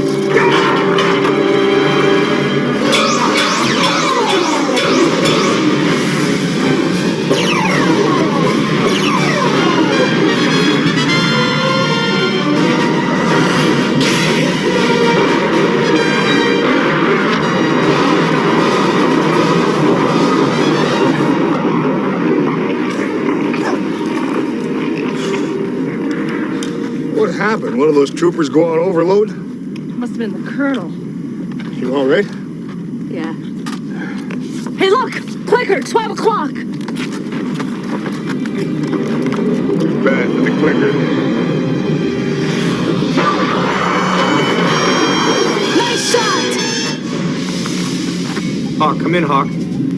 Get a fix on his signal. Maximum burn, pilot. Mentor, give us a TAC map of Dread forces in that quadrant. It appears Lord Dread is sealing off that quadrant. Analysis? He's trying to capture the raiders. You think Dread's tin cans have got him? No. Hawk would have spotted bio Dreads. Scout to Captain Power. Power here. We found a hidden dread installation, Captain. Could be part of the Project New Order we've been hearing about. I think you should take a look. Can't. Hawk may be in trouble. Find a secure position and maintain surveillance. What do you suppose Hawk's got himself into this time?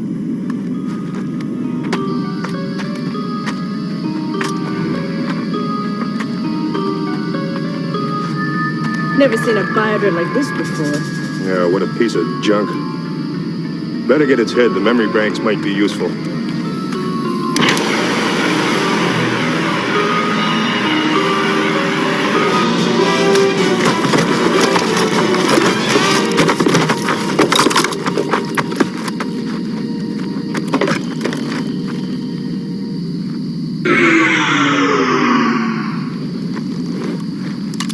Sorry, but I've gotten used to this head. War Dog insignia. Haven't seen that since the Metal Wars. You part of the outfit that's been raiding Dread? Stick it in your ear. All right. Now listen up, soldiers. I'm tired. My butt's sore. I don't like being shot out of the air by people I'm trying to help. No, I want some answers. And I want them fast. Freeze. Turn around, Dreadhead. Let the Colonel take a look at you. No Dread. Why? Why, Hawk Masterson, you old warbird.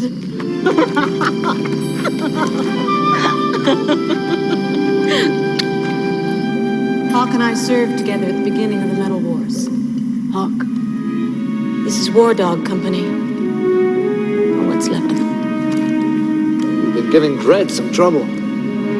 We needed supplies. He's got them. You two, you're on scout. Kiko, scanner duty.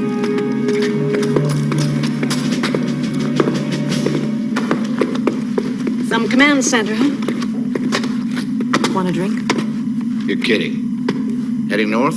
As soon as we can. We're looking for Eden 2. Eden 2's a myth. We have a connection. Besides, it's the only place we've got left to go. What about the Resistance? We need people of your experience if we're going to win this war. War's over, Hawk. We tried our best, it wasn't enough. All we want now is a little peace. It's good to see you alive, Matt. Joanna, is she? Mitch and Katie. They were in Dalworth when Dread hit it. Come with us, Hawk. With me. We're old soldiers. It's time to fade away. Colonel, scanners picked up a ship headed this way.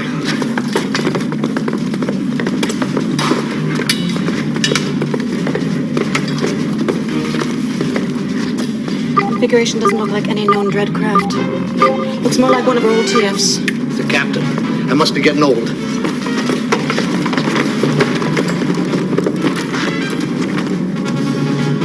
Power on.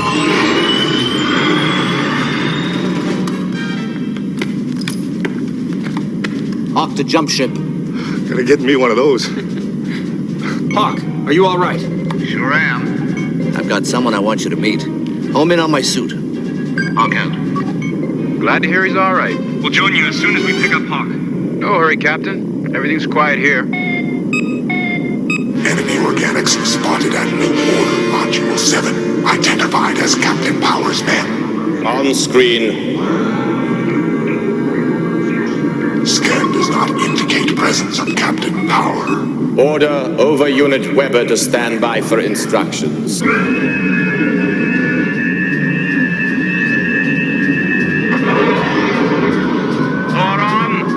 Yes, my lord. Proceed at once to Quadrant Beta. I have a task for you. One which will mean the end of Captain Power. Understood, my lord.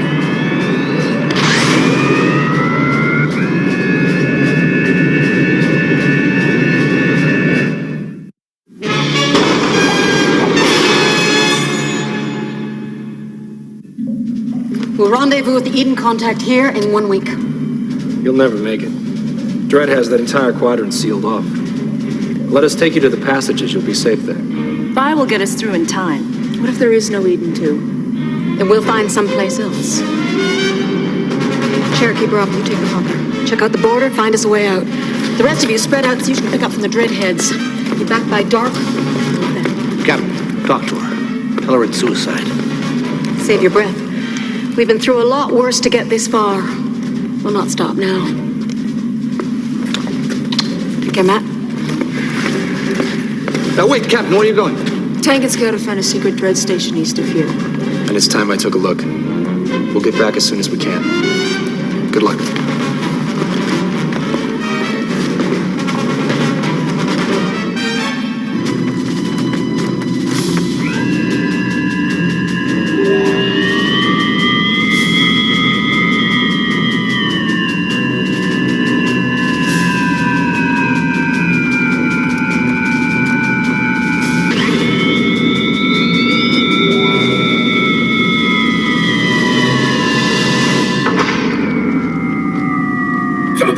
Fall in. I have orders from Lord Dredd.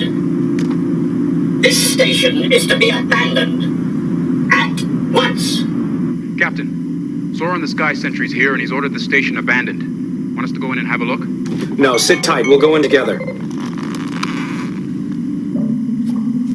Vi, I wish you'd reconsider this.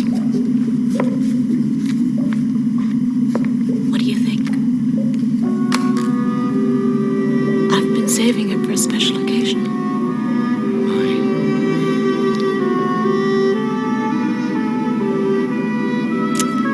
Look at me. Parading around like I belong in something like this. Talk about battle fatigue.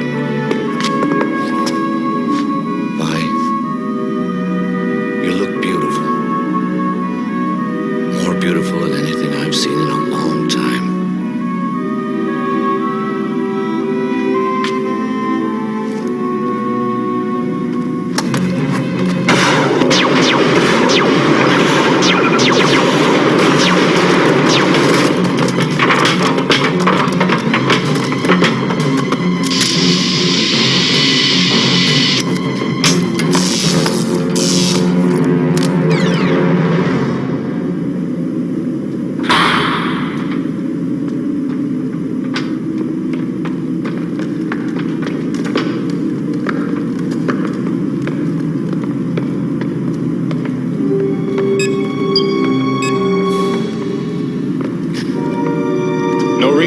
Place is empty.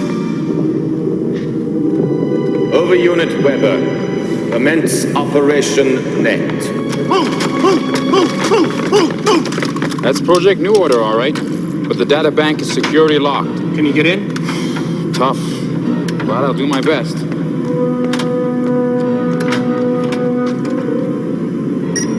All set, Captain. Ship low in 1 hour. All right, let's see what we can find. Scout, don't play with that too long. We need you to cover the rear.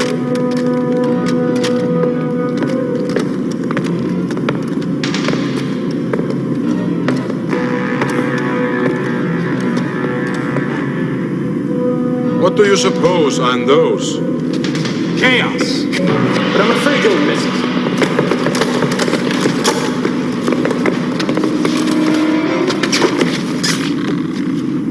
Lord Dredd wishes you alive, Captain.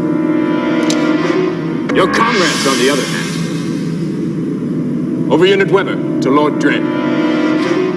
Report, Weber. Lord Dredd here.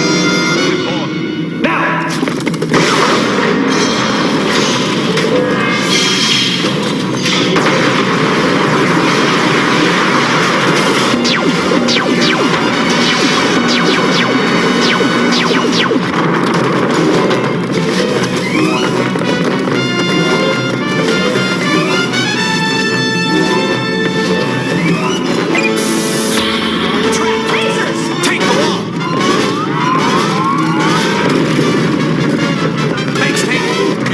All right, let's go this way.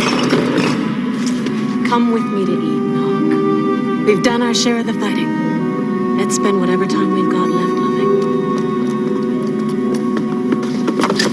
Sorry, Colonel. I got some news. Border's open. The Dreadheads are all headed east. Perfect time for us to slip through. Captain was headed east. Jerk. The captain's trapped. I could use some help. If it was just me, Hawk. Yeah, I guess I feel the same way about the captain. Good luck, doggies. I hope you find your paradise. He's a gutsy guy, Colonel.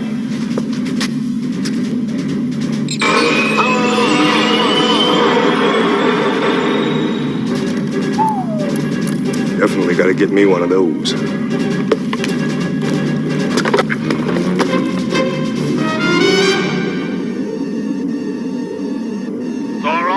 Here, my lord. Ground units have spotted an organic air unit heading for your positions. Intercept and destroy. Understood, my lord.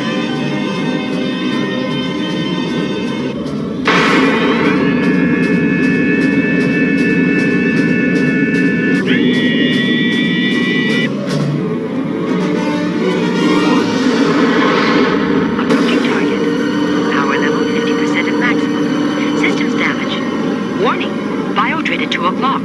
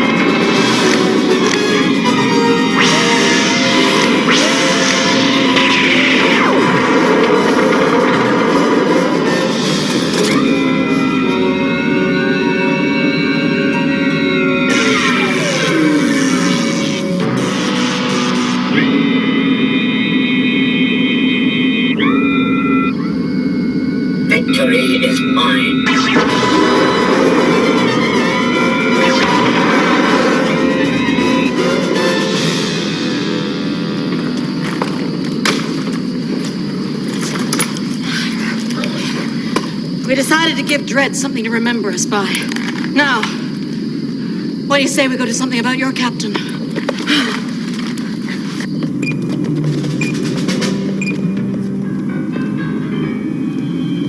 That charge is gonna blow any minute, Captain.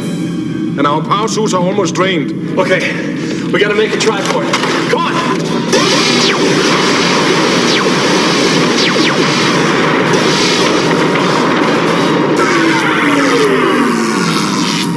Cover me.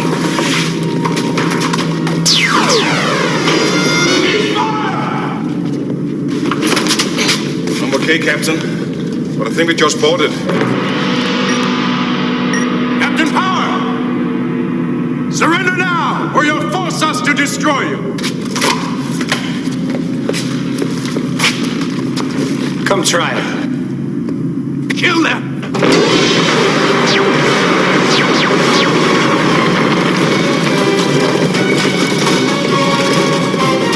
Need a lift from an old soldier? Let's go! Let's get out! This place is gonna blow!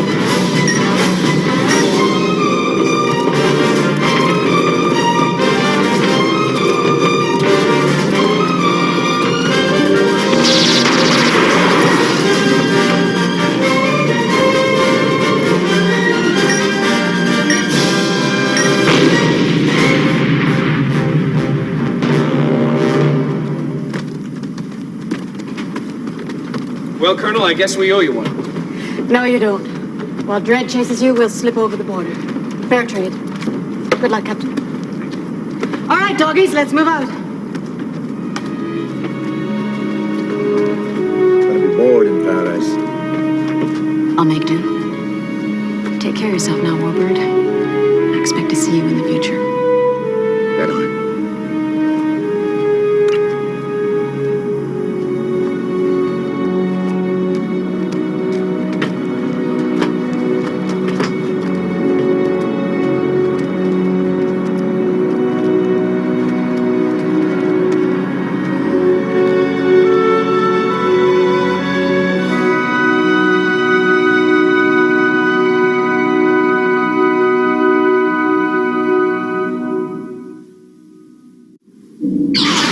This is Captain Power. I'm closing in on Dredd.